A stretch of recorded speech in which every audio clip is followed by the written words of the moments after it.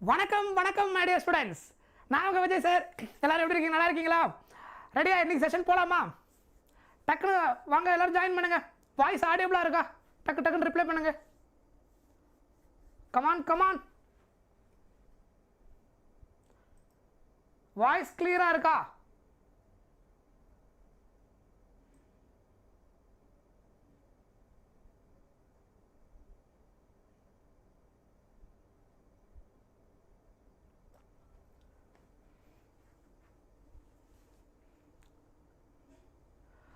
Yes, very good.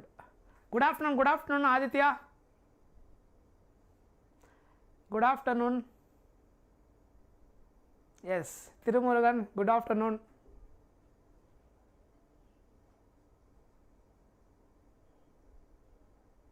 Okay, join பண்ணுங்க, ஃபாஸ்டா join பண்ணுங்க. உங்க ஃப்ரெண்ட்ஸ் யாராவது ஜாயின் பண்ணாம தான ஃபாஸ்டா ஜாயின் பண்ண சொல்லிடுங்க.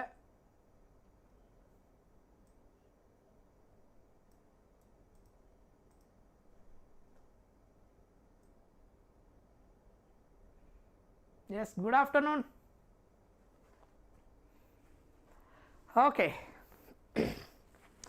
So, இந்த கிளாஸ் நான் டிஸ்கஸ் பண்ண போகிறது வந்து கொஷின்ஸ் தான். ஏன்னா கான்செப்ட் நான் ஏற்கனவே ஃபுல் ஃபிசிக்ஸ் ரிவிஷன் கொடுக்கும்போது நான் முக்கியமான எல்லா கான்செப்ட் நான் எக்ஸ்பிளைன் பண்ணிட்டேன். ஸோ அதனால் concept wise ray optics wave optics எது முக்கியமாக சொல்லியிருக்கிறேன். டேரெக்டாக நம்ம இன்றைக்கி கொஷின்ஸ் தான் டிஸ்கஸ் பண்ண போகிறோம். நிறைய கொஷின்ஸ் பார்க்க போகிறோம். ஸோ ஆல்ரெடி நான் ரே ஆப்டிக்ஸ் வந்து இதுக்கு முன்னாடி ஒரு சில இம்பார்ட்டன்ட் டைப் ஆஃப் கொஷின் ஒரு செஷன் நடத்திருக்கிறேன். ஸோ இதில் வந்து அது இல்லாமல் கொஞ்சம் வித்தியாசமான ஒரு சில கொஷின்ஸ் நம்ம அடிஷனலாக பார்க்க போகிறோம். சிலது உங்களுக்கு புதுசாக கூட இருக்கும், சரியா? பட் அந்த மாதிரி டைப் ஆஃப் கொஷின்ஸை எப்படி சால்வ் பண்ணுறது அப்படின்றது நம்ம பார்க்க ஆரம்பிப்போம். இன்றைக்கி கிளாஸில் கொஞ்சம் டிஸ்கஸ் பண்ண போகிறோம். Okay, yes good afternoon Haritha. Yes good afternoon Sri. Yes வாங்க வெல்கம்.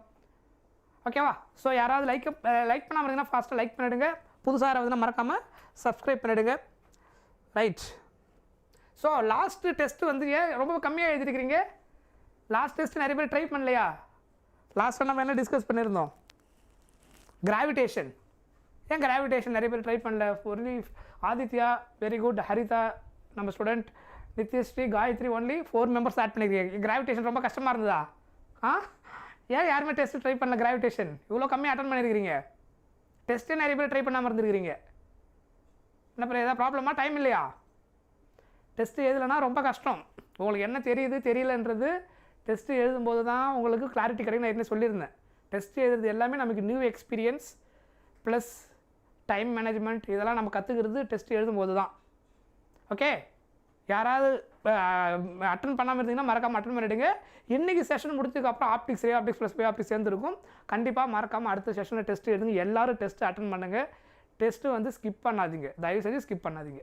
ஏன்னா உங்களுக்கு தான் அது சஃபர் ஆகும், ப்ராக்டிஸ் இல்லாமல் போயிடும், சரியா? Right. Yes hi. Yes hi Gomathi. Good afternoon Abhinaya. Okay fine. புதுசாக வந்தவங்களுக்கு நான் எப்படி டெஸ்ட் எழுதுற அந்த ப்ரொசீஜர் சொல்லிடுறேன். ஸோ அது ரொம்ப சிம்பிள் தான். ஸோ டேரெக்டாக நம்மளுடைய சேனல் இப்போ லைவ் போயிட்டுருக்கல டாக்டர் பேட்ச் இதான் என்னோட நம்ம போயிட்டுருக்கு கரண்ட் லைவ், கரெக்டாக? ஸோ அப்படியே கீழே வாங்க.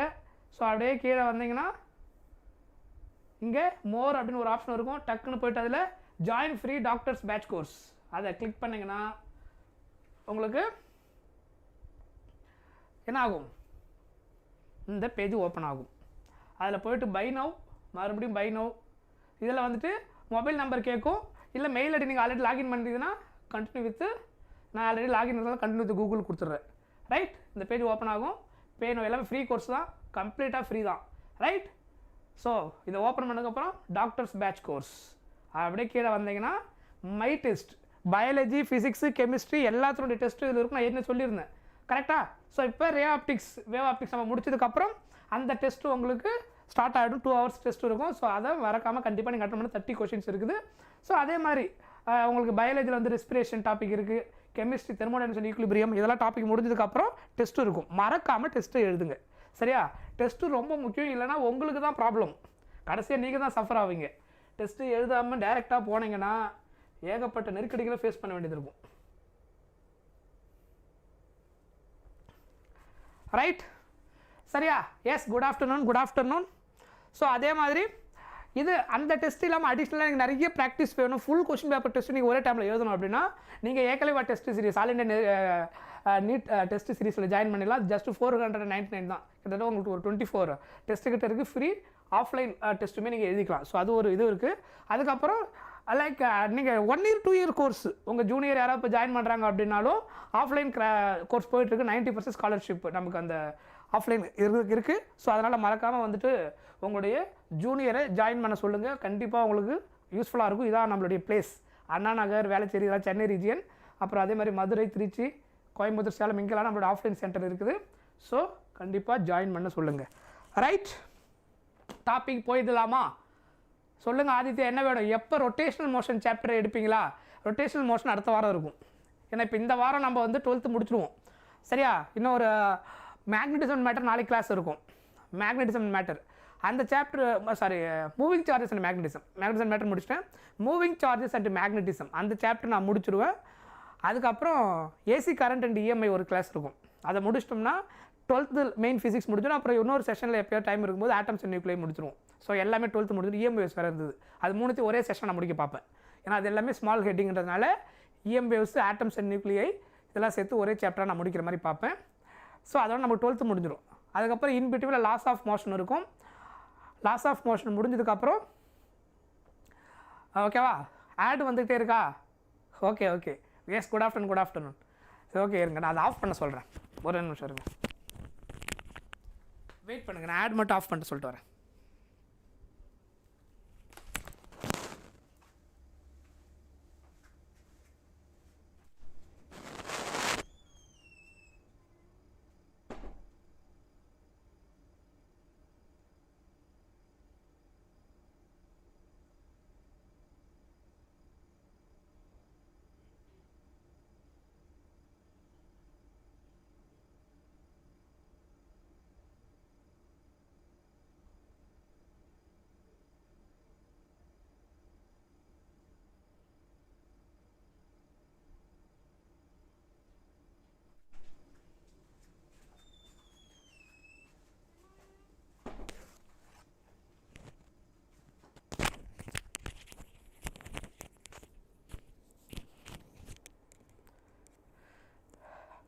S, hi Dharshini.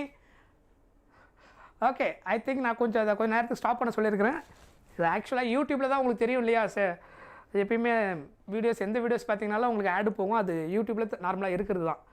ஸோ அதனால் அது மோஸ்ட்லி அவ்வளோ இதில் இது பண்ண மாட்டாங்க. பட் செஷன், முக்கியமான செஷன் இருக்கிறதுனால ஃபோக்கஸ் வேணும் அப்படின்றதுனால நான் கொஞ்சம் ரெக்வஸ்ட் பண்ணியிருக்கிறேன். கொஞ்சம் நேரத்துக்கு கொஞ்சம் அதை மட்டும் கொஞ்சம் நேரத்துக்கு ஆஃப் பண்ணி விடுங்க, முக்கியமான டாப்பிக்லாம் போகும்போது அப்படின்னு சொல்லியிருக்கிறேன். சரியா? Right, okay. ஸோ வாங்க கொஷின் போகலாம்.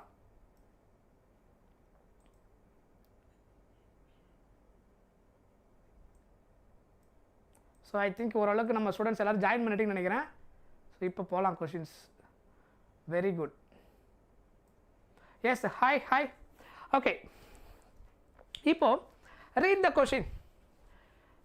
எ man has concave shaving mirror of focal length 0.2 meter. How far should the mirror held from his face in order to give an image two-fold magnification? Two-fold magnification அப்படின்னா என்ன? Good afternoon. Okay. NCERT exam எழுதிருந்தீங்களா ஃபிசிக்ஸுக்கு? ஈஸியாக இருந்ததா? Okay, thank you. நல்லா எழுதிருக்கிறீங்க, ரொம்ப happy. Very good Dharshini. Right, நம்ம கொஞ்சம் சில நியூ கான்செப்ட்லாம் கொஞ்சம் அடிஷ்னலாக பார்க்குற மாதிரி இருக்கும் இன்றைக்கி கிளாஸில். நார்மலாக நம்ம பார்த்த கொஷின் வந்து ரிப்பீட்டட் நீட் கொஷின்ஸு, பிஓக்யூஸ் பார்த்துருப்போம். இதில் நம்ம பார்க்க போகிறது சில டிஃப்ரெண்ட் டைப்ஸ் ஆஃப் கொஷின். வேறு என்ன மாதிரி கொஷின்ஸ் நம்மளை கன்ஃபியூஸ் பண்ணுற மாதிரிலாம் கேட்பாங்க அப்படின்ற மாதிரி சில கொஷின்ஸோட கலெக்ஷன் தான் நம்ம பார்க்க போகிறோம். இதில் கொஷினில் ஒரு விஷயம் ஃபஸ்ட்டு நோட் பண்ணுங்கள். கான்கேவ் ஷேவிங் மிரர் அப்படின்னு சொல்லியிருக்கிறாங்க. கான்கேவ் ஷேவிங் மிரர் என்ன டைப் ஆஃப் இமேஜை ப்ரொடியூஸ் பண்ணும் தெரியுமா?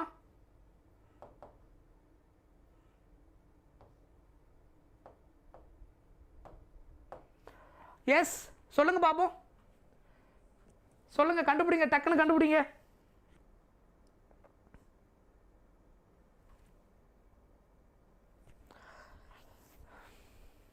Any idea? எஸ் கிட்டத்தட்ட உங்களுக்கு புரிஞ்சிடும். ஒரே ஆப்டிக்ஸ் வேவ் ஆப்டிக்ஸோட all important type of question நீங்கள் பார்த்துருவீங்க. கொஸ்டினில் ஃபஸ்ட்டு என்னென்னலாம் கொடுத்துருக்குறாங்கன்னு முதல்ல பார்க்கணும். நீங்கள் டூ ஃபோல்டு மேக்னிஃபிகேஷன் அப்படின்னா என்ன அர்த்தம்? எம் கொடுத்துருக்குறாங்க. டூ ஃபோல்டுனா என்ன அர்த்தம்? மேக்னிஃபிகேஷன் வந்து 2 டைம்ஸ் இருந்திருக்குன்னு அர்த்தம். அதாவது சைஸ் ஆஃப் த ஆப்ஜெக்டை விட இமேஜ் சைஸ் 2 டைம்ஸ் இருக்குது. That is called two fold magnification. Two ஃபோல்டுனா 2 டைம்ஸ் அப்படின்னு சொல்லியிருக்காங்க. சைன் கன்வென்ஷன் நம்ம யூஸ் பண்ணி ஆகணும். இது மொதல் விஷயம். ரெண்டாவது ஃபோக்கல் லென்த் கொஸ்டினில் கொடுத்துட்டாங்க. ஃபோக்கல் லென்த் என்ன கொடுத்துருக்குறாங்க? 0.2. Focal length 0.2 right. அதுக்கு நம்ம சைன் கன்வென்ஷன் அப்ளை பண்ணல, அந்த வேல்யூ மட்டும் தான். இப்போ சைன் கன்வென்ஷன் நம்ம அப்ளை பண்ணி ஆகணும். அவங்க என்ன கேட்டிருக்கிறாங்கன்னா யூ எங்கே இருந்திருக்கும், அதான் கொஷின். கொஷின் ரீட் பண்ணால் தெரியும். How far should the mirror held from his face அப்படின்னா ஃப்ரண்ட்டில் இருந்து மிரர் எவ்வளோ தூரம், அவரோட ஃபேஸ்லேருந்து மிரர் எவ்வளோ தூரம் வைப்பீங்க அப்படின்னு கேட்டிருக்கிறாங்க. கரெக்டா? ஸோ இதுதான் நமக்கு இங்கே கேட்டிருக்கிற டைரக்ட் கொஷின். கரெக்ட்? கரெக்டா? ரைட். கான்கேவ் ஷேவிங் மிரருடைய இமேஜ் நமக்கு எப்படி இருக்கும்? கான்கேவ் ஷேவிங் மிரருடைய இமேஜ் வந்துட்டு என்னவா இருக்கும்? Virtual and erect image. Virtual and erect image. இது ஷேவிங் மிரருடைய அந்த இமேஜ் ஃபார்மேஷன் எப்படி இருக்கும்? வர்ச்சுவல் அண்ட் எரெக்ட் இமேஜாக இருக்கும். பிகாஸ் கொஸ்டினில் கான்கேவ் ஷேவிங் மிரர்னு கொடுத்துட்டாங்க. கான்கேவ் மிரருடைய ஃபோக்கல் லென்த் என்னவா இருக்கும்? நெகட்டிவ். விர்ச்சுவல் இமேஜாக இருந்தால் மேக்னிஃபிகேஷன் எதில் இருக்கும்? பாசிட்டிவ். சரியா? இது வந்து இந்த கேஸுக்கு. ரியல் அண்ட் இன்வெர்ட்டடாக இருந்தால் நடந்திருக்கும். இதெல்லாம் ஆல்ரெடி நம்ம கான்செப்டில் பார்த்துருக்குறோம். ரியல் அண்ட் இன்வெர்ட்டட் இமேஜ் அப்படின்னா என்ன அர்த்தம்? மிரரில் மேக்னிஃபிகேஷன் எதில் இருக்கும்? நெகட்டிவில் இருக்கும். இது sign convention of magnification. Sign convention of magnification M. சரியா? இதை ஞாபகம் வச்சுக்கோங்க. எப்பயுமே அது மிரராக இருந்தாலும் லென்ஸாக இருந்தாலும் விர்ச்சுவல் அண்ட் எரெக்ட் இமேஜ்னா magnification positive. Real sign convention எழுதும்போது ரியல் அண்ட் இன்வெர்ட்டட்னா மேக்னிஃபிகேஷன் நெகட்டிவ். சரியா? இந்த கேஸு கான்கேவ் ஷேவிங் மிரர் அப்படின்னு கொடுத்துட்டாங்க. ஸோ ஷேவிங் மிரரில் இமேஜ் எங்கே எப்படி ஃபார்ம் ஆகுனா virtual and erect image. Concave மிரரை நம்ம 6 கேஸ் பார்த்துருப்போம். அதில் அந்த லாஸ்ட் கேஸ் எதில் இருக்கும்? எந்த ப்ராப்பர்ட்டியில் இருக்குன்னா இந்த கேஸில் வரும் நமக்கு. சரியா? மேக்னிஃபிகேஷன் பாசிட்டிவாக போட்டதுக்கு காரணம் ஷேவிங் மிரர் வந்து virtual and erect image form ஆகும். அதனால் அதோட சைன் பாசிட்டிவ். கான்கேவ் மிரருடைய ஃபோக்கல் லென்த் நெகட்டிவ். அதுக்கப்புறம் image distance object distance u எங்கே இருக்கும் அப்படின்னு கேட்டிருக்கிறாங்க. So we have a direct formula. Magnification focal length யூக்கு டைரக்ட் ஃபார்முலா இருக்குது. ஸோ இதுதான் அந்த formula. F divided by f minus u. Magnification. So இப்போ நான் கொஞ்சம் நிறைய டெரைவ்டு ஃபார்முலா பார்ப்போம். ஆல்ரெடி இதை பார்த்துருப்பீங்க. இந்த ஃபார்முலா நம்ம எப்போ யூஸ் பண்ணுவோம் அப்படின்னா மேக்னிஃபிகேஷன் யூ கொடுத்துருவாங்க. ஆப்ஜெக்ட் டிஸ்டன்ஸ் கண்டுபிடிக்கணும் இல்லை கொடுத்துருவாங்க. இது மூணுத்தில் ஏதாவது ஒரு டேட்டா அன்னோனாக இருக்கும், மீதி டேட்டா நோனாக இருக்கும். சரியா? ஸோ நம்ம 2 டைப் ஆஃப் ஃபார்முலா பார்ப்போம். மேக்னிஃபிகேஷன் எஃப்யூ, இன்னொன்று மேக்னிஃபிகேஷன் எஃப்வி. சரியா? எஃப்யூவி வரும்போது mirror equation 1/f = 1/v + 1/u. So மொத்தம் 3 டைப்ஸ் ஆஃப் ஃபார்முலா. இதில் ஏதாவது ஒன்று அன்னோனாக இருக்கும். ப்ராப்பர் சைன் கன்வென்ஷன் நமக்கு யூஸ் பண்ணணும். சரியா? இப்போ மேக்னிஃபிகேஷனுக்கு என்ன கொடுத்துருக்குறாங்க? +2. ஃபோக்கல் லென்த் என்ன கொடுத்துருக்குறாங்க? இங்கே concave negative -0.2 divided by -0.2 minus இந்த u அப்படியே இருக்கும். ஸோ இதை சிம்பிளிஃபை பண்ணுங்கள். இதை கிராஸ் மல்டிப்ளை பண்ணிங்கன்னா என்ன ஆகிடும்? இதை ஆக்சுவலாக இதை கேன்சல் பண்ணிங்கன்னா இது 1 டைம், இது 0.21 ஆகிடும். ஸோ அப்போ கிராஸ் மல்டிப்ளை பண்ணும்போது -0.2u 0.2 மைனஸ் u = -0.1 கிடைக்கும். இது அங்கே கொண்டு போட்டிங்கன்னா u minus u plus u ஆகிடும். +0.1 = u. ஸோ அப்போ என்ன கிடைக்கும்? -0.1 = u. ஸோ u வந்து நெகட்டிவில் கிடைக்குங்க. சைன் கன்வென்ஷன் எழுதும்போது ஆப்ஜெக்ட் டிஸ்டன்ஸ் வந்து எப்பயுமே நெகட்டிவ் இருக்கும். லென்ஸ் மிரருடைய ஃப்ரண்ட்டில் தான் அது எப்பயுமே இருக்கும். ஸோ டிஸ்டன்ஸ் மேக்னிடியூட் மட்டும் எடுத்திருந்தீங்கன்னா என்ன ஆன்சர் கிடைச்சிருக்கும்? மேக்னிடியூட் மட்டும் எடுத்தீங்கன்னா கிடைக்க போகிற ஆன்சர் என்னது? 0.1 மீட்டர். புரிஞ்சுதா? இது ஒரு standard formula. Magnification MU. Question ரொம்ப சிம்பிள், பட் அண்டர்ஸ்டாண்டிங் ரொம்ப முக்கியம். என்ன சைன் கன்வென்ஷன் எடுக்கணும்னு தெரியணும். அது கரெக்டாக எடுத்தால் மட்டும்தான் உங்களுக்கு ஆன்சர் தப்பு இல்லாமல் வரும். சரியா? ரைட். ஓகே, எவ்வளோ ஹவர்ஸ் போகும்னு கேட்குறீங்களா? ப்ராபப்ளி 4 o'clock வரைக்கும் இருக்கும். ஏன்னா நம்ம 2 சாப்டர் பார்க்க போகிறோம். வாங்க அடுத்த கொஷின். ஸோ நான் கொஞ்சம் நிதானமாக தான் சொல்ல போகிறேன் இதில். ஏன்னா ரே ஆப்டிக்ஸ் நிறைய பேர் கொஞ்சம் கன்ஃபியூஷன் இருக்கிறதுனால நான் ரொம்ப ஃபாஸ்ட்டாக இன்றைக்கி போக போகிறதும் இல்லை. உங்களுக்கு எல்லாத்தையும் தெளிவாக எப்படி அப்ளை பண்ணுன்றதையும் நான் சொல்லி கொடுத்து தான் போக போகிறேன். ரைட். இந்த கேஸ் பாருங்கள். A small wire piece of length 2 metre. ஒயருடைய length 2 metre is bent the form of L and form of shape எல்னு கொடுத்துருக்காங்க. எல் ஷேப்பில் அந்த ஒயர் பெண்ட் பண்ணியிருக்கான்னு சொல்லியிருக்காங்க. அதோட லென்த் வந்து 2 millimeter. Okay. And is placed 30 centimeter away in front of concave mirror.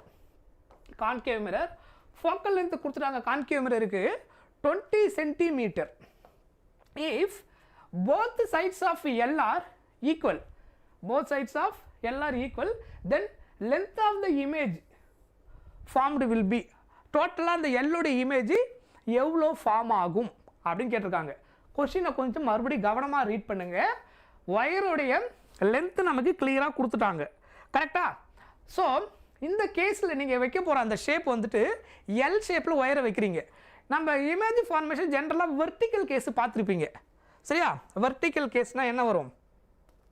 இப்போது இப்படி நம்ம ஆப்ஜெக்டை வச்சுருப்போம். இமேஜ் வந்துட்டு என்ன இருக்கும்? இன்வெர்டட் இமேஜ் ஃப்ரண்ட்லேயோ இல்லை பொசிஷனுக்கு ஏற்ற மாதிரி இப்படி ஃபார்ம் ஆகிருக்கும். கரெக்டாக? இது வெர்டிக்கலாக இருக்கும்போது. ஹரிசாண்டலாக வச்சுருந்தா என்ன நடந்திருக்கும்? ஒரு ஆப்ஜெக்டை இப்படி வச்சுருந்தீங்கன்னா என்ன நடந்திருக்கும்? அதை தான் இப்போ நம்ம கனெக்ட் பண்ண போகிறோம். இந்த கேஸ் கொஞ்சம் வித்தியாசமாக இருக்கும். நான் சொல்கிறது அப்படியே கொஞ்சம் கொஞ்சமாக அண்டர்ஸ்டாண்ட் பண்ணி ஃபாலோ பண்ணிகிட்டே வாங்க. இப்போ நான் அந்த ஹரிசாண்டல் கேஸுக்கு ஒரு புதுசாக ஒரு ஃபார்முலாவை உங்களுக்கு கனெக்ட் பண்ண போகிறேன். ஸோ அந்த ஃபார்முலாவை ஃபஸ்ட்டு நீங்கள் அண்டர்ஸ்டாண்ட் பண்ணிக்கணும். ரைட். இப்போது அவங்க கொடுத்துருக்க ஃபஸ்ட்டு டேட்டா பாருங்கள். 2 millimeter அதை பெண்ட் பண்ணி என்ன பண்ணுறாங்க? எல் ஷேப்புக்கு மாற்றுறாங்க. ஸோ அப்போ எல் ஷேப்புக்கு மாற்றினீங்கன்னா எப்படி இருக்கும்? இப்போ இதுதான் எல். சரியா? நான் எல் ஷேப்புக்கு மாற்றுறது.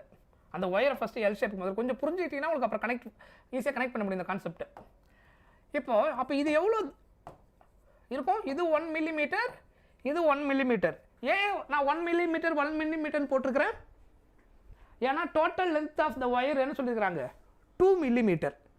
ஒயருடைய மொத்த லென்த்து இப்போ இதான். இப்போ ஒயர்னு எடுத்திங்கன்னா இது மொத்த லென்த்து 2 millimeter.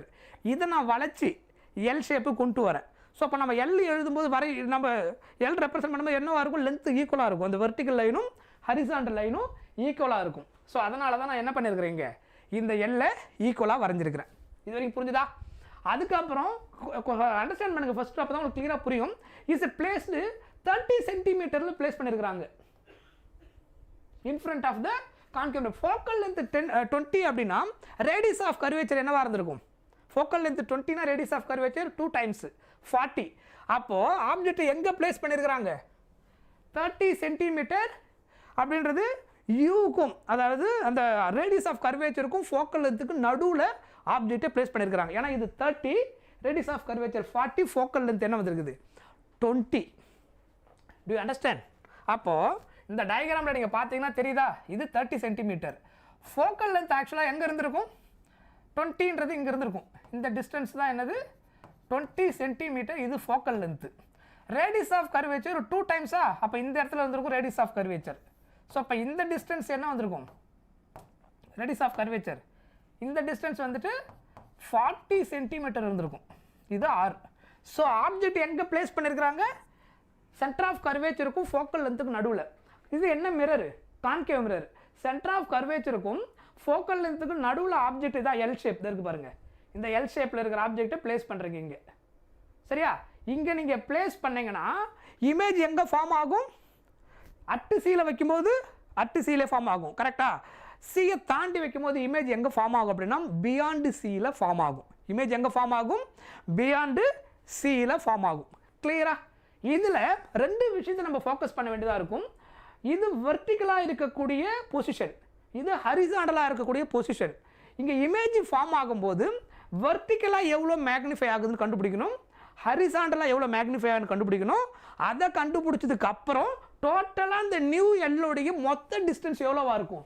2 millimeter லென்த் இருந்த அந்த ஒயரை எல் ஷேப்புக்கு மாற்றி இந்த பொசிஷன் எடுத்ததுக்கப்புறம் அந்த இமேஜ் ஃபார்ம் ஆனதுக்கப்புறம் நியூ லென்த் இருக்கு இல்லையா எல், அந்த நியூ எல்லோடைய டோட்டல் லென்த் எல்லாம் தான் கொஷின். இப்போ திரும்ப ரீட் பண்ணிங்கன்னா தெரியும், both the sides of L R என்ன கொடுத்துருக்காங்க equal, then length of the image form எங்கே இருந்திருக்கும் அப்படின்னு சொல்லி கொடுத்துருக்குறாங்க. ரைட், சொல்கிற பாயிண்ட் புரியுதா? Yes, okay right. இப்போ நம்ம ஃபஸ்ட்டு என்ன கண்டுபிடிச்சாக்கணும் அப்படின்னா, முதல்ல அந்த இமேஜ் எங்கே ஃபார்ம் ஆகுதுன்றதை கண்டுபிடிக்கணும். Using mirror equation 1/f = 1/v + 1/u. ஞாபகம் அந்த ஃபார்முலா. இது கான்கேவ் மிரர்ன்றதால ஃபோக்கல் லென்த் நெகட்டிவ், வேல்யூ என்ன கொடுத்துருக்காங்க இங்கே 20, கரெக்டா? ஸோ அப்போ 1 கான்கேவ் நெகட்டிவ் 1/v + u என்ன கொடுத்துருக்குறாங்க 30, கரெக்டா? இதுதான் u, u வந்து 30 சென்டிமீட்டர். ஸோ இது நெகட்டிவில் இருக்கும் -30. ஸோ அப்போ v கால்குலேட் பண்ணுங்க, இதுலேருந்து -1/20 இது எங்கே கொண்டு வந்தோம்னா +1/30 = 1/v, கரெக்டா? கரெக்ட், கரெக்ட், புரியுதா? இப்போ எல்சிஎம் எடுங்க, சொல்லுங்கள் என்ன கேட்டிருக்கீங்க? நம்ம எல்லா சப்ஜெக்ட்டு பிஒய்க்யூஸ் பார்த்தா மட்டும் போதுமா? பிஒய்க்யூஸ் பார்த்தா போதும்னு சொல்ல முடியாது. பிஒய்க்யூ பார்த்தீங்கன்னா யூ கெட் அன் ஐடியா, சரியா? ப்ரீவியஸ் இயர் கொஸ்டின் திரும்ப அப்படியே கேட்குற மாதிரி இருந்தால் நம்ம அதை மட்டுமே படிச்சுட்டு போயிடலாம்ல. எதுக்காக நம்ம பிஒய்க்யூ படிக்கிறோம் அப்படின்னா, கொஷின்ஸ் எப்படியெல்லாம் கேட்டிருக்கிறாங்க நமக்கு தெரிஞ்ச கான்செப்ட் அந்த ஃபார்முலா யூஸ் பண்ணி, அதுக்கப்புறம் சில டைப் ஆஃப் கொஷின் ரிப்பீட் பண்ணியிருப்பாங்க, அதெல்லாம் என்ன மாதிரி கொஷின்ஸ், அந்த ஐடியா தாங்க main. Formula, concept plus idea, அந்த ஐடியாவை தான் நம்ம இங்கே அப்ளை பண்ணுறதுக்காக தான் ப்ரீவியஸ் கொஷின் பார்க்குறது. அதை அப்படியே பார்த்துட்டு போய் அப்படியெல்லாம் அப்ளை பண்ண முடியாது, சரியா? அது வந்து ஐடியா, கொஷின் எப்படி வரும், கொஷினை எப்படி புரிஞ்சுக்கணும், என்ன மாதிரி ட்விஸ்ட் பண்ணுறாங்க, இதெல்லாம் நம்ம கண்டுபிடிக்க ட்ரை பண்ணுறோம். எஸ், இதை கண்டுபிடிங்க. இந்த ஒரு கொஷின் கொஞ்சம் கேர்ஃபுல்லாக லிசன் பண்ணிக்கோங்க. ஏன்னா ஹரிசாண்டல் மேக்னிஃபிகேஷனுக்கு நான் ஒரு ஃபார்முலா கொடுக்க போகிறேன், அதனால தான் இப்போ நான் புது கான்செப்ட்ன்றால கொஞ்சம் டெரைவ் பண்ணுறேன். நம்ம ஃப்ரீக்வெண்ட்டாக யூஸ் பண்ணாத ஒரு மெத்தட் இது. ஸோ இந்த மாதிரி கேட்டுட்டாங்கன்னா நீங்கள் பேனிக் ஆகக்கூடாது, அதுக்கு தான். எல்சிஎம் எடுங்க, 60 வருமா எல்சிஎம் எடுத்தீங்கன்னா? ஸோ அப்போ இதை 3 டைம்ஸ், இதை 2 டைம்ஸ், அப்போ என்ன வரும் -3/60. 3ஆல் மல்டிப்ளை பண்ணிங்கன்னா, இங்கே 2ஆல் மல்டிப்ளை பண்ணிங்கன்னா 2/60, கரெக்டா? ஸோ அப்போ -2 + 2 -3 + 2 -1 -1/60 = 1/v. v ரெசிப்ரோக்கல் எத்தனை என்ன கிடைக்கும் -60 சென்டிமீட்டர். இதான் என்னது -60 சென்டிமீட்டர், சரியா? இப்போ -60ன்றது ஃபைனலாக அந்த இமேஜ் எங்கே ஃபார்ம் ஆகுன்றதை கண்டுபிடிச்சிட்டோம். இப்போ நான் ஆல்ரெடி சொல்லிட்டேன், இங்கே ரெண்டு மேக்னிஃபிகேஷன் நடக்க போகுது.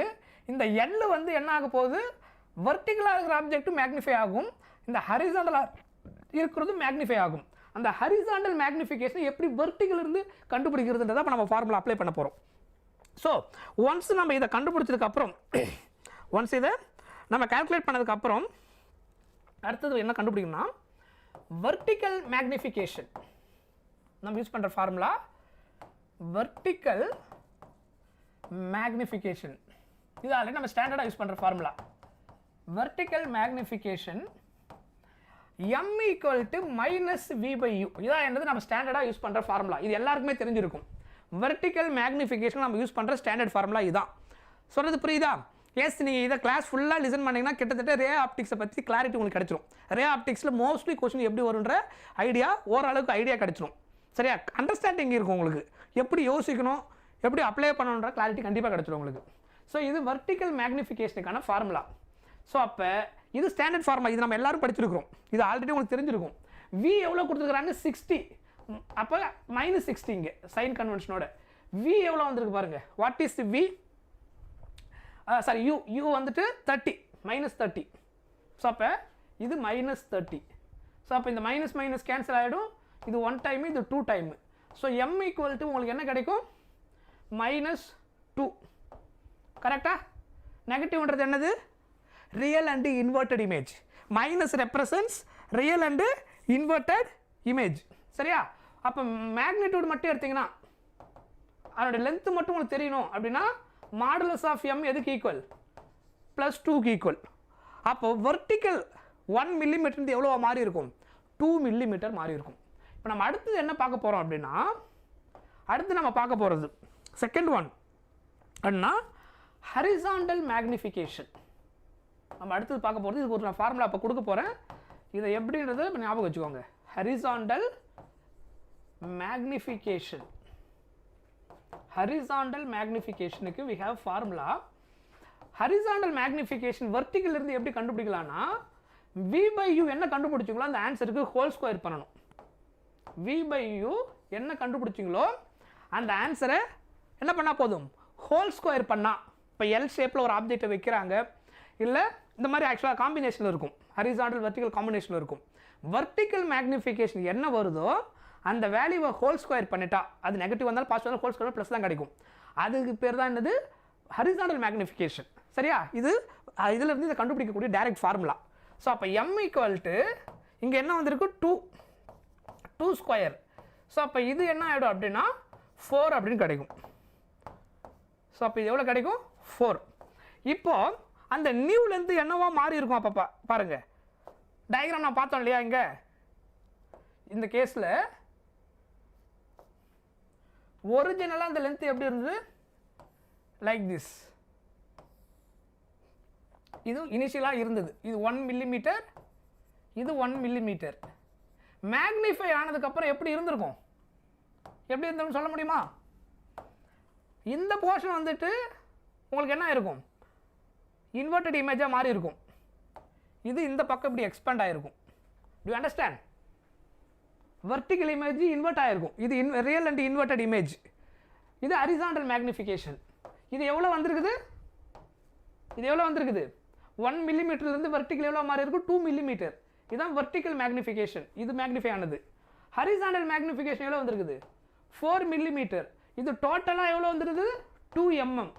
டோட்டல் மேக்னிஃபைட் அப்போ இங்கே எவ்வளோ வரும், 4 + 2 6 மில்லிமீட்டர். ஸோ 2 மில்லிமீட்டர் இந்த ஒயரை எல்ன்ற ஷேப்புக்கு பெண்ட் பண்ணதுக்கப்புறம் அந்த நியூ எல்லோடைய லென்த்து எவ்வளோ வரும் அப்படின்னு கேட்டிருந்தாங்க. ஸோ இப்போ ஆன்சர் என்ன வரும், 6 mm. ஆன்சர் வந்துட்டு 6 mm. ஸோ இந்த கேஸில் நீங்கள் புதுசாக ஞாபகம் வச்சுக்க போகிற ஃபார்முலா ஹரிசாண்டல் மேக்னிஃபிகேஷன். இது நம்ம ஃப்ரீக்வெண்ட்டாக யூஸ் பண்ணாத ஒரு ஃபார்முலா. ரைட்? சொல்கிறது புரியுதா? எஸ். மேக்னிஃபிகேஷன்ன்றது என்னன்னா எத்தனை டைம்ஸ் அந்த ஆப்ஜெக்டோடைய சைஸை விட இமேஜ் சைஸை விட ஆப்ஜெக்ட் சைஸு கம்பேர் பண்ணும்போது இமேஜ் சைஸ் எத்தனை டைம்ஸ் வந்துருக்குது. நம்ம ஃபார்முலா யூஸ் பண்ணோம் இல்லையா மேக்னிஃபிகேஷனுக்கு, m = h'/h. அப்படின்னா என்ன அர்த்தம், size of the image, size of the image by size of the object, size of the image by size of the object. இது ரெண்டுத்துக்கு ரேஷியோ எடுக்கிறதுக்கு பிறகு என்னது மேக்னிஃபிகேஷன்.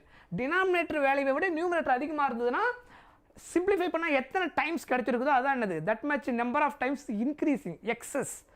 ஆப்ஜெக்ட் சைஸ் இமேஜ் கம்மியாக கிடைச்சதுன்னா டிக்ரீஸ், ஆப்ஜெக்ட் சைஸை விட இமேஜ் சைஸ் கம்மியாக இருந்தாலும் 0 பாயிண்டில் கிடைக்கும், லெஸ் தென் 1 கிடைக்கும். ஸோ அப்போ சைஸ் ஆஃப் த இமேஜ் வந்து ஆப்ஜெக்ட் சைஸை விட அதிகமாக இருந்தால் மேக்னிஃபைடு இமேஜ் அதுக்கு பேர். குறைஞ்சதுன்னா டிக்ரீஸ் ஆகிருக்குன்னு அர்த்தம், ஆப்ஜெக்ட் சைஸோட இமேஜ் சைஸ் கம்மியாக இருக்கும். அதான் அட் இன்ஃபினிட்டி இந்த கேஸ்லாம் வைக்கும்போது உங்களுக்கு மேக்னிஃபிகேஷன் லெஸ் தென் 1 இருக்கும். அட் சியில் வைக்கும்போது =1, size of the object size of the image ஈக்குவலாக இருக்கும். சியை தாண்டி நீங்கள் ஆப்ஜெக்ட் வைக்கும்போது மேக்னிஃபைடு இமேஜ் கிடைக்கும், ஆப்ஜெக்ட் சைஸோட இமேஜ் சைஸ் ஜாஸ்தியாக இருக்கும். சரியா? ஸோ அதை ஞாபகம் வச்சுக்கோங்க. சைன் கன்வென்ஷன் ரொம்ப முக்கியம். இங்கே என்ன டைப் ஆஃப் லென்ஸ் மிரர் சொல்கிறாங்களோ அதை பொறுத்து. ரைட்? புரிஞ்சுதா? கிளியரா?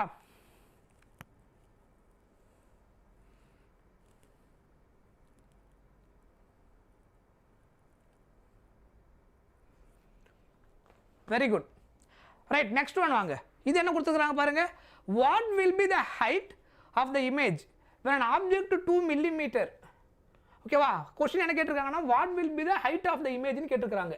ஹைட் ஆஃப் த இமேஜ்னா இங்கே என்ன அர்த்தம், h'. What will be the height of the image when object of 2 millimetre placed. Object வந்து 2 மில்லிமீட்டர்னா என்ன அர்த்தம், ஹைட்டு கொடுத்துட்டாங்க. அதனோட height 2 millimetre is a placed distance எவ்வளோ தூரம், 2 centimetre from the axis of the convex mirror. அப்போ u கொடுத்துருக்குறாங்க. என்ன மிரர் சொல்லிட்டாங்க, கான்வெக்ஸ் மிரர்னு சொல்லிட்டாங்க. ஸோ மிரர் வந்து கான்வெக்ஸ். சரியா? ரேடியஸ் ஆஃப் கர்வேச்சர் கொடுத்துட்டாங்க, r கொடுத்துருக்குறாங்க. இவ்வளோதான் கிவன் டேட்டா. ஸோ கிவனை நீங்கள் எழுதுனீங்கன்னா உங்களுக்கு கிளாரிட்டி ஈஸியாக கிடைச்சிரும். கிவன் என்ன கொடுத்துருக்குறாங்க, h' கொடுத்துருக்குறாங்க. h' கண்டுபிடிக்கணும். ஹைட்டு கொடுத்துட்டாங்க, ஆப்ஜெக்டோடைய ஹைட்டு 2 mm. அதுக்கப்புறம் டிஸ்டன்ஸுக்கு u கொடுத்துருக்குறாங்க. சைன் கன்வென்ஷன் படி எதுனா உங்களுக்கு எவ்வளோ கிடைக்கும்? -20 சென்டிமீட்டர். கரெக்ட். v கொடுக்கல. ரேடியஸ் ஆஃப் கர்வேச்சர் கொடுத்துருக்குறாங்க. கான்வெக்ஸுக்கு ரேடியஸ் ஆஃப் கர்வேச்சர் என்ன வரும்? ப்ளஸில் வரும். கான்வெக்ஸுக்கு ரேடியஸ் ஆஃப் கர்வேச்சர் எதில் வரும்? ஞாபகம் இருக்கா? Convex mirror. கான்வெக்ஸ் மிரரில் ஃபோக்கல் லென்த் பாசிட்டிவ், கான்கேவுக்கு நெகட்டிவ். அப்போ R40 அப்படின்னா focal length F equal to R/2வா? ஸோ அப்போ 40/2 எவ்வளோ கிடைக்கும்? 20. ஸோ அதனால் இது பாசிட்டிவ் சைனில் கிடைக்கிறதுனால +20 சென்டிமீட்டர். கரெக்டா? இதுதான் கொஸ்டினில் கொடுத்துருக்குறது. அதுக்கப்புறம் அவங்க என்னன்னு சொல்லிட்டாங்க? இது கான்வெக்ஸ் மிரர்னு சொல்லிட்டாங்க. ஸோ அதனால தான் நம்ம ஃபோக்கல் லென்த்தை பாசிட்டிவில் எடுத்துருக்கிறோம். கான்வெக்ஸ் மிரர்னு சொன்னதுனால தான் ஃபோக்கல் லென்த்தை பாசிட்டிவில் எடுத்துருக்கிறோம். என்ன மிரர்னு கரெக்டாக தெரியணும். ஃபார்முலா என்னது? What is the formula of magnification? மேக்னிஃபிகேஷனுடைய ஃபார்முலா என்ன? m = h'/h. அதை எதுக்கு ஈக்குவேட் பண்ண முடியும்? Object distance image distance connect பண்ணிங்கன்னா -v/u. இந்த ஃபார்முலா ஞாபகம் இருக்கா? Magnification standard definition of magnification h'/h. ஆப்ஜெக்டோடைய இமேஜோட சைஸுக்கும் ஆப்ஜெக்ட் சைஸ் ரேஷியோ எடுத்து மேக்னிஃபிகேஷன் அப்படியும் கண்டுபிடிக்க முடியும். இல்லைனா இமேஜ் டிஸ்டன்ஸ் ஆப்ஜெக்ட் டிஸ்டன்ஸை வச்சு மேக்னிஃபிகேஷன் பிடிக்கும். அதுக்கான formula -v/u. Depends on the mirror கேஸுக்கு ஏற்ற மாதிரி என்ன எடுக்கணும்? ப்ளஸ் மைனஸ் எடுக்கணும். பொசிஷனுக்கு ஏற்ற மாதிரி அந்த வேல்யூஸை சப்ஸ்டிட் பண்ண வேண்டியதாக இருக்கும். ரைட். இப்போ நமக்கு v தெரியாது. ஃபஸ்ட்டு v கால்குலேட் பண்ணலாம். What is v? 1/f = 1/v + 1/u. So f நமக்கு தெரியும். 1/f என்ன கொடுத்துருக்குறாங்க? f எவ்வளோ கொடுத்துருக்குறாங்க? 20 சென்டிமீட்டர். ஸோ இது 1/+ 20. 1/v + u எவ்வளோ கொடுத்துருக்குறாங்க? அதுவும் 20. கரெக்டா? That is -20. அப்போ 1/v இந்த டேர்ம் அங்கே கொண்டு போட்டிங்கன்னா என்ன ஆகிடும்? 1/20. இது -20 அங்கே போனால் +1/20 ஆகிடும். ஸோ அப்போ 2/20 கிடைக்கும். கேன்சல் பண்ணால் 1/10. ஸோ அப்போ இதிலிருந்து v என்ன கிடைக்கும்? ரெசிப்ரோக்கல் எடுத்திங்கன்னா 10 சென்டிமீட்டர் ப்ளஸில் கிடச்சிருக்கு. v எதில் கிடச்சிருக்கு? 10 சென்டிமீட்டர் பாசிட்டிவில் கிடச்சிருக்குது. ஸோ எனக்கு v கிடச்சிருச்சு. இப்போ இந்த ஃபார்முலா அப்ளை பண்ணுங்க. h'/h = -v/u-க்கு equal. எனக்கு என்ன வேணும்? h' மட்டும்தான் வேணும். இந்த ரேஷியோ ஈக்குவல். மேக்னிஃபிகேஷன் கொஸ்டின் கொடுக்கல, பட் அதை ஈக்குவேட் பண்ணிக்க முடியும். -v/u × h. ஸோ சப்ஸ்டிட் பண்ணுங்க. -v வந்து 10. கரெக்ட். இந்த ஃபார்முலா இருக்கிற மைனஸ் இங்கே v வந்து 10. u வந்து -20 சைன் கன்வென்ஷன் அப்ளை பண்ணும்போது. இது -20. ஹைட் என்ன வந்துருக்கு பாருங்க? 2 மில்லிமீட்டர். ஹைட் வந்துட்டு 2. இது 0 0 கேன்சல் ஆகிடும். மைனஸ் கேன்சல் ஆகிடும். அப்புறம் இந்த 2 கேன்சல். அப்போ h' = என்னன்னு கிடைச்சிருக்கு? h' = 1 mm கிடைச்சிருக்கா? ரைட். So very good. நிறைய பேர் கரெக்டாக சொல்லியிருக்கிறீங்க. Option D is the answer. 1 mm is the answer. Good. Correct. கரெக்டாக சொல்லியிருக்கீங்க. Aditya, Akshaya, yes very good. Gomathi very good, கரெக்டாக சொல்லியிருக்கிறீங்க. எஸ் அபிநய் ஆல்சோ கரெக்டாக சொல்லியிருக்கிறீங்க. கமல், எஸ் கமல் தானே உங்கள் நேம்? எஸ் கமல் சிராஜ், நீங்களும் கரெக்டாக சொல்லியிருக்கிறீங்க. ஃபைன். ஓகே, கிளியரா? ஸோ கொஷினை வச்சு நீங்கள் டக்குன்னு ஆன்சர் போட பழகணும். சைன் கன்வென்ஷன் வச்சு போடணும். அடுத்த கொஷின் வாங்க. A concave mirror of face viewing has a focal length கொடுத்துட்டாங்க. ஸோ மிரர் வந்து கான்கேவ்னு கொடுத்துட்டாங்க. முதல்ல என்ன மிரர்னு பார்த்துடணும். focal length 0.4 meter. The distance at which you hold the mirror from your face in order to see your image. Image வந்து upright. அப்ரைட்னா என்ன அர்த்தம்? Erect இமேஜ்னு அர்த்தம். அப்ரைட்னா என்ன அர்த்தம்? Straight image, that is erect image with a magnification of 5. m வந்துட்டு கான்கேவ்ல நமக்கு எப்போ விர்ச்சுவல் அண்ட் டைரக்ட் இமேஜ் கிடைக்கும்? ஆப்ஜெக்ட் பிளேஸ்டு பிட்வீன் போலுக்கும் ஃபோக்கல் லென்த்துக்கு நடுவில் வைக்கும்போது. ஏன்னா கான்கேவ்ல 6 கேஸ் பார்த்துருப்போம். எல்லா கேஸ்லையும் ரியல் அண்ட் இன்வெர்டட். ஒரே ஒரு கேஸில் மட்டும் நமக்கு என்ன கிடைக்கும்? வர்ச்சுவல் அண்டு டைரக்ட் இமேஜ் கிடைக்கும். போலுக்கும் ஃபோக்கல் லென்த் ஃபோக்கஸ் பாயிண்ட்டுக்கும் நடுவில் வந்து ஆப்ஜெக்டில் பிளேஸ் பண்ணிங்கன்னா மட்டும்தான் கான்கேவ்ல இது பாசிபிள். ஸோ அப்போ இதனுடைய ஃபோக்கல் லென்த் கொடுத்துட்டாங்க 0.4 மீட்டர். கான்கேவ்னால சைன் கன்வென்ஷன் நெகட்டிவ் வரும். அதனால் -0.4 மீட்டர் அப்படின்னு கொடுத்துட்டாங்க. மேக்னிஃபிகேஷன் m வந்து +5. ஸோ அவங்க என்ன கொஸ்டின் கேட்டிருக்கிறாங்க? The distance at which you hold the mirror from your face. So அப்போ என்ன கேட்டிருக்கிறாங்க? u என்னன்னு கேட்டிருக்காங்க. ஸோ இதே மாதிரி ஒரு கொஸ்டின் நம்ம கொஞ்ச நேரத்துக்கு முன்னாடி பார்த்தோமா?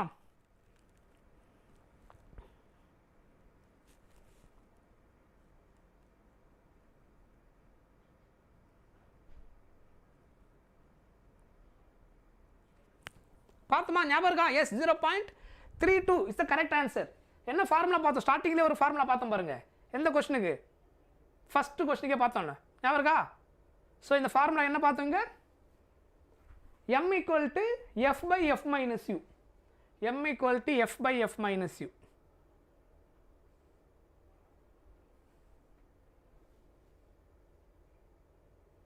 கரெக்டா?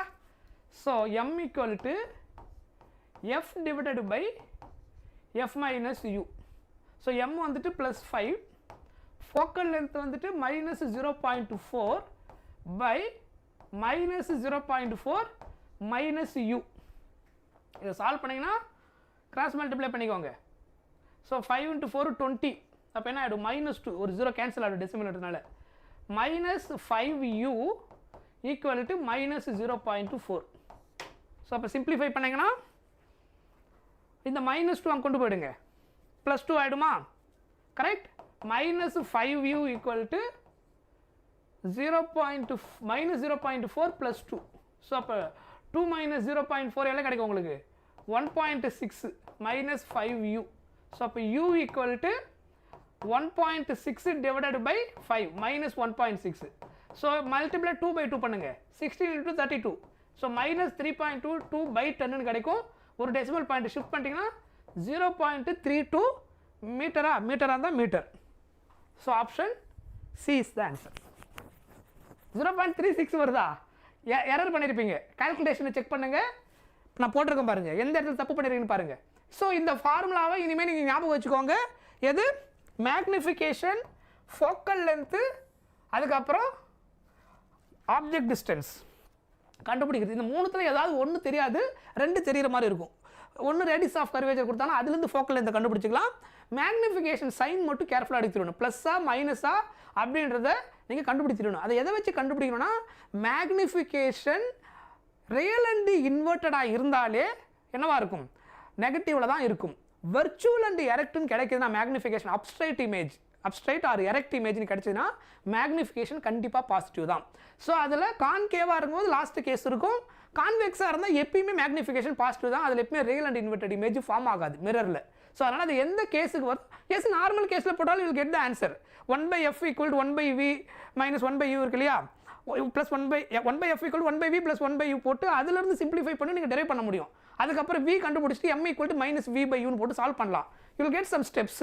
ஃபைனலாக உங்களுக்கு கொஞ்சம் ஸ்டெப்ஸ் எடுக்கும். இது ஸ்டாண்டர்டாக திரும்ப நம்ம யூஸ் பண்ண போகிற ஃபார்முலா இது. ஏன்னா இந்த ஃபார்முலாவை பேஸ் பண்ணி கொஸ்டின்ஸ் ஆல்ரெடி நிறைய வந்துருக்குது. அதனால் நம்ம என்ன பண்ணுறோம் அப்படின்னா, நார்மலாக அந்த மிரர் ஈக்குவேஷனை சால்வ் பண்ணி அடுத்த 2 ஸ்டெப்ஸ் போட்டு கொண்டு வரதை விட இதில் அப்படியே சப்ஸ்டிட் பண்ணி ஆன்சர் கெட் பண்ணும்போது அந்த ஸ்டெப்ஸ் ரெடியூஸ் ஆகும், உங்களுக்கு ஆன்சர் ஈஸியாக கிடச்சிடும். சொல்கிறது புரியுதா? டைம் சேவ் ஆகும். அதனால தான் நம்ம இந்த டைப் ஆஃப் கொஸ்டினுக்கு டேரெக்டாக இந்த ஃபார்முலாவை நான் கொடுத்துருக்குறேன். நார்மல் மெத்தட் போடுறதுன்றது அப்ளை பண்ணாலும் வரும். அதுலேருந்து டிரைவ் பண்ண ஃபார்முலா தான் இது. இது எங்கே வந்து திடீர்னு வந்த ஃபார்முலாலாம் கிடையாது. அந்த 2 கேஸ்லையும் டிரைவ் பண்ணி MU கன்வெர்ட் பண்ணும்போது கிடைக்கக்கூடிய அந்த நியூ ஃபார்முலா தான் இது. அது it is a derived formula. சரியா? அதனால் இதை நம்ம ஃப்ரீக்வெண்ட்டாக யூஸ் பண்ணுவோம். ஸோ அதனால் ஞாபகம் வச்சுக்கோங்க. ரைட், அடுத்தது நெக்ஸ்ட் ஒன்று என்ன கொடுத்துக்கிறாங்க பாருங்கள். What is next one? இந்த கொஸ்டின் புரிஞ்சிருக்கா பாருங்க. A short linear object of length b ன்னு கொடுத்துருக்காங்க, lies along the axis of concave mirror of focal length f at a distance u from the pole from the mirror. The size of the image is approximately equal to அப்படின்னு கேட்டிருக்காங்க. இமேஜோட size இது வந்து derive பண்ணுற மாதிரி இருக்கும் இந்த case. இது ஒரு இது வந்துட்டு என்ன கேட்டிருக்காங்கன்னா ஒரு ஈக்குவேஷன் மாதிரி கேட்டாங்க.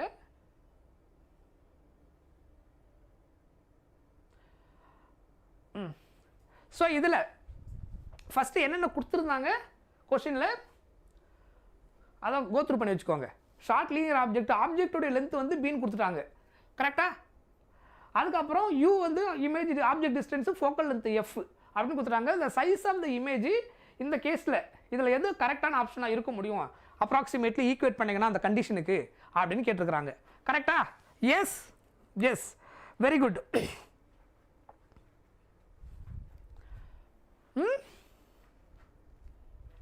இதில் ஒரு விஷயத்தை நீங்கள் கொஞ்சம் கேர்ஃபுல்லாக ஃபோக்கஸ் பண்ணணும்.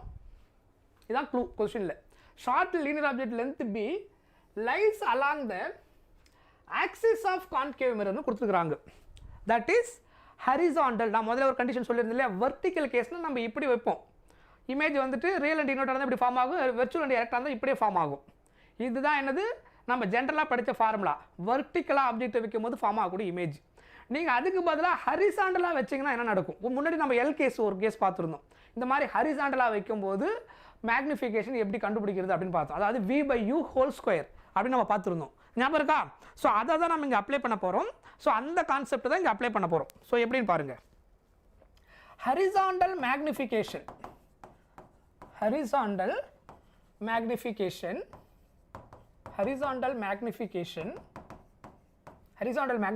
கால்குலேட் பண்ண போகிறோம். ஃபார்முலா என்ன கொடுத்துருந்தேன்?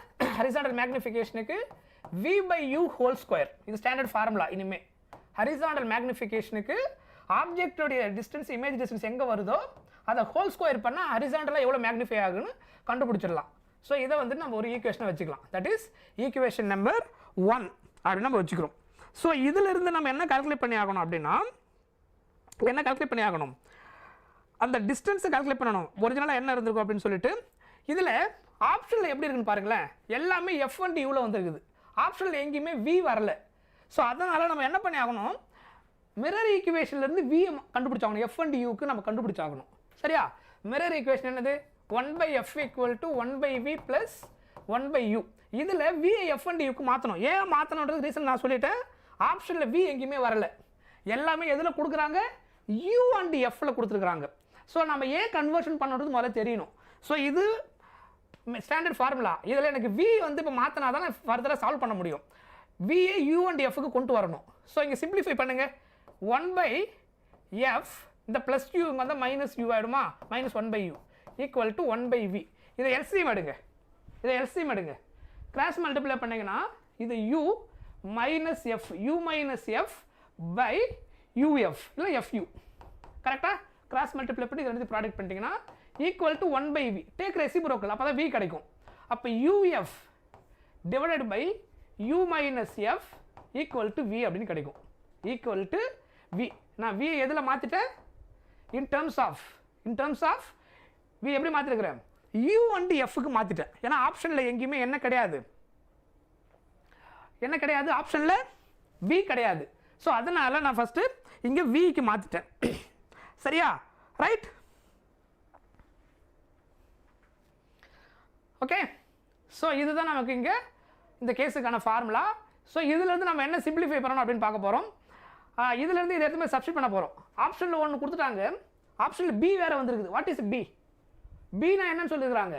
அதனுடைய ஆக்சுவல் லென்த்து, ஒரிஜினல் லென்த் என்னது? b. அப்போ மேக்னிஃபைடு லென்த்து l' அப்படின்னு எடுக்க போகிறேன்.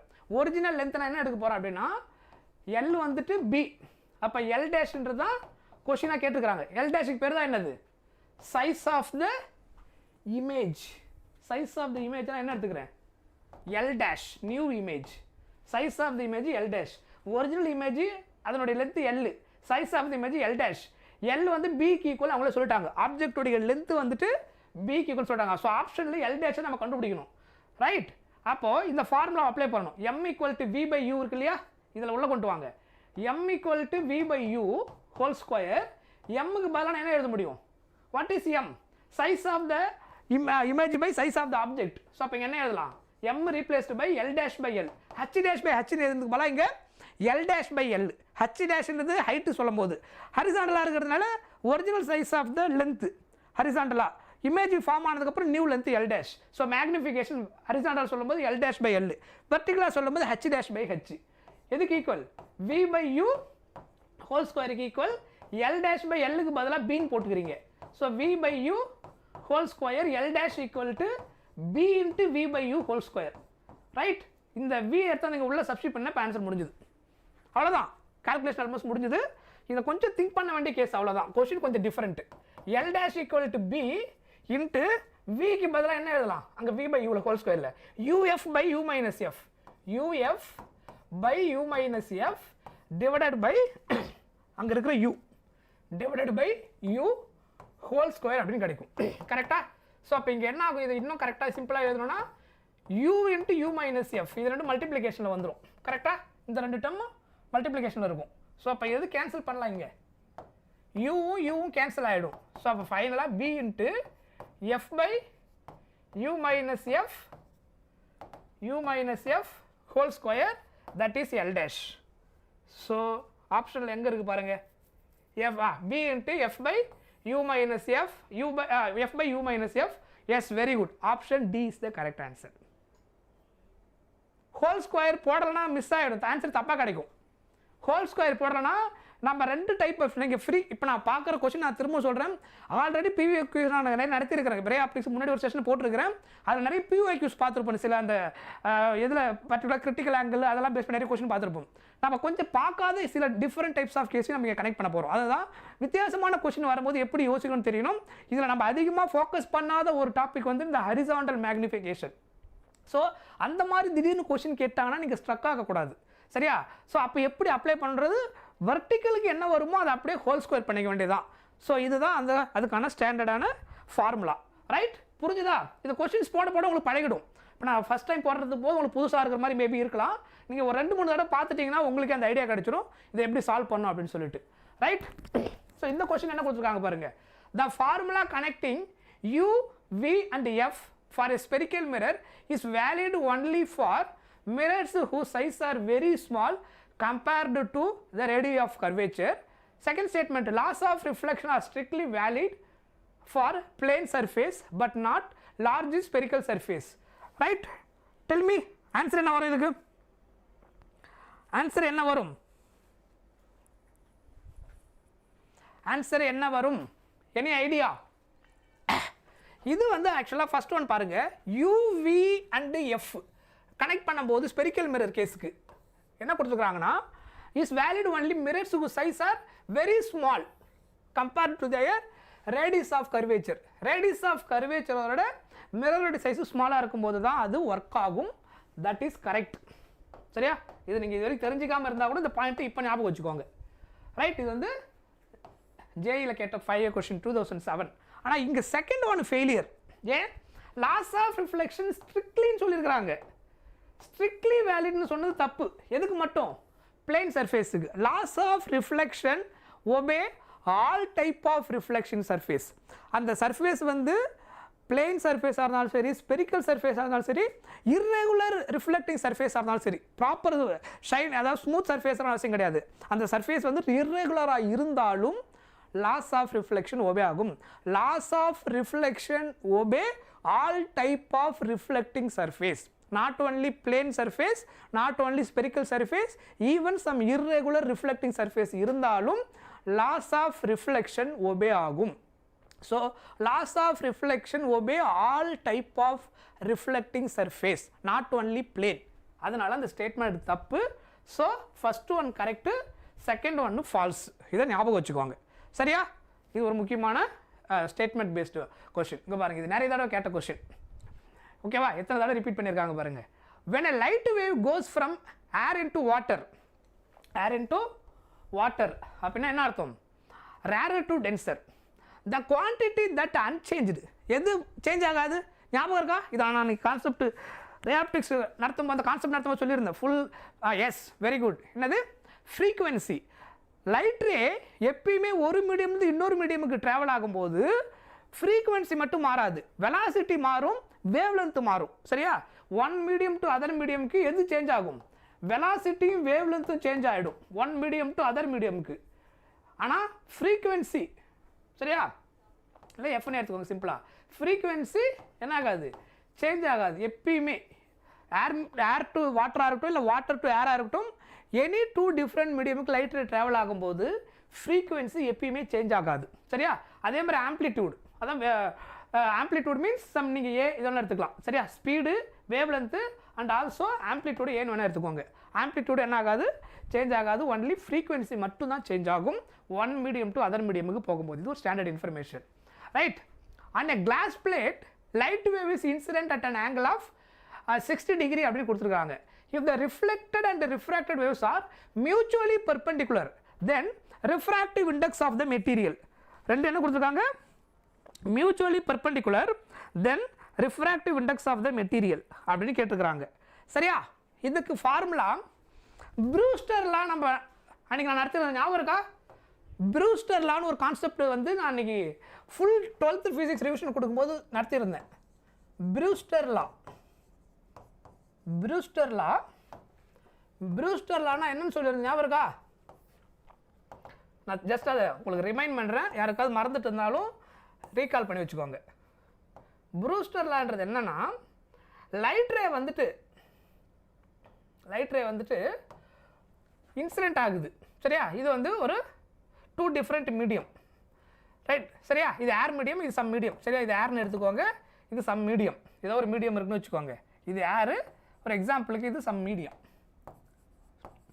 சும்மா ஒரு எக்ஸாம்பிளுக்கு லைட் ரே இந்த மாதிரி இன்சிடென்ட் ஆகும்போது நம்ம என்ன வரைவோம்? நார்மல் லைன் வரைவோம். ஞாபகம் இருக்கா? நார்மல் லைன் வரையும் போது ஓகே, லைட்டு வந்து ஒரு பர்டிகுலர் ஆங்கிளில் நீங்கள் இன்சிடென்ட் பண்ண, எல்லா ஆங்கிளும் இது நடக்காது. Yes, very good, tan IP. Light ray ஒரு பர்டிகுலர் ஆங்கிளில் நீங்கள் இன்சிடென்ட் பண்ணிங்கன்னா, அந்த ஒரு பர்டிகுலர் ஆங்கிளில் இன்சிடென்ட் பண்ணும்போது அந்த ஆங்கிளுக்கு நான் என்ன நேம் கொடுக்க போகிறேன்னா, போலரைஸ்டு ஆங்கிள். ஐபினா என்ன அர்த்தம்? Polarised angle. லைட் ரேவை ஒரு பர்டிகுலர், நீங்கள் எனி 2 மீடியம் எடுக்கலாம். நான் வந்து ஒரு எக்ஸாம்பிளுக்கு சும்மா போட்டிருக்கேன், ஜஸ்ட் ஃபார் யுவர் அண்டர்ஸ்டாண்டிங். சரியா? லைட் ரே வந்து இந்த மாதிரி இன்சிடென்ட் ஆகுது. இன்சிடென்ட் ஆன உடனே ஒரு பர்டிகுலர் ஆங்கிளில் இன்சிடென்ட் ஆகும்போது என்ன நடக்கும் அப்படின்னா, லைட் எப்பயுமே இன்சிடென்ட் ஆனால் 2 ப்ராசஸ் நடக்கும். ஒன்று ரிஃப்ளெக்ஷன் நடக்கும், இன்னொன்று ரிஃப்ராக்ஷன் நடக்கும். ரெண்டுமே நடக்கும் டிரான்ஸ்பரண்ட் மீடியமில். நம்ம ரிஃப்ராக்ஷன் மட்டும் தனியாக ஜென்ரலாக படிச்சிருப்போம். பட் ரியாலிட்டி என்ன அப்படின்னா, 2 ப்ராசஸுமே நடக்கும். லைட் வந்து ஒரு மீடியம்லேருந்து இன்னொரு மீடியமுக்கு போகும்போது part of the light reflected, part of the light refracted. இங்கே சம் அமௌண்ட் ஆஃப் லைட் என்ன ஆகிடும்? இது reflected. Part of the light என்ன ஆகும்? ரிஃப்ராக்ட் ஆகிடும். இது ரிஃப்ராக்டட் ரே. சரியா? இது வந்து இந்த இன்சிடென்ட் ஆகிற லைட்டுக்கு பேர் என்னது? Unpolarised light. அன்போலரைஸ்டு லைட்டை இன்சிடென்ட் பண்ணுறீங்க, ஓகேவா? டிரான்ஸ்பரண்ட் மீடியமில் ஒரு பர்டிகுலர் ஆங்கிளில் இன்சிடென்ட் பண்ணும்போது என்ன நடக்க போனால் 2 ப்ராசஸுமே நடக்கும். அந்த ரிஃப்ளெக்ஷன் நடக்கும்போது ரிஃப்ளெக்ட் ஆகிற லைட் ரே மட்டும் என்ன ஆகிடும்? Completely polarised. ரிஃப்ளெக்ட் ஆகிற ரே என்ன ஆகிடும்? இந்த மாதிரி டாட் மட்டும் போட்டால் கம்ப்ளீட்லி போலரைஸ்டு. இது என்னது? Completely polarised. அன்போலரைஸ்டு லைட் என்ன ஆகிடும்? கம்ப்ளீட்லி போலரைஸ்டு லைட் ஆகிடும். இதை நம்ம என்னன்னு சொல்லுவோம்? Partially polarised. ரிஃப்ராக்ட் ஆகிற ரே வந்து பார்ஷியலி போலரைஸ்டு. அப்போ இந்த ஆங்கிளுக்கு பேர் தான் என்னது? Polarised angle. ஸோ எல்லா ஆங்கிள் அது நடக்க போகிறதுல ஒரு பர்டிகுலர் ஆங்கிள், அந்த ஆங்கிள் பேர் தான் போலரைஸ்டு ஆங்கிள். ஸோ அந்த பர்டிகுலர் ஆங்கிள் லைட்டை இன்சிடென்ட் பண்ணோம்னா part of the light reflected, part of the refract. அந்த ரிஃப்ளெக்ட் ஆகிற லைட்டு கம்ப்ளீட்லி போலரைஸ்டாக இருந்துச்சுன்னா the angle between, after that, the angle between reflected and refracted ray 90 degree இருக்கும். The angle between, இந்த condition satisfy ஆச்சுன்னா the angle between reflected and refracted ray perpendicular to each other இருக்கும். unpolarized light polarized reflect ஆகும் polarized ஆச்சுன்னா refracted ஆங்கிளுக்கும் refracted ரேவுக்கும் reflected ரேவுக்கும் between இருக்கிற angle என்னவா இருக்கும்? 90 degree இருக்கும். then அந்த மீடியமோட refractive index கண்டுபிடிக்கணும்னா then refractive index of the medium, refractive index of the medium நீங்க கண்டுபிடிக்கணும். இந்த மீடியமோட refractive index கண்டுபிடிக்கணும்னா the simple formula is tan of IP. சரியா? நான் அந்த கான்செப்ட் எதுவும் நடத்தியிருந்தாலும் உங்களுக்கு புரியுறதுக்காக நான் திரும்ப நடத்துகிறேன். இந்த ஒரு ஃபார்முலா மட்டும் போதும் இந்த கான்செப்ட் புரிஞ்சுக்கிறதுக்கு, வேறு எதுவுமே கிடையாது. இந்த ஃபார்முலா தான் இதுக்கு answer. Refractive index of the medium எதுக்கு equal? tan of the given angle. அவ்வளோதான். சரியா? பட் அது எப்படி வந்து உங்களுக்கு புரியணுன்றதுக்காக தான் நான் இவ்வளோ எக்ஸ்ப்ளனேஷன் கொடுத்துருந்தேன். ஸோ அதுக்கு க்ளூ வந்து எது mutually perpendicular? Reflected and refracted wave. இதான் என்னது? டயக்ராம் பார்த்தோம் இல்லையா? இதான் என்னது? Reflected ray. இது என்னது? Refracted ray. Reflected and refracted ray என்னவா இருக்கும்? மியூச்சுவலி பெர்பெண்டிகுலராக இருந்துச்சுன்னா ரிஃப்ராக்டிவ் இண்டெக்ஸ் கண்டுபிடிக்கிற ஃபார்முலா என்ன? n equal to tan of IP. அவ்வளோதான். ஸோ tan of எந்த ஆங்கிள் கொடுத்துருக்குறாங்க? இதான் என்னது? Polarised angle 60 degree. What is tan 60? tan 60 எதுக்கு ஈக்குவல்? √3க்கு equal. So option B is the answer. Option B is the answer. கிளியரா? தெளிவாக புரிஞ்சுதா? ரைட்? பிரேக்கா? செஷன் இப்போ தான் ஆரம்பிச்சிருக்கேன், அதுக்காட்டி பிரேக்கா? சரியா? நீங்கள் இவ்வளோ தூரம் படிக்கணும்னு அவசியம், படித்தாதான் உங்களுக்கு இது புரியும். இது நீங்கள் இவ்வளோ தூரம் போடணும் அப்படின்னா இது எப்போ நீங்கள் புரிஞ்சிருக்கணும்னா ப்ரூஸ்டர் லா அப்படின்றது இது ஞாபகம் இருந்தால் மட்டும்தான். இனிமேல் இது உங்கள் மைண்டில் பதிவு பண்ணி வச்சுக்கோங்க. அதை எப்படி நீங்கள் கண்டுபிடிக்கணும்? கொஷினில் க்ளூ போலரைஸ்டு ஆங்கிள்ன்ற வார்த்தை யூஸ் பண்ணியிருக்கணும். இல்லைனா ரிஃப்ளெக்ஷனுக்கும் ரிஃப்ராக்ஷனுக்குள்ள ஆங்கிள் 90 டிகிரின்னு சொல்லியிருக்கணும், மியூச்சுவலி பெர்பெண்டிகுலர் அப்படின்னு சொல்லியிருந்தாங்கன்னா அந்த இன்சிடென்ட் ரேவுக்கு பேர் போலரைஸ்டு ஆங்கிள்னு அர்த்தம், இன்சிடென்ட் ஆங்கிளுக்கு பேர். அப்போ refractive index n = tan of ip. இவ்வளோதான். ஸோ ப்ரூஸ்டர் லாவை பேஸ் பண்ணி நமக்கு நீட்டில் கொஸ்டின் வந்திருக்குது ஏற்கனவே. ஸோ அதில் one of the model question தான் இது, நமக்கு நீட்லேயுமே வந்திருக்குது, நம்ம அதையும் பார்ப்போம். ரைட், அடுத்த கொஸ்டின் வாங்க. Light travels through a glass plate of thickness t. ஓகேவா? அதோட thickness t கொடுத்துறாங்க. and having refractive index n, if c is the velocity of light in vacuum, then time taken by light to travel this thickness of the glass. time taken கேட்டிருக்கிறாங்க. So time taken நீங்கள் எப்படி calculate பண்ணுவீங்க?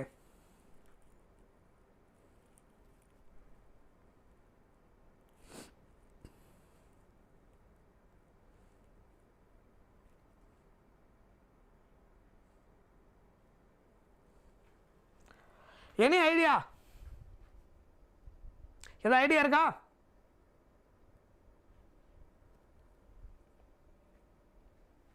இந்த concept first புரியுதா? கொஸ்டின்ல என்ன கேட்டிருக்காங்கன்னு. இந்த diagram I think நீங்கள் எல்லாரும் பார்த்துருப்பீங்க. ஸோ நான் ரஃபாக டயக்ராம் ஃபஸ்ட்டு போடுறேன். இதுதான் அதனுடைய திக்னஸ். இது எது? ஒரு கிளாஸ் ஸ்லாப். இதோட திக்னஸ் டி. ஓகேவா? இதை வந்துட்டு திக்னஸ்ன்னு எழுதிக்கும், அப்போ தான் நம்ம குழப்பம் இல்லாமல் இருக்கும். இது வந்து திக்னஸ். ஸோ நமக்கு புரியுறதுக்காக நான் இதை என்ன எடுத்துக்கிறேன், டீன்னு எடுக்காமல் திக்னஸை டீன்னு எடுத்துக்கிறேன். ஏன்னா இங்கே டைம் பீரியட் வரனால டைமுக்கு நம்ம டீ தான் எடுக்க போகிறோம். சரியா?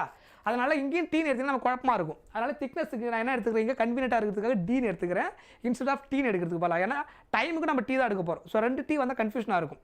ஸோ அந்த கிளாரிட்டிக்காக நான் என்ன பண்ணுறேன், இங்கே திக்னஸை டீன்னு எடுக்கிறேன். இப்போ அவங்க என்ன கேட்குறாங்கன்னா, ஒரு லைட் ரே இப்படி இன்சிடென்ட் ஆகுது. ஓகேவா? இதெல்லாம் கொஞ்சம் டயக்ராம் பார்த்தீங்கன்னா கொஞ்சம் ஈஸியாக இருக்கும். லைட் ரே இப்படி இன்சிடென்ட் ஆகுது, இது இன்சிடென்ட் ரே. அப்போ இந்த மீடியம்லேருந்து இன்னொரு மீடியமுக்கு லைட் வந்து ஏர் டு கிளாஸ் போகும்போது என்ன நடக்கும்? இப்போ இது நார்மல் லைன், கரெக்டா? Refracted ray towards the normal வருமா? ரிஃப்ராக்டட் ரே எப்படி வரும்? Towards the normal line. Refracted ray towards the normal லைனில் வரும், லைக் திஸ். புரிஞ்சுதா? இதான் என்னது? ரிஃப்ராக்டட் ரே வந்து டுவர்ட்ஸ் த நார்மலில் வரக்கூடிய லைன். கரெக்ட்? இந்த டிஸ்டன்ஸ் டி, இந்த இடத்துல லைட் ஒரு ஸ்பீடில் போகுது இல்லையா? இந்த இடத்துல இருந்து இங்கே வர்றதுக்கு, இந்த இடத்துல இருந்து இங்கே வர்றதுக்கு எவ்வளோ டைம் எடுத்திருக்கும்? அதான் கேட்குறாங்க question. What is the time taken? What is the time taken இந்த திக்னஸில் லைட்டு ட்ராவல் ஆகும்போது எவ்வளோ டைம் எடுத்திருக்கும் அப்படின்னு கேட்டிருக்காங்க. புரிஞ்சுதா? கிளியர்? இதுக்கு ஒரு ரிஃப்ராக்டிவ் இண்டெக்ஸ் இருக்கும் இல்லையா? அது n. நான் எப்படி கனெக்ட் பண்ணுறேன் நல்லா யோசிங்க. முதல்ல புரிஞ்சுக்க ட்ரை பண்ணுங்கள். கொஷினில் என்ன கொடுத்தாலும் அதை நான் ஃபாலோ பண்ணியிருக்கிறேன். கொஷினை நீங்கள் ரீட் பண்ணிங்கன்னா you will get an idea. மறுபடியும் light travels A glass plate, ஒரு கிளாஸ் பிளேட்டுக்குள்ளே ட்ராவல் ஆகுது. அதனுடைய திக்னஸ் டீன்னு கொடுத்துட்டாங்க. ஸோ நான் புரியுறதுக்காக இங்கே அந்த இது எடுத்தது இல்லையா? இப்போ டீனே இங்கே டீனே கூட எடுத்துக்கோங்க. அவங்க கொடுத்துக்கிறது அப்படியே எடுத்துக்கோங்க. திக்னஸை டீனே எடுத்துப்போம். டைம் நம்ம டைம்னு எழுதிப்போம், அப்போ தான் குழப்பம் இருக்காது. அவங்களே டீன் தான் கொடுத்துருக்குறாங்க. அதை ஹேவிங் ரிஃப்ராக்டிவ் இண்டெக்ஸ் n, அந்த கிளாஸோடைய refractive index n. If speed of velocity of light in vacuum, வேக்கமில் லைட்டோடைய ஸ்பீடு என்ன கொடுத்துட்டாங்க? v. இந்த இடத்துல சாரி, இங்கே லைட்டோடைய ஸ்பீடு வந்து c, லைட்டு வர ஸ்பீடு வெளியில். கிளாஸுக்குள்ளே என்ன இருக்கும்னு கேட்குறாங்க. டைம் எவ்வளோ எடுத்துருக்கும்? By the light travel thickness of the கிளாஸுக்குள்ளே ட்ராவல் பண்ணும்போது. கொஷின் தெளிவாக புரிஞ்சுதா? நான் என்ன கனெக்ட் பண்ணுறது புரிஞ்சிக்க முடியுதா? ரைட்? ஸோ அப்போ இந்த கேஸுக்கு ஃபார்முலா கனெக்ட் பண்ணுங்க.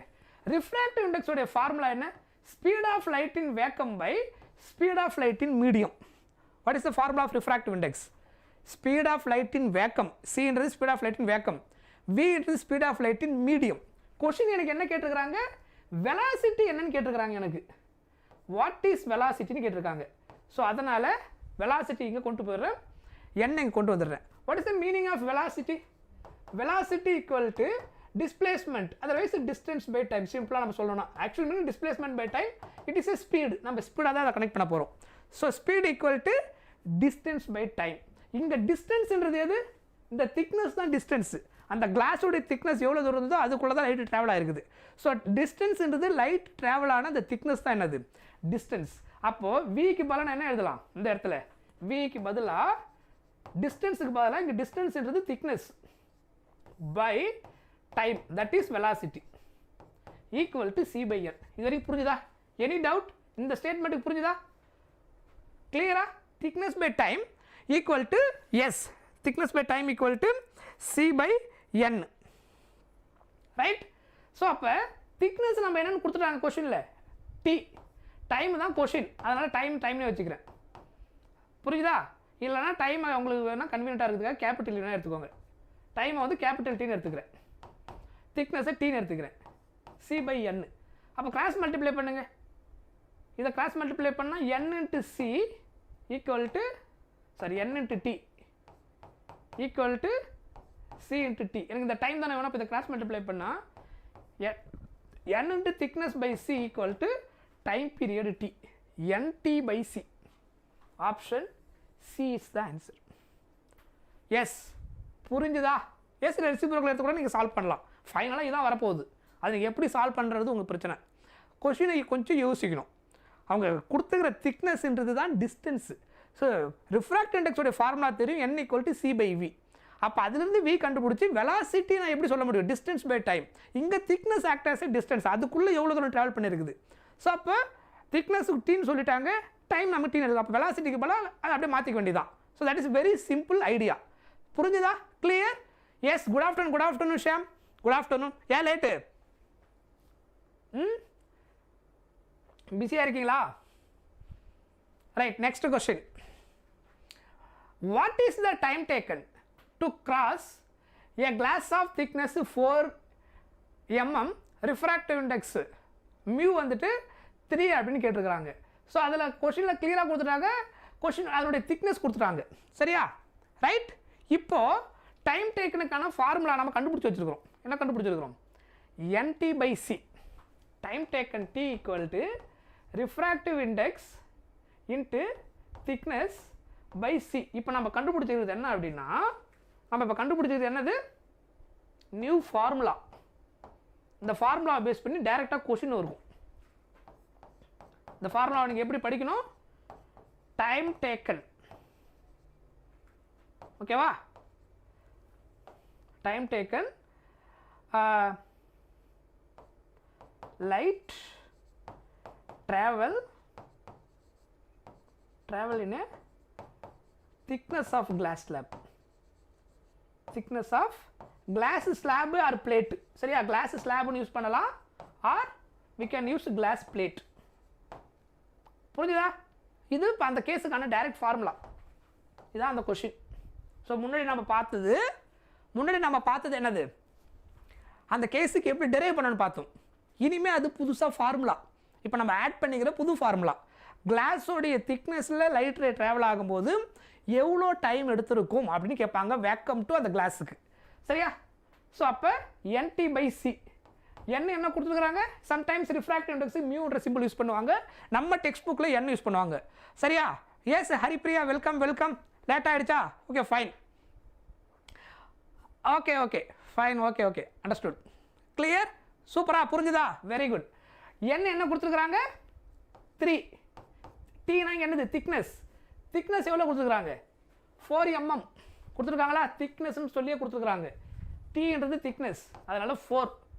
ரைட். அதுக்கப்புறம் அது மில்லிமீட்டர் அப்படின்னு கொடுத்துருக்கிறதுனால 10⁻³ எஸ்ஐ யூனிட்டுக்கு மாற்றணும். 4 mm எதுக்கு மாற்றணும்? எஸ்ஐ யூனிட்டுக்கு மாற்றணும். Speed of light in vacuum 8 × 10⁻+8. சியோட வேல்யூ என்ன? சாரி 3 × கரெக்டாக 3 × 10⁸ m/s. கரெக்ட்? 3. சால்வ் பண்ணுங்க. ஸோ இங்கே என்ன ஆகும்? 3 கேன்சல். ஸோ அப்போ 4 × 10⁻, இது -3க்கு மேலே போனால் -8. அப்போ 10⁻ என்ன வரும்? -11 செகண்ட்னு அர்த்தம். டைம் யூனிட் கொடுக்கல, ஆக்சுவலாக டைம். இங்கே மென்ஷன் பண்ணிட்டாங்க டைமை செகண்டில் எடுத்துங்கன்னு சொல்லி மென்ஷன் பண்ணியிருக்கிறாங்க. ஸோ அப்போ வேல்யூ மட்டும் சொன்னால் போதும், டைம் இன் செகண்ட். புரிஞ்சுதா? கிளியர்? இப்போ நம்ம யூஸ் பண்ணிக்கிறது நியூ ஃபார்முலா. ஸோ அப்போ நீங்கள் என்ன பண்ணிக்கணும், இதை இந்த கேஸுக்கு இதை மெமரைஸ் பண்ணிக்கணும். சரியா? It is a formula, new formula. இந்த பர்டிகுலர் கேஸுக்கு இந்த மாதிரி சில நியூ டிரைவ்டு ஃபார்முலா நம்ம இனிமேல் பார்க்க ஆரம்பிப்போம். சில கொஷினில் அப்படியே அந்த ஃபார்முலாவை கேட்டுருவாங்க, சில நேரத்தில் அந்த கொஷின் அந்த ஃபார்முலாவுக்கு தேவையான டேட்டாவை கொடுத்துருவாங்க. இப்போ அந்த ஃபார்முலா ஞாபகம் வச்சு தான் நீங்கள் அப்ளை பண்ணிக்க வேண்டியதான். நீங்கள் முன்னாடி படித்த நார்மல் ஃபார்முலா இல்லாமல் it is a new derived formula. So இந்த மாதிரி ஃபிசிக்ஸ் நம்ம என்ட்ரன்ஸுக்குலாம் படிக்கும்போது நிறைய நியூ டிரைவ்டு கேஸ் இருக்கும். அந்த கொஷின் சொன்ன இல்லையா, இது ஒரு ஐடியா மாடல், அதை அப்படியே பேஸ் பண்ணி ப்ராப்ளமாக கேட்பாங்க அடுத்த தடவை வரும்போது. Yes, very good, clear. So இந்த ஃபார்முலாவை இனிமேல் ஞாபகம் வச்சுக்கோங்க. ஸோ இதை ஞாபகம் வச்சா டேரெக்டாக இதில் நீங்கள் அப்படியே டிக் பண்ணிருக்கலாம், NT/C. இதில் ப்ராப்ளமில் அப்படியே நீங்கள் அப்ளை பண்ணிட்டுருக்கலாம். ஃபைன். நெக்ஸ்ட் கொஸ்டின் பாருங்கள். The refractive index of certain glass. Refractive index கொடுத்துட்டாங்க n 1.5 for a light whose wavelength வந்துட்டு 6000 angstrom.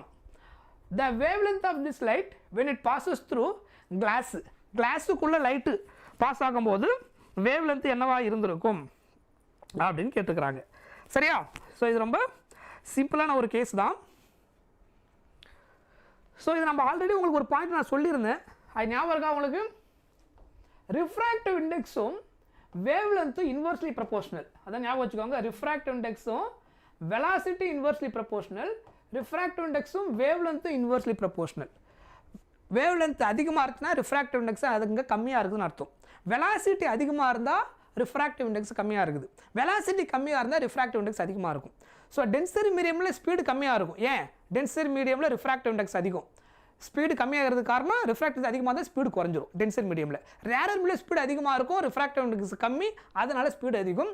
ஸோ ரிஃப்ராக்டிவ் இண்டெக்ஸும் ஸ்பீடு இன்வெர்ஸ்லி ப்ரொபோர்ஷனல், வெலாசிட்டியும் வேவ்லென்த்தும் ரிஃப்ராக்டிவ் இண்டெக்ஸ் இன்வெர்ஸ்லி ப்ரொபோர்ஷனல். அதுக்கப்புறம் என்ன வரும்? வெலாசிட்டியும் வேவ்லென்த்தும் டைரக்ட்லி ப்ரொபோர்ஷனல். அதனால தான் இது ரெண்டும் டைரக்ட்லாம் இன்வெர்ஸ்லி ப்ரொபோர்ஷனலாக இருக்குது. சொல்கிற பாயிண்ட் புரிஞ்சுதா? ரைட். இப்போ கொஸ்டினில் என்ன கொடுத்துருக்காங்க பாருங்க. The refractive index of whose wavelength வேக்கமில் கொடுத்துட்டாங்க. The wavelength of light in passes through கிளாஸ்ன்னு கேட்டிருக்கிறாங்க. ஸோ இது ரிலேட்டிவ் ரிஃப்ராக்டிவ் இண்டெக்ஸ். நம்ம யூஸ் பண்ண போகிற ஃபார்முலாக்கு பேர் என்னது? ரெண்டு கேஸ் வந்தனா relative refractive index. What is the meaning of relative refractive index அப்படின்னா, ரிஃப்ராக்டிவ் இண்டெக்ஸ் ஆஃப் எதில் ரிஃப்ராக்ஷன் நடக்குதோ அதை ஃபஸ்ட்டு எழுதணும். இங்கே ஃபஸ்ட்டு என்ன எழுதணும்? ரிஃப்ராக்ஷன் நடக்கிற மீடியம் ஃபஸ்ட்டு எழுதணும், லைட்டு இன்சிடென்ட் ஆகிற மீடியம் செகண்ட் எழுதணும். ஸோ அப்போ refractive index of glass with respect to air அப்படின்னு அர்த்தம். NG என்ன அர்த்தம்? Refractive index of glass with respect to air.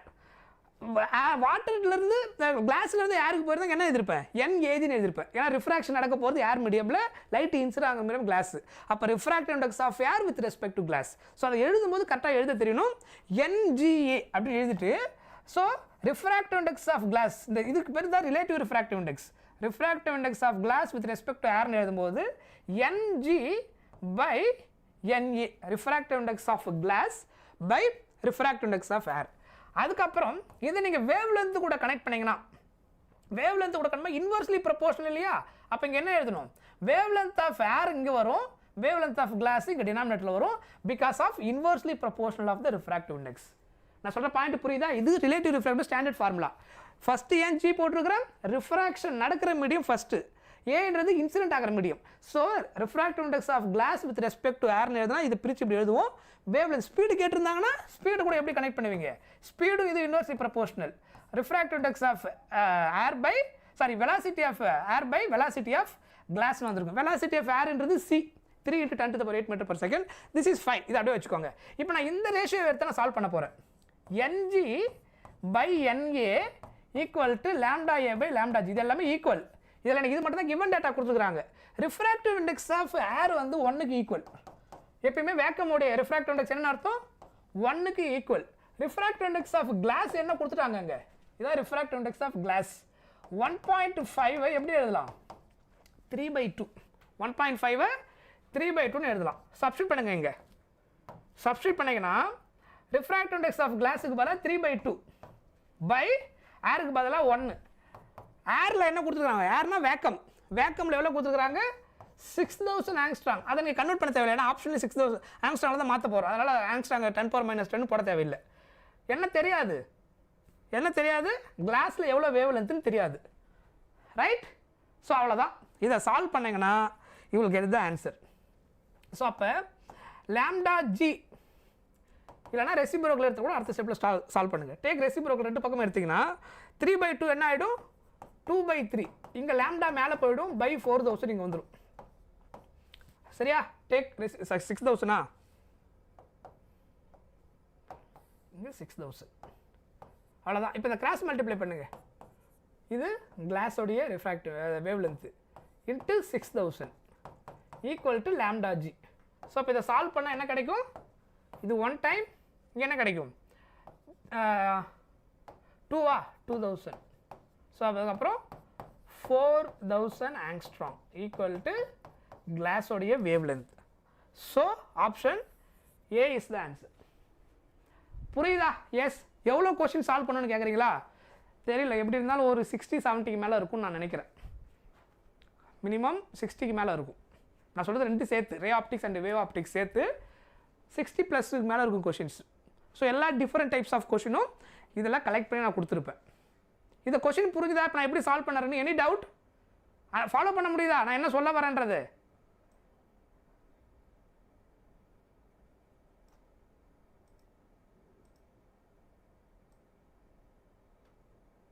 Very good, very good.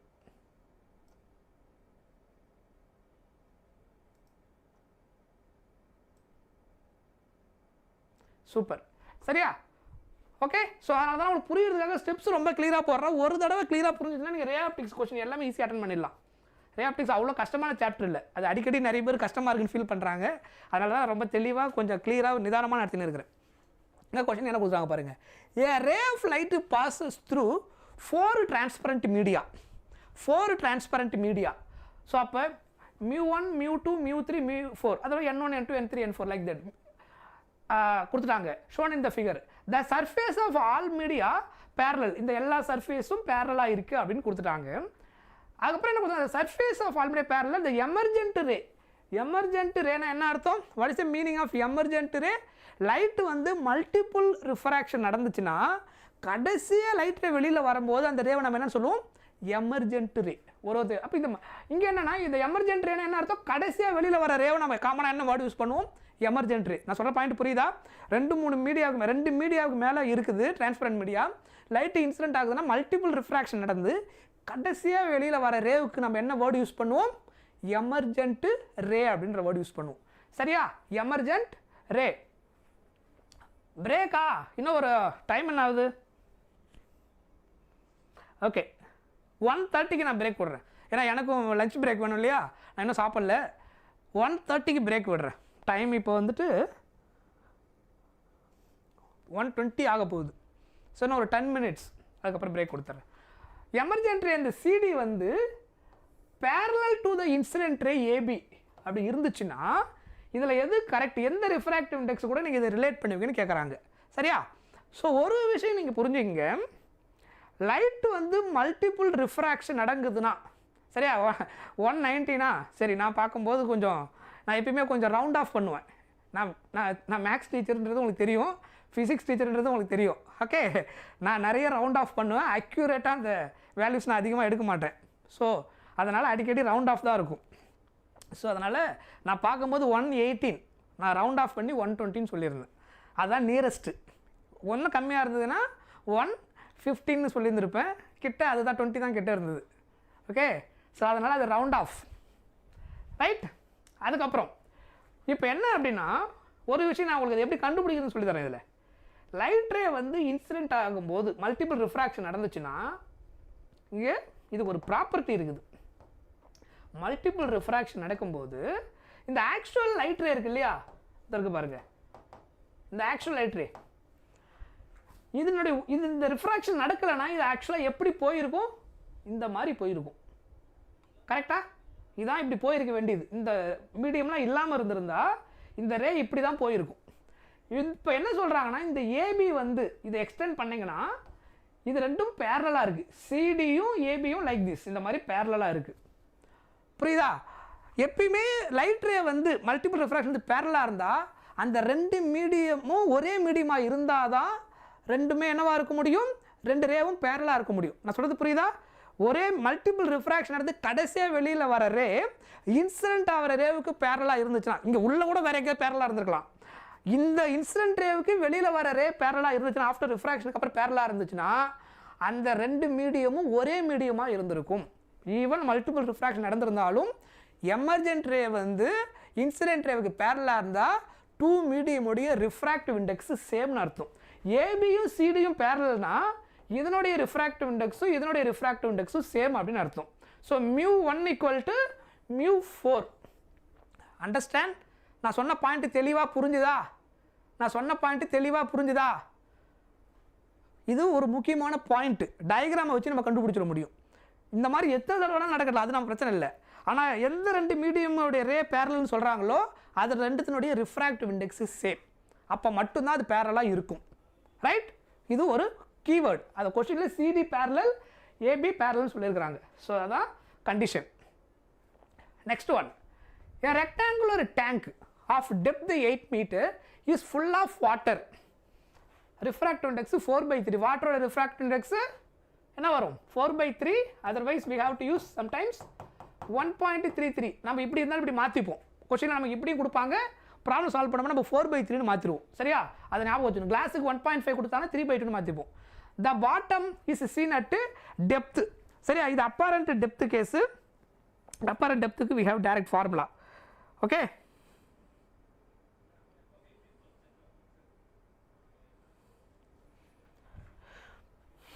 சரியா?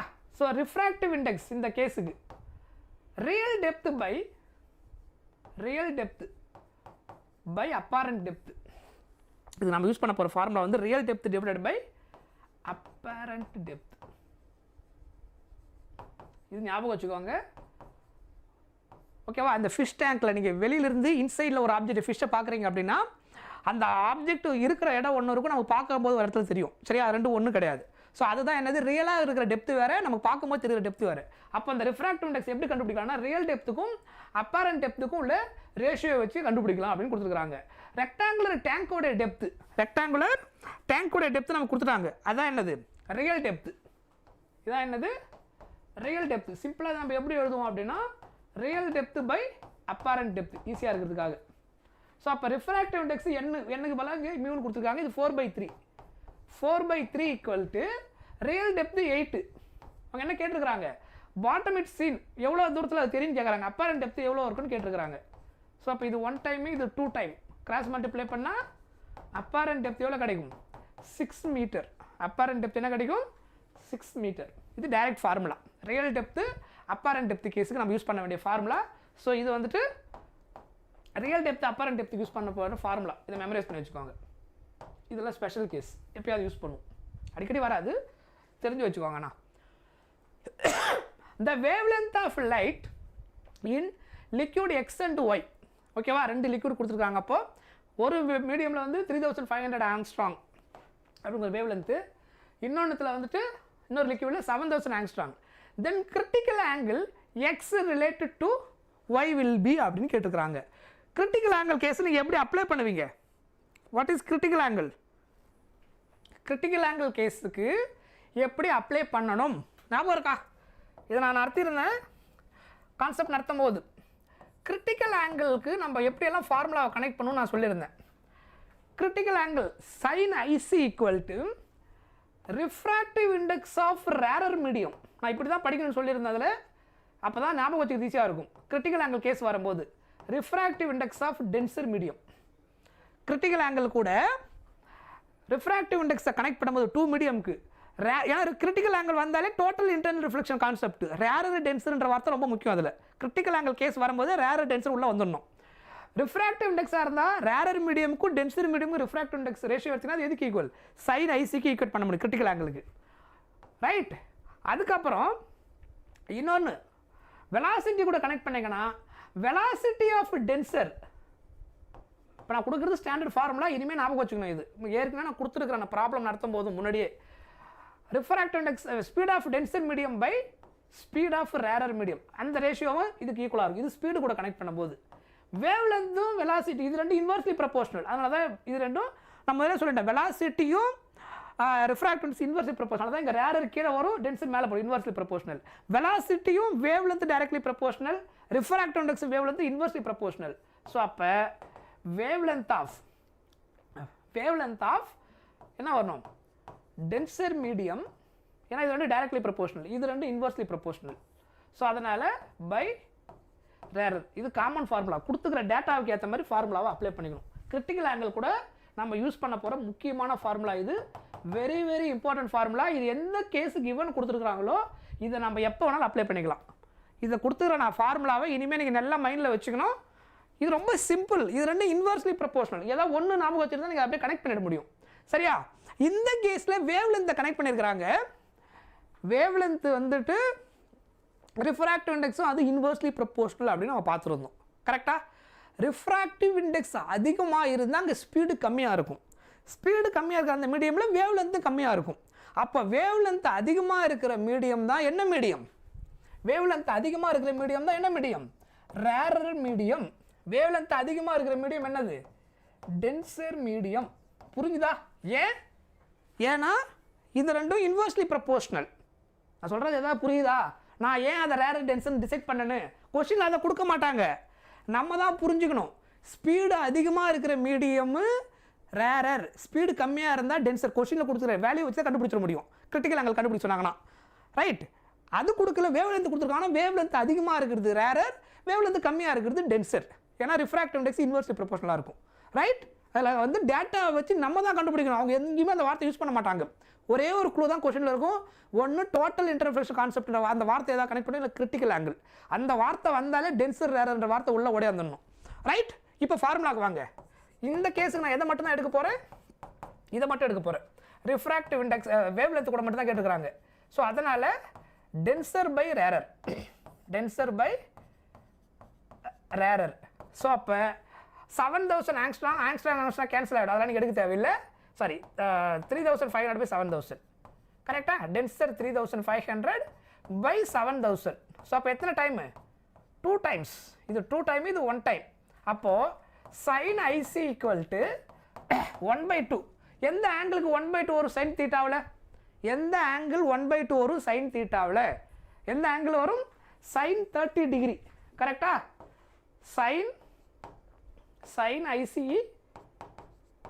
IC equal to 1/2 பதில் என்ன எழுதலாம்? sin 30 degree. sin கேன்சல் ஆகிடும். IC equal to 30 degree. So இப்போ இந்த கேஸுக்கான கிரிட்டிக்கல் ஆங்கிள் 30 degree. 30 degree. புரிஞ்சுதா? Any doubt? இந்த ஃபார்முலாவை நான் ஏற்கனவே சொல்லியிருக்கிறேன். இன்கேஸ் அன்றைக்கி யாராவது பார்க்காம இருந்தாலோ இல்லை இன்றைக்கி யாராவது புதுசாக வந்திருந்தாலோ மறக்காமல் ஞாபகம் வச்சுக்கோங்க. இந்த பர்டிகுலர் ஃபார்முலாவை பேஸ் பண்ணி கண்டினியூஸாக நீட்டில் ரிப்பீட் பண்ணுறாங்க. நீங்கள் ப்ரீவியஸ் நீட் கொஸ்டின் இது பண்ண ஒரு 4-5 வருஷத்துலையாவது இந்த மாதிரி கொஸ்டின் நீங்கள் பார்த்துருப்பீங்க. டேட்டா மட்டும் மாறி இருக்கும். இப்போ வேவ்லென்த் கொடுப்பாங்க, சில கேஸில் ஸ்பீடு கொடுப்பாங்க, சில கேஸில் ரிஃப்ராக்டிவ் இண்டெக்ஸ் கொடுப்பாங்க. பட் ஃபார்முலா ஒன்று தான். பட் கனெக்ட் பண்ண தெரியணும். அந்த இன்டர்லிங்கை மட்டும் கரெக்டாக கனெக்ட் பண்ண தெரியணும். Very good. The velocity of light in a medium is half of its velocity in air. ஓகேவா? அந்த மீடியமில் லைட்டோடைய வெலாசிட்டியை விட வேக்கமாக விட அதில் half தான் இருக்குன்னு சொல்லியிருக்காங்க. half speed. If ray of light emerges from such a medium into air, the angle of incident at which it will be totally internally reflected அப்படின்னு கேட்டுக்கிறாங்க. ஸோ அப்போ அந்த ஆங்கிள் என்ன அப்படின்னு கேட்டுக்கிறாங்க. ரைட்?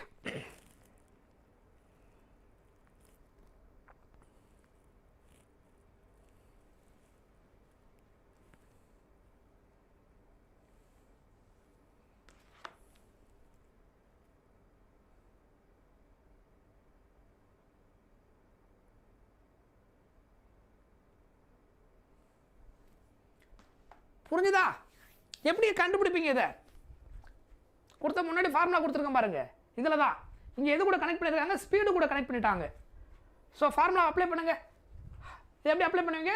கொஸ்டினில் டோட்டல் இன்டர்ரிஃப்ளெக்ஷன் சொல்லிட்டாங்க. ஸோ அதை வச்சு கிரிட்டிக்கல் ஆங்கிள் கண்டுபிடிச்சிட முடியும். sin IC equal to speed கூட கனெக்ட் பண்ணும்போது எப்படி எழுதணும்? Speed of what? Denser by speed of rarer. அவ்வளோதான் ஃபார்முலா. இது ஸ்பீடு கூட கனெக்ட் பண்ணும்போது நமக்கு ஆல்ரெடி தெரியும். கொஸ்டின் என்ன சொல்லிட்டாங்க, வெலாசிட்டி ஆஃப் லைட் அந்த மீடியம் மோட். இங்கே மீடியம்ன்றது என்னது, அந்த மீடியம்ன்றது தான் என்னது, டென்சர் மீடியம். ஏன்னா ஏர் வந்து வேக்கம், அப்போ அது வந்துட்டு ரேரர் ஆகிடும். ஹாஃப் ஆஃப் இட்ஸ் ஏர்னு சொல்லிட்டாங்க அதனுடைய ஸ்பீடுக்கு. ஏருடைய ஸ்பீட் நமக்கு தெரியும். இதுதான் இப்போ நமக்கு என்னது, ரேரர் கிவன் மீடியம் டென்சர். கரெக்டா? இதனுடைய ஸ்பீடு, ஏருடைய ஸ்பீட் நம்ம என்ன எடுப்போம், இந்த இடத்துல அது டென்சர். ஸ்பீடு இன் ஏர் நம்ம என்ன சொல்ல போகிறோம், speed of light in vacuum 3 × 10⁸ m/s அது ஸ்டாண்டர்ட். ஸோ இங்கே ஏர் வந்து எனக்கு ரேரர்னு தெரிஞ்சதுனால, ஏர் வந்து சாரி இது வந்து ரேரர், ஏர் வந்து ரேரர்னு தெரிஞ்சதுனால என்ன எடுத்துக்க முடியும், அது சீன் வந்துடும். அதுக்கப்புறம் ஸ்பீட் ஆஃப் டென்சர் மீடியம், அந்த மீடியமுடைய டென்சர் மீடியம் என்ன வரும், இங்கே என்ன கொடுத்துருக்குறாங்க, அது மீடியம். கரெக்டாக? இந்த இடத்துல ஏரோடைய ஸ்பீடு என்ன இருந்துச்சோ அதோட பாதியாக இருக்குன்னு சொல்லி கொடுத்துருக்குறாங்க. வெலாசிட்டி ஆஃப் ஏரை விட மீடியமாக ஹாஃபாக இருக்குன்னு கொடுத்துருக்குறாங்க. அப்போ இது சிக்கு ஈக்குவல்னா அப்போ இது எதுக்கு ஈக்குவல், c/2. அவ்வளோதான் டேட்டா. உங்களுக்கு புரிஞ்சிச்சுன்னா டேரெக்டாக போடலாம். புரியுதுக்காக நான் ஸ்டெப்ஸை போட்டுருக்கிறேன். நீங்கள் ரொம்ப தெளிவாக இருந்தால் ரொம்ப பிரச்சனையே கிடையாது. ஸோ டென்சருக்கு வந்து c/2 டிவைடட் பை ரேரருக்கு என்ன வரும், c. இந்த c கேன்சல் ஆகிடும், மறுபடியும் 1/2 வரும். அப்போ sin IC எந்த ஆங்கிளுக்கு 1/2 வரும், IC ஈக்குவல் டு திரும்ப அதே 30 degree. Option B is the answer. 30 degree is the answer. Right? கிளியரா? பார்த்த வரைக்கும் புரிஞ்சுதா? பஃபரிங் ஆகுதா? நெட்வொர்க் இஷ்யூ ஏதாவது இருக்கும், அது கொஞ்சம் நேரம் ஆனால் சரியாயிடும். ஓகே, பார்த்த வரைக்கும் ஓகே, கிளியரா ஃபாலோ பண்ண முடியுதா? இப்போ ஓரளவுக்கு எப்படி நான் ஃபார்முலாவை கனெக்ட் பண்ணுறேன், ஒரே ஒரு சின்ன ஐடியா தான், சிம்பிள் ரிலேஷன் தான். பிரெயினை கொஞ்சம் கரெக்டாக யூஸ் பண்ணி அதை அப்படியே ரீஅரேஞ்ச்மெண்ட் பண்ணிங்கன்னா ஆன்சர் அவ்வளோ ஈஸியாக வந்துடும். ஸோ இந்த ஒரே ஃபார்முலா இதெல்லாம் உங்களுக்கு புரியுறதுக்காக நான் போட்டேன். நமக்கு ஸ்பீட் ஆஃப் லைட்டு சீன் தெரியும், வேக்கமுக்கு சீன் நமக்கு ஃபிக்ஸ்டு தெரியும். ஏர் சொன்னாலும் வேக்கம் சொன்னாலும் பாதினா c/2. அதுக்கப்புறம் இங்கே டென்சர் பை ரேரர்னு வரணும். ஏர் வேக்கம்னா வேக்கம் வந்து ஏராக இருந்துச்சுன்னா இப்போ கண்டிப்பாக அது தான் ரேரர். ஏன்னா அதை தாண்டி எதுவுமே நமக்கு ரிஃப்ராக்டன்ஸ் கம்மியாக இருக்க போகிறதில்ல. இன்னொரு மீடியம் கண்டிப்பாக தான் என்னவாக இருக்க முடியும், டென்சராக இருக்க முடியும். ஸோ இதில் அப்ளை பண்ணால் இந்த ஆன்சர் வந்துடும். ஓகே, ஸோ எல்லோரும் ரொம்ப நேரமாக பிரேக் கேட்டு இருக்கிறீங்க. So I will give the break. So class இப்போ 1:32 half an hour பிரேக் கொடுத்துட்றேன். Will continue 2 o'clock. சரியா? சாப்பிட்டு வந்துருங்க, நானும் சாப்பிட்டு வந்துடுறேன்.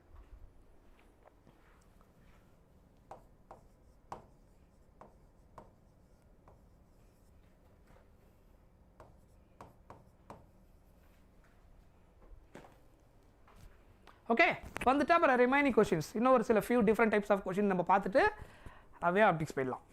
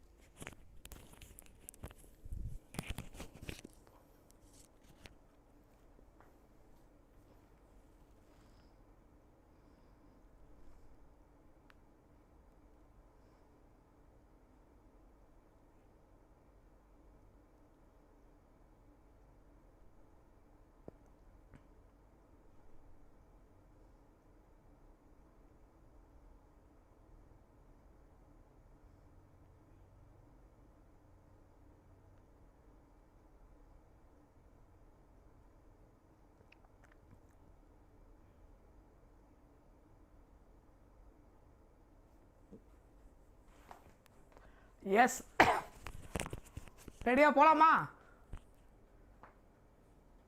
வேவ் ஆப்டிக்ஸா? இல்லை இன்னும் கொஞ்சம் கொஷின்ஸ் வந்துட்டு வேவ் ஆப்டிக்ஸ் பார்த்துட்டு. வேவ் ஆப்டிக்ஸ் ஈஸியாக தான் இருக்கும். வேவ் ஆப்டிக்ஸ் நமக்கு ஒரு ரெண்டு ஹெட்டிங் தான் மெயினாக.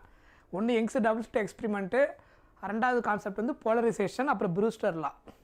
ஸோ அதனால் அது சிம்பிளாக இருக்கும். ரைட். Yes good afternoon. லஞ்சா? எஸ் சாப்பிட்டுட்டேன். லஞ்சு முடிச்சுட்டு தான் வந்து. நீங்கள் எல்லோரும் சாப்பிட்டீங்களா? எல்லோரும் லஞ்சு சாப்பிட்டீங்களா? வாய்ஸ் லோவாக இருக்குதா? சாப்பிட்ட மயக்கமாக இருக்கும். அப்போ அதனால் வாய்ஸ் கம்மியாக இருக்குதுன்னு நினைக்கிறேன். இப்போ கேட்குதா? கொஞ்சம் எனர்ஜி ஏற்றுறருங்க. மதியானம் சாப்பிட்டு வந்தாலே கொஞ்சம் அந்த ஸ்லீப்பியாக இருக்கும் இல்லையா? அதனால் அப்படி இருந்திருக்கலாம். வெயில் வேறு ஜாஸ்தியாக இருக்குது. அதனால் வெளியில் போயிட்டு வரும்போது வரதுக்குள்ளே லைட்டாக டயர்டாகி போச்சு. அவ்வளோ வெயில் அடிக்குது. அடிக்கிற வெயிலில் பிரியாணிலாம் சாப்பிட்டு அவஸ்தைப்பட முடியாது. மீல்ஸு தான் சாப்பிட்டேன். மீல்ஸு கேர்டு கொஞ்சம் நிறைய எடுத்துக்கினேன். வெயிலுக்கு தான் கரெக்டாக இருக்குது இப்போதைக்கு. அதனால் இந்த டைமுக்கு அதுதான் கரெக்டான ஃபுட்டு இந்த கிளைமேட்டுக்கும். சரியா? நம்ம பாடிக்கும் கண்டிஷனுக்கு ஏற்ற மாதிரி ஃபுட்டு எடுத்துக்க வேண்டியதான். நீங்கள் சாப்பிட்லையா தர்ஷினி? ஏன் சாப்பிடாமல் இருந்தீங்க? எல்லோரும் சாப்பிடுங்க. நல்லா டைமுக்கு சாப்பிட்ருங்க. எல்லாம் ஃபோக்கஸ் பண்ண முடியாது. அதுவும் நீங்கள் எல்லாம் டாக்டர் படிக்க போகிற ஸ்டூடெண்ட்டு, ஃப்யூச்சர் டாக்டர் வேறு. ஸோ அதனால் உங்களுக்கு தெரியும் ஹெல்த்து எவ்வளோ முக்கியம் அப்படின்னு சொல்லிட்டு. சரியா? போகலாமா?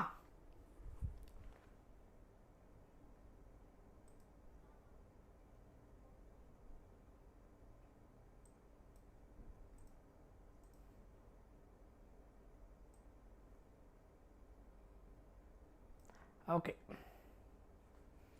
Okay, very good. ஓகே, இந்த கொஸ்டினுக்கு ஆன்சர் சொல்லுங்கள். What should be I so that total internal reflection occurs at the glass air interface? At the glass air interface என்ன ஆன்சர் சொல்ல முடியுமா இந்த கேஸ்க்கு?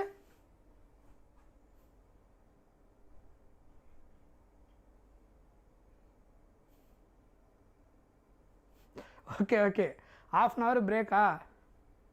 ஃபாஸ்ட்டாக சாப்பிட்டீங்களா? Okay okay, good.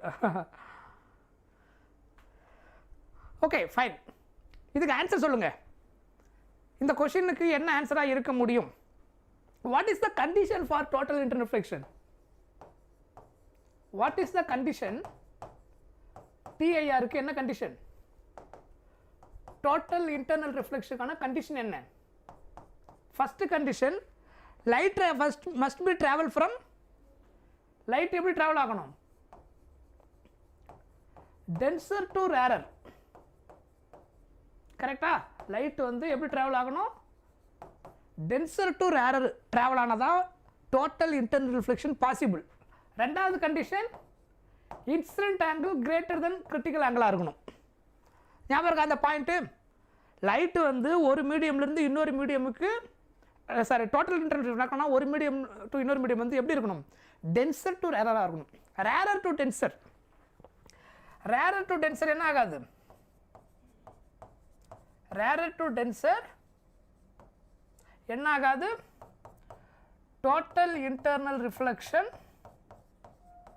Not possible. சரியா? நாட் என்ற வார்த்தை யூஸ் பண்ணிக்கலாம், கரெக்டாக இருக்கும்.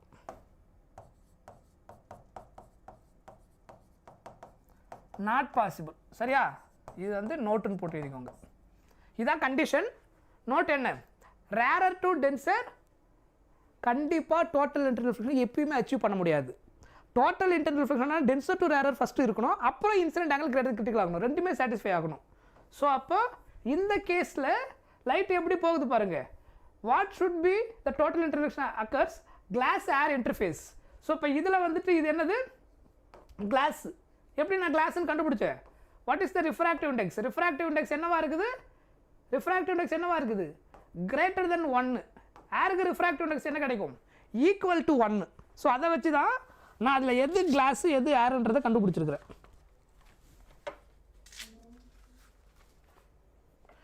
ஓகேவா? புரிஞ்சுதா? ஆப்ஷன் டி தான் ஆன்சர். அதுக்கு ரீசன், கொஸ்டினில் எது கிளாஸு ஏருன்னு எக்ஸாக்டாக அவங்க மென்ஷன் பண்ணலை. நாம் எப்படி கண்டுபிடிக்கணும்னு ஒன்று இருக்குது. ரெண்டு மீடியமில் கிளாஸ் ஏர்னு சொல்லிட்டாங்க. ரிஃப்ராக்டிவ் இண்டெக்ஸ் ஒன்றுத்தில் இருக்குது, அதை வச்சு கண்டுபிடிச்ச முடியும். ரிஃப்ராக்டிவ் இண்டெக்ஸோட வேல்யூ ஏருக்கு 1, எனி அதர் மீடியமுக்கு கிரேட்டர் தென் 1 இருக்கும். ஸோ அதை வச்சு என்ன கண்டுபிடிச்சிடலாம். அப்போ இதுதான் ஏர் மீடியமாக இருந்திருக்கணும், இது கிளாஸாக இருக்கணும். அப்போ இது என்ன மீடியம்? Rarer medium. இது ரேரர், இது அப்போ என்னவா இருந்திருக்கும் டென்சர். ரேரர் டு டென்சர் என்ன நடக்க முடியாது, நாட் பாசிபிள். அதனால் option D is the answer. புரிஞ்சுதா? Right. Next question. Mirage is phenomenon. மிரேஜ்ன்றது எதனால் நடக்குது கேள்விப்பட்டீங்களா? அப்ளிகேஷன் ஆஃப் டோட்டல் இன்டர்னல் ரிஃப்ளெக்ஷனில் மெயினாக வரக்கூடிய ஒன் ஆஃப் த அப்ளிகேஷன் வந்து மிரேஜ். காணல் நீர்னு சொல்லுவாங்க தமிழில், அது என்னென்னு சொல்லுவோம் இங்கிலீஷில் மிரேஜ். ஸோ அது எதனால் நடக்கும்? Due to total internal reflection. Mirage fibre optic cable, optical ஃபைபரை நடக்கக்கூடியது டோட்டல் இன்டர்னல் ரிஃப்ளெக்ஷன். ஸோ இது ரெண்டும் முக்கியமான ஒரு அப்ளிகேஷன் டிஐஆரில் நம்ம யூஸ் பண்ணுறது. ஸோ அதனால் இது ஒரு simple question. Next, the phenomenon utilised optical fibre. Optical ஃபைபரில் எது நடக்குதும் சொன்னேன் இல்லையா, இதெல்லாம் முக்கியமான அப்ளிகேஷன். இதில் டோட்டல் இன்டர் ரிஃப்ளெக்ஷன் அந்த கான்செப்ட் யூஸ் பண்ணக்கூடிய அப்ளிகேஷன். ஸோ இதெல்லாம் ஆல்ரெடி உங்களுக்கு எல்லாரும் தெரிஞ்சிருக்கும். Next, a beam of monochromatic light incident at I equal to 45 degree, one face at an equilateral prism.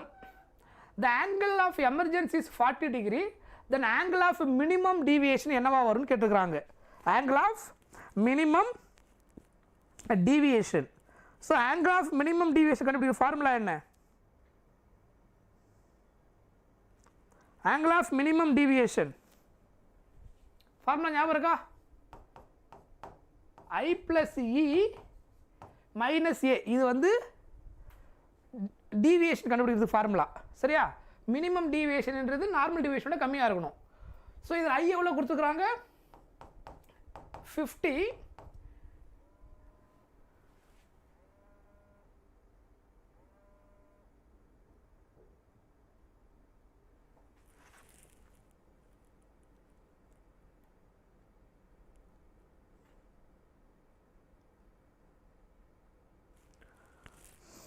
Right. So அப்போ என்ன வரும்? 50. இங்கே என்ன கொடுத்துக்கிறாங்க? 40 மைனஸ் இது எவ்வளோ வரும்? 60. ஏன் 60 வரும்? கொஷினில் என்ன கொடுத்துக்கிறாங்க? Equilateral prism. அப்போ எல்லா ஆங்கிள் என்ன இருக்கும்? ஈக்குவலேட்ரல் ப்ரிசம்னா எல்லாமே 60. அப்போ இதுதான் என்னது? Angle of A. Angle of A 60. So அப்போ 90 மைனஸ் 60 ஆட் பண்ணால் என்ன கிடைக்கும்? 30. இது வந்து டீவியேஷன். மினிமம் டீவியேஷன்றது கண்டிப்பாக இப்போ என்னவா இருக்கும்? லெஸ் தென் 30 இருக்கும். மினிமம் டீவியேஷன் கண்டிப்பாக என்ன இருக்கும்? லெஸ் தென் 30 இருக்கும். சரியா? லெஸ் தென் ஆர் ஈக்குவல் கிடையாது, less than 30. Option B. Option B is the answer. சரியா? டி கிடையாது. நல்லா புரிஞ்சுங்க. இவங்க கேட்டிருக்கிறது பீம் ஆஃப் லைட், லைட் இந்த ஆங்கிளில் இன்சிடென்ட் பண்ணியிருக்காங்க, இது எமர்ஜ் ஆயிருக்கு. மினிமம் டீவியேஷன் அப்போ எப்படி இருக்குன்னு கேட்டுக்கிறாங்க. இவங்க கொடுத்துக்கிற ஆங்கிளுக்கான டீவியேஷன் தான் இது. 50க்கும் இது வந்து நம்ம கண்டுபிடிச்சிருக்கிறது டீவியேஷன், ஆங்கிள் ஆஃப் டீவியேஷன் கண்டுபிடிச்சிருக்கிறோம். கொஷின் என்ன? Minimum deviation. மினிமம் டீவியேஷன் கண்டிப்பாக நம்ம அவங்க கொடுத்துக்கிற ஆங்கிளோட கம்மியாக தான் இருக்க முடியுமே தவிர அதோட அதிகமாக இருக்காது, ஈக்குவலாக வராது. ரைட்? சொல்கிறது புரியுதா? மினிமம் டீவியேஷன் அது அவங்க நார்மலாக கொடுத்துக்கிற ஆங்கிள் அது.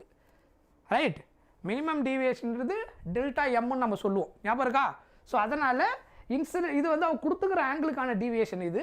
இதுக்கு பேர் தான் மினிமம் டீவியேஷன். ஆங்கிள் ஆஃப் இன்சிடென்ஸும் ஆங்கிள் ஆஃப் எமர்ஜென்ஸும் சேமாக இருக்கும்போது என்ன நடந்துருக்குன்னு கேட்டிருப்பாங்க. தட் இஸ் அதோட கம்மியாக தான் இருக்கும். இது தான் சொல்லுங்கள்.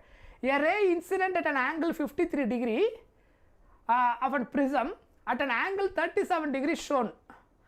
Okay. Emergence angle கொடுத்துட்டாங்க. If the angle of incident is made 53 degree, which of the following is possible value of angle of emergence அப்படின்னு கேட்டிருக்கிறாங்க. ரைட்? ஸோ இதை எப்படி சால்வ் பண்ணுவீங்க?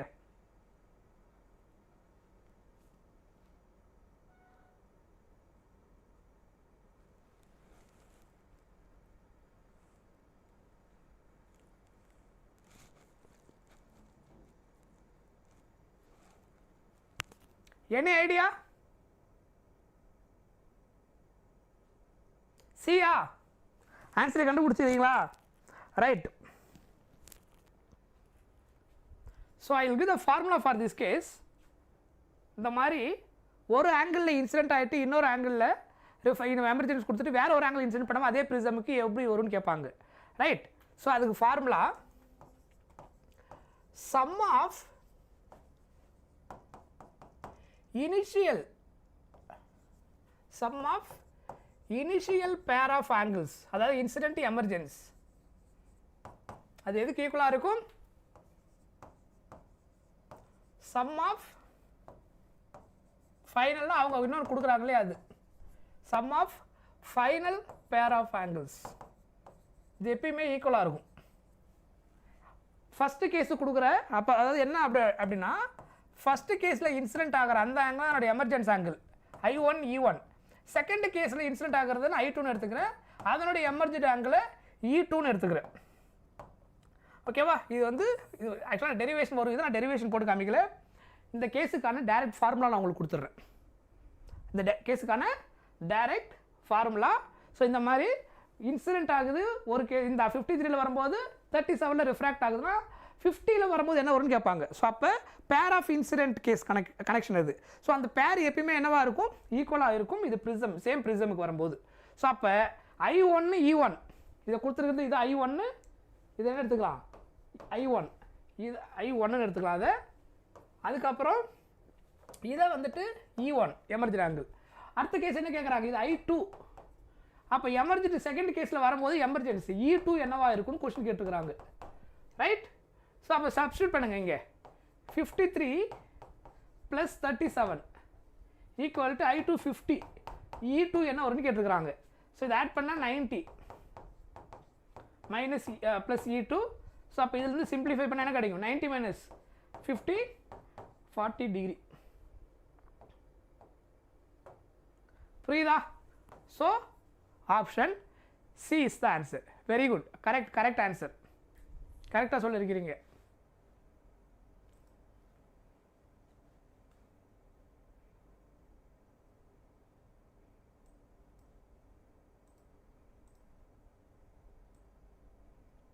புரிஞ்சுதா? கிளியரா? இது வந்து இந்த மாதிரி சில கொஞ்சம் டிஃப்ரெண்ட்டான சில கேஸ்லாம் நம்ம பார்ப்போம். அதான் இதெல்லாம் நீங்கள் அதிகமாக படிக்காத ஃபார்முலாவாக இருக்கும். இப்போ நம்ம பார்க்குறதுலாம் ஆல்ரெடி ஃபெமிலியரான சில கான்செப்ட் நமக்கு பிரச்சனை இருக்கா, டக்குன்னு கூட ஐடியா கிடச்சிடும். இந்த மாதிரி ஒரு சில வித்தியாசமான கேஸ்லாம் வரும்போது நம்ம இதெல்லாம் எப்படி யூஸ் பண்ணணும்னு தெரியணும். இந்த மாதிரி கேஸ்லாம் வரும்போது இதெல்லாம் ஸ்டாண்டர்ட் பேட்டர்ன் இதெல்லாம். Right? The ratio of refractive index of red light to blue light. Refractive index of red லைட்டுக்கும் ப்ளூ லைட்டுக்கும் ரேஷியோ எடுத்திங்கன்னா என்ன வரும்?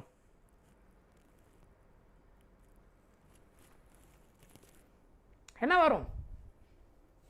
ரிஃப்ராக்டிவ் இண்டெக்ஸும் வேவ் லென்த் நம்ம என்ன ஆல்ரெடி பார்த்துருக்குறோம், இன்வெர்ஸ்லி ப்ரொபோர்ஷனல். ரெட் லைட்டுக்கும் ப்ளூ லைட்டுக்கு ரேஷியோ எடுத்திங்கன்னா ரெட் லைட்டோட refractive index by blue light refractive index inversely proportional என்ன வரணும்? Wavelength of blue by wavelength of red. இதில் எதுக்கு வேவ் லென்த் அதிகம்? VIBGYOR, violet, indigo, blue, green, yellow, orange, red. So அதனால் wavelength of red வந்து greater than wavelength of ப்ளூவாக இருக்கும். அப்போ டினாமினேட்டர் அதிகம், நியூமரேட்டர் கம்மி. அப்போ இந்த ஆன்சர் எதுக்கு ஈக்குவலாக வரும்? Less than 1. ஸோ ஆன்சர் என்ன வரும்? Option A is the answer.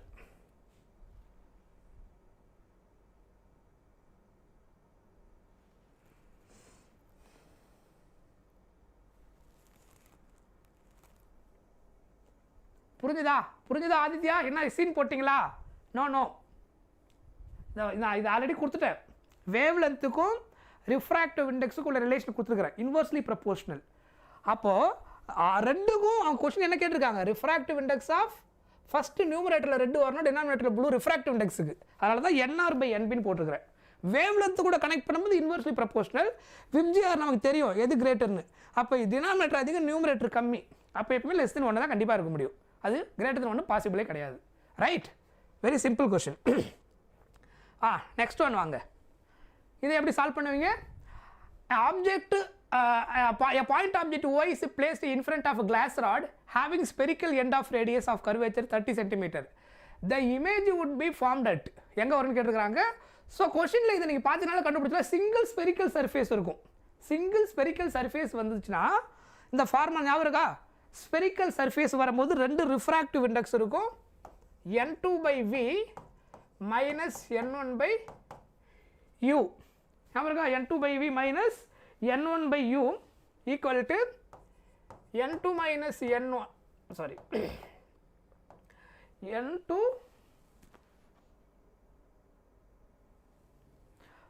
N2 minus N1 by R.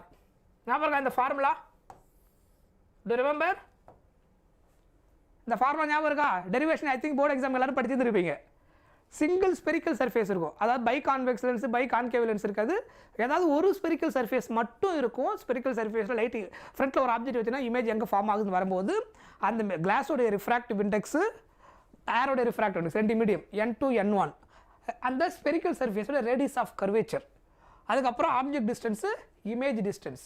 So இதான் என்னது ரிஃப்ராக்ஷன் த்ரூ ஸ்பெரிக்கல் சர்ஃபேஸ், அந்த relation refraction radius of curvature. இந்த கொஷின் பார்த்தாலும் நீங்கள் கண்டுபிடிச்சிடலாம். ஒரே ஒரு ரேடியஸ் ஆஃப் கர்வேச்சர் கொடுத்துருவாங்க, கொஷினில் ஹேவிங் ஏ ஸ்பெரிக்கல் எண்டு, ஒரே ஒரு எண்டு மட்டும் இருக்கும். ஸோ அப்போ இதனுடைய ரிஃப்ராக்டிவ் இண்டெக்ஸ் n1, இதனுடைய ரிஃப்ராக்டிவ் இண்டெக்ஸ் n2, ரைட். அதுக்கப்புறம் இங்கே என்ன கொடுத்துருக்குறாங்க, ஆப்ஜெக்டோட டிஸ்டன்ஸ் கொடுத்துட்டாங்க, u கொடுத்துருக்குறாங்க, இதுதான் u. ஸோ சைன் கன்வென்ஷனில் எதுனா இது நெகட்டிவ் எக்ஸ் ஆக்சிஸ், அதனால் -15 centimetre.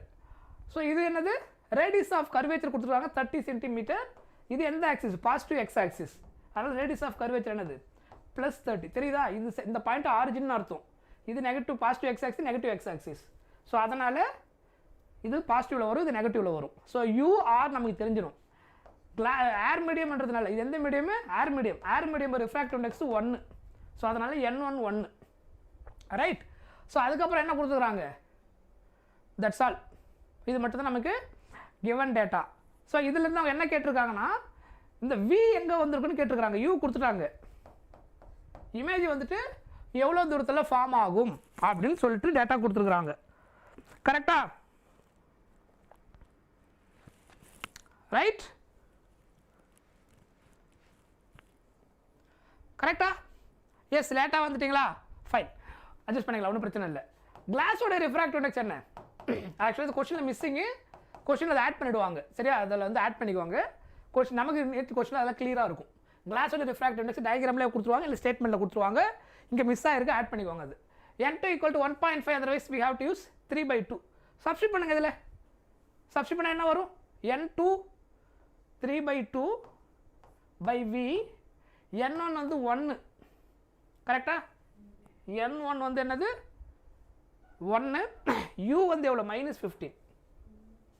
So minus of minus என்ன ஆகிடும் +15, இல்லை அடுத்த ஸ்டெப்லேயே போட்டுக்கோங்க. -15 n2 - n1, அப்போ இதை 1.5 - 1 வச்சுக்கலாம், அது ஒன்றும் பிரச்சனை இல்லைங்க. பை ரேடியஸ் ஆஃப் கர்வேச்சர் எவ்வளோ கொடுத்தாங்க +30. ஸோ அதனால் +30. ஸோ அப்போ இதை சிம்பிளிஃபை பண்ணிங்கன்னா 3/2v, minus of minus plus ஆகிடும். 1/15 = 1.5 - 1 என்ன வரும் 0.5/30, கரெக்டா? ஸோ இதை சிம்பிளிஃபை பண்ணுங்க. 3/2v = 0.5 எப்படி எழுதலாம், 1/2 எழுதலாம். 1/2 இப்போ என்ன ஆகிடும் 1/60. இந்த +1/15 வரும் -1/15. அப்போ எல்சிஎம் எடுங்க, 1/60 மல்டிப்ளை பை 4 ஆல் மல்டிப்ளை பண்ணால் என்ன ஆகிடும் 60. ஸோ அப்போ -3/60 என்ன வரும் 3/2v, ரைட். அப்போ இதெல்லாம் கேன்சல் பண்ணிக்கலாம், இந்த 3 கேன்சல் பண்ணிடலாம். இங்கே ரெசிப்ரோக்கில் எழுதுனீங்கன்னா 2v = -60, ரெண்டு கேன்சல் பண்ணால் 30. ஸோ அப்போ v = -30 சென்டிமீட்டர். ஸோ அப்போ minus represents what negative X axis, அதனால் ஆரிஜினில் எந்த பக்கம் இருக்கும் லெஃப்ட் சைடு இருக்கும். ஸோ அதனால் 30 சென்டிமீட்டர் லெஃப்ட் அப்படின்னு கிடைக்கும். புரிஞ்சுதா? ஏன் லெஃப்ட்னு சொல்கிறேன்னு, negative sign indicates what negative X axis, positive வந்தால் சைன் கன்வென்ஷனில் positive X axis. So -30 represents ஸ்டேட்மெண்ட்டில் சொல்லணும்னா ஆரிஜின்லேருந்து, அதாவது அந்த சென்டர் பாயிண்ட்லேருந்து எங்கே இருக்கும் நெகட்டிவ் எக்ஸ் ஆக்சிஸ் வந்து லெஃப்ட் சைடு, இந்த பக்கம் வந்தால் பாசிட்டிவ் வந்தால் ரைட் சைடுன்னு சொல்லியிருப்போம். Okay, yes, good, very good.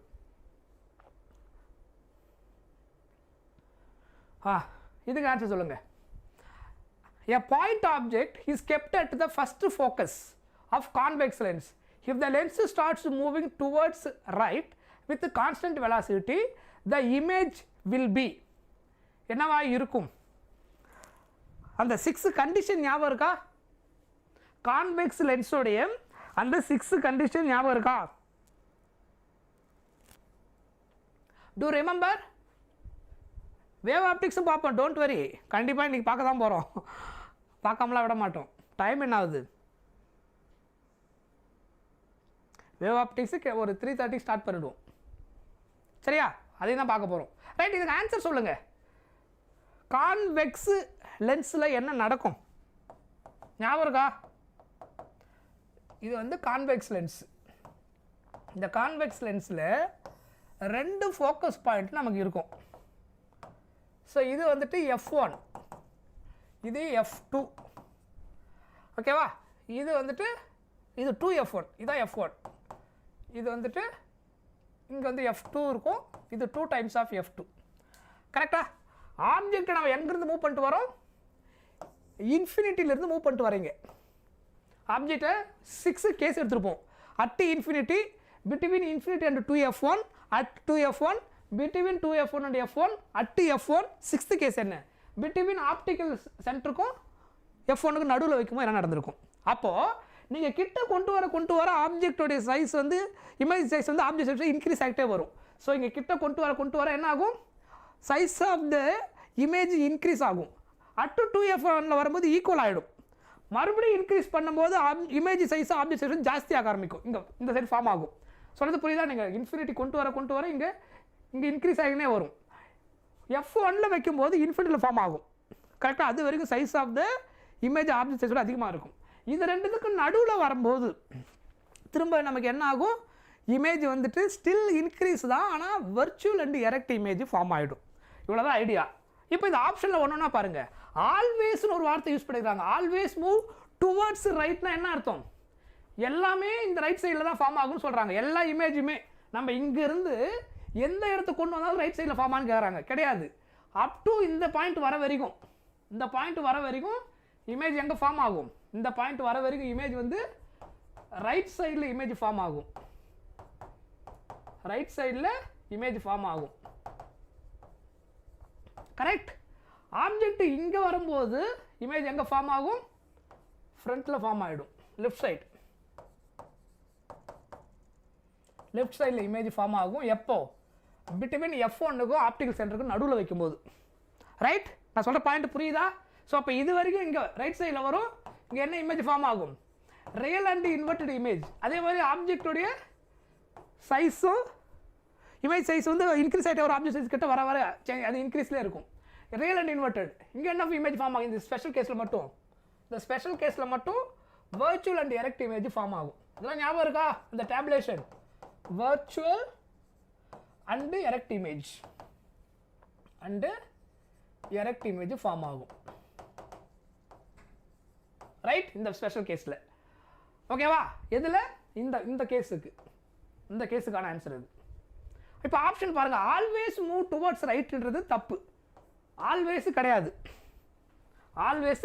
இங்கே போட்டுக்கோங்க. இது தப்பு. ரைட்? செகண்ட் ஒன்று பாருங்கள்.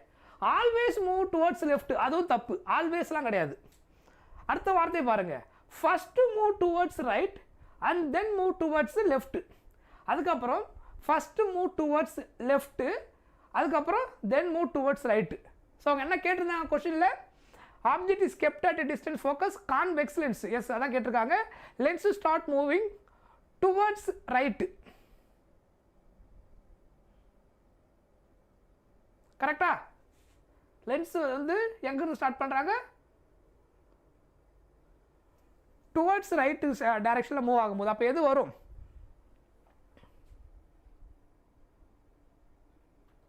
இமேஜ் வந்துட்டு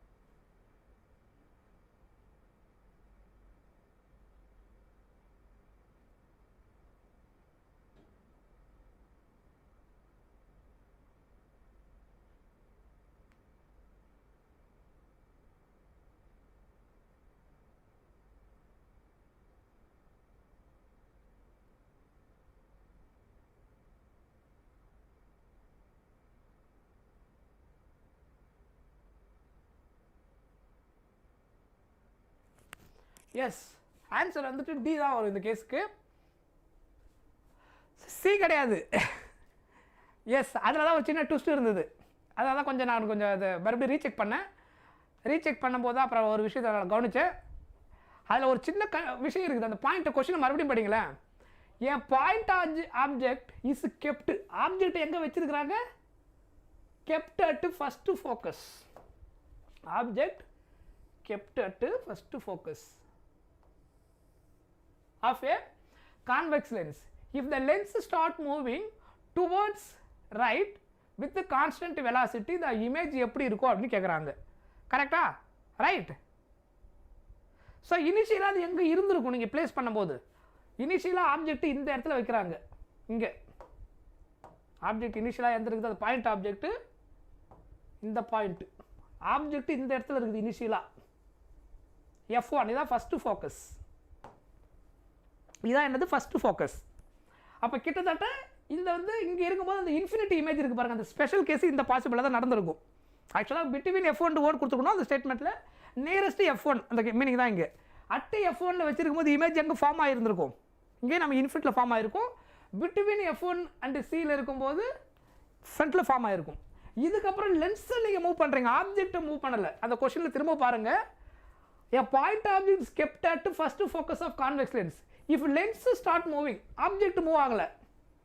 எது மூவ் ஆகுதுன்றது நல்லா படிங்க. Lens start to moving. இந்த லென்ஸ் என்ன ஆகுது? இந்த இடத்துல இருந்து இங்கேருந்து லென்ஸு மூவ் ஆக ஆரம்பிக்குது. இது மூவ் ஆகலை. ஸோ அப்போ லென்ஸு மூவ் ஆக உங்களுக்கு என்ன ஆகும்? ஆப்ஜெக்ட் அங்கே தான் இருக்கும். இந்த பாயிண்ட் எல்லாம் ஷிஃப்ட் ஆகினே வர ஆரம்பிக்கும். கரெக்டாக?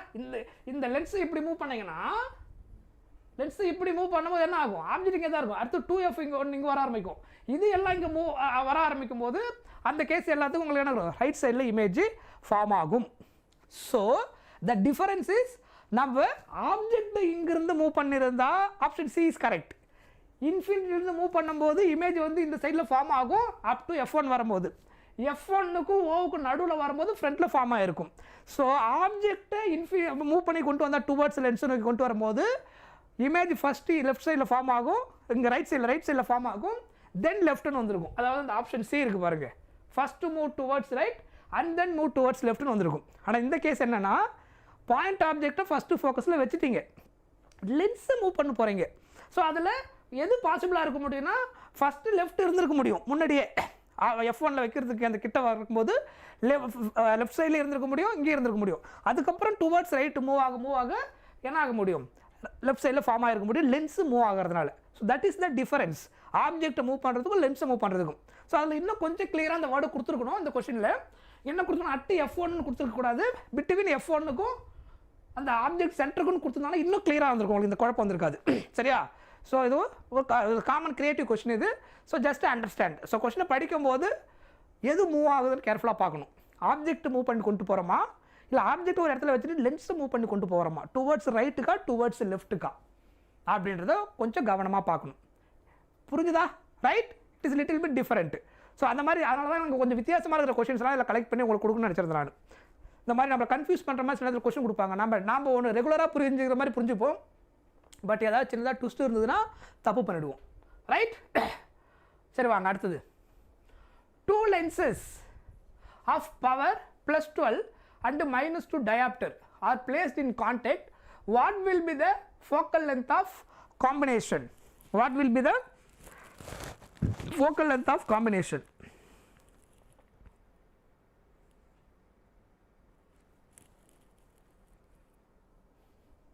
ஓகேவா? லென்ஸஸ் கான்டாக்டில் வச்சிங்கன்னா மல்டிபிள் லென்ஸு கான்டாக்டில் வச்சா டோட்டல் பவர் கண்டுபிடிக்கிற ஃபார்முலா என்ன?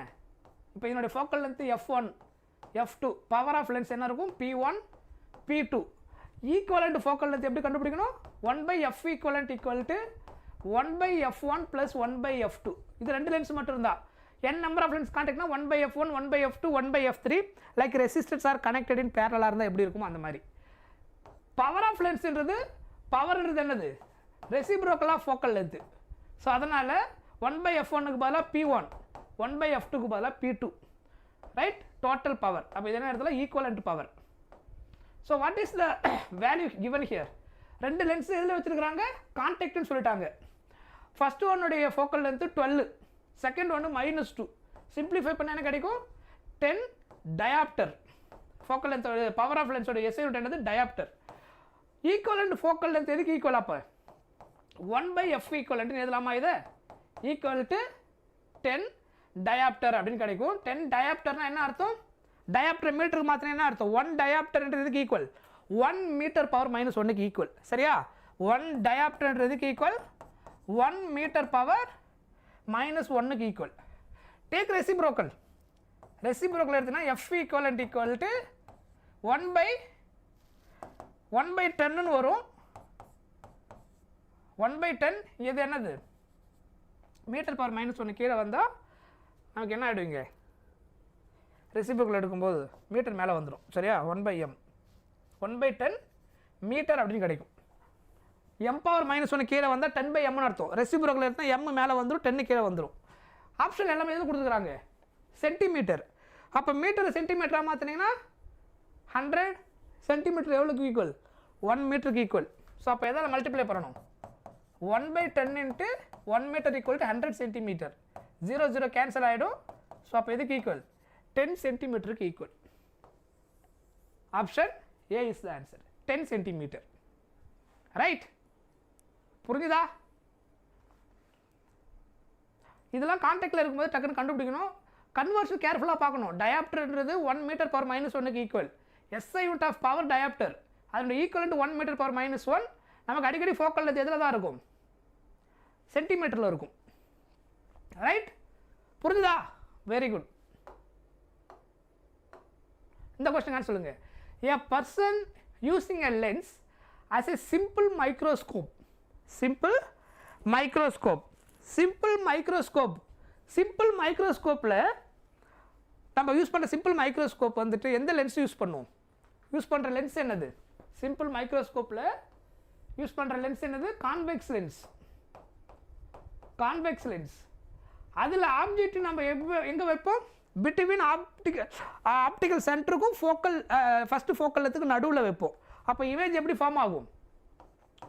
வர்ச்சுவல் அண்டு எரெக்ட் இமேஜ் இதில் ஃபார்ம் ஆகும். Magnified image virtual and erect image இதில் ஃபார்ம் ஆகும். அதாவது இந்த கான்வெக்ஸ் சொல்லிட்டு 6th ப்ராப்பர்ட்டி. சரியா? சிம்பிள் மைக்ரோஸ்கோப்பில் நம்ம யூஸ் பண்ணுறது convex 6th property. Virtual and erect image form ஆகும். சி ஆப்ஷன் டி கிடையாது.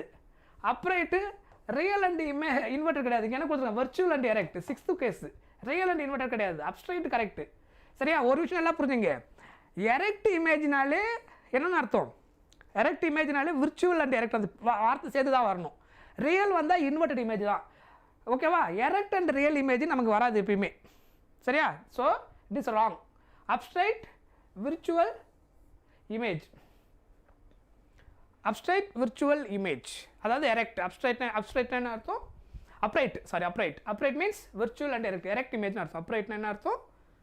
எரெக்ட்ன்றதுக்கு சம்டைம்ஸ் இந்த வார்த்தை யூஸ் பண்ணுவாங்க. ஸ்ட்ரைட் அது ஆக்சுவலாக எக்ஸாக்டாக ஸ்ட்ரைட்டாக இருக்குன்னு அர்த்தம். இன்வெர்ட் ஆகலன்னு அர்த்தம். ரைட்? அடுத்த கொஸ்டின் சொல்லுங்கள். Least distance of distinct vision 25 centimetre magnifying power of simple microscope of focal length கொடுத்துருக்குறாங்க. ஸோ சிம்பிள் மைக்ரோஸ்கோப்பில் நமக்கு மேக்னிஃபிகேஷன் கண்டுபிடிக்கிற formula 1 + d/f. 1 + d/f. So distinct vision 25 centimetre magnifying power of simple microscope focal length என்ன கொடுத்துருக்காங்க? 5 centimetre. இதான் என்னது? டிஸ்டிங்விஷன் D கொடுத்துருக்குறாங்க. So அப்போ 25 by ஃபோக்கல் லென்த் 5. ஸோ நமக்கு என்ன கிடைக்கும்? அப்போ 5. ஸோ ஆன்சர் என்ன வரும்? ஞாபகம் இருக்கா? இது சிம்பிள் மைக்ரோஸ்கோப்புக்கு யூஸ் பண்ணுற ஃபார்முலா. டினா டிஸ்டிங்விஷன். m = சிம்பிள் மைக்ரோஸ்கோப்பில் மேக்னிஃபிகேஷன் கண்டுபிடிக்கிறதுக்கான ஃபார்முலா இது. சிம்பிள் ஃபார்முலா இதெல்லாம். m = 1 + d/f. Yes, very good, very good, very good, correct one.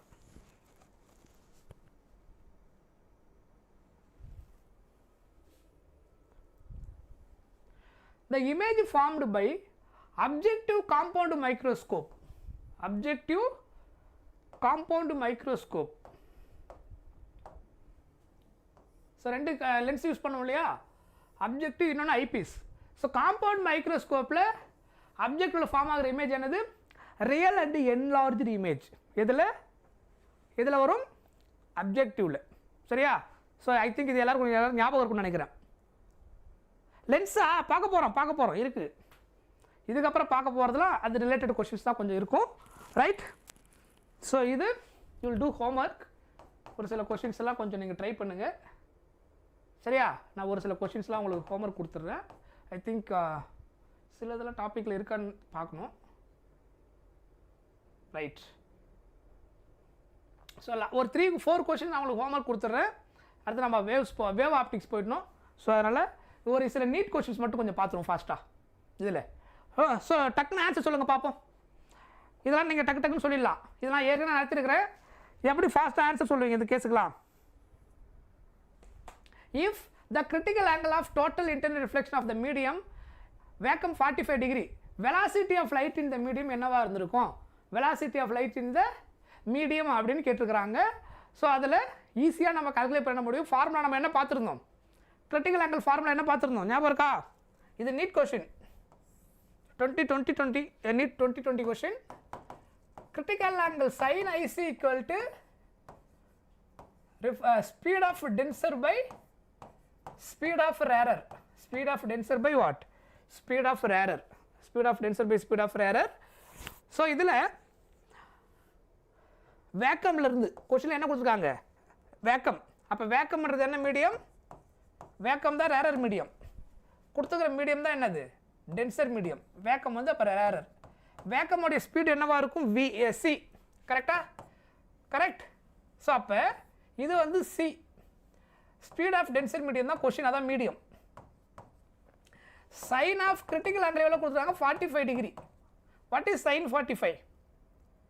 Sign 45 degree value 1/√2 equal to refractive index of denser. Critical angle எதுக்கு equal?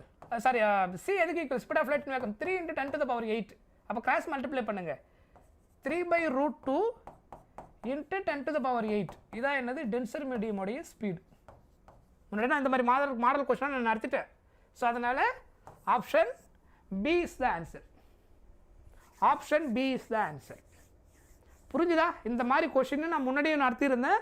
So இப்போ உங்களுக்கு தெரிஞ்சிருக்கும். நீட்டில் இந்த மாதிரி கொஷின் நான் நிறைய தடவை கேட்டிருக்காங்கன்னு சொல்லியிருந்தேன். ஸோ கொஷின் ரொம்ப சிம்பிள், அண்டர்ஸ்டாண்ட் பண்ண தெரியணும். எது டென்சரு எது ரேரர். கிரிட்டிக்கல் ஆங்கிள் உள்ளே வந்தாலே உங்கள் மைண்டில் முதல்ல வர வேண்டிய வார்த்தை என்னது?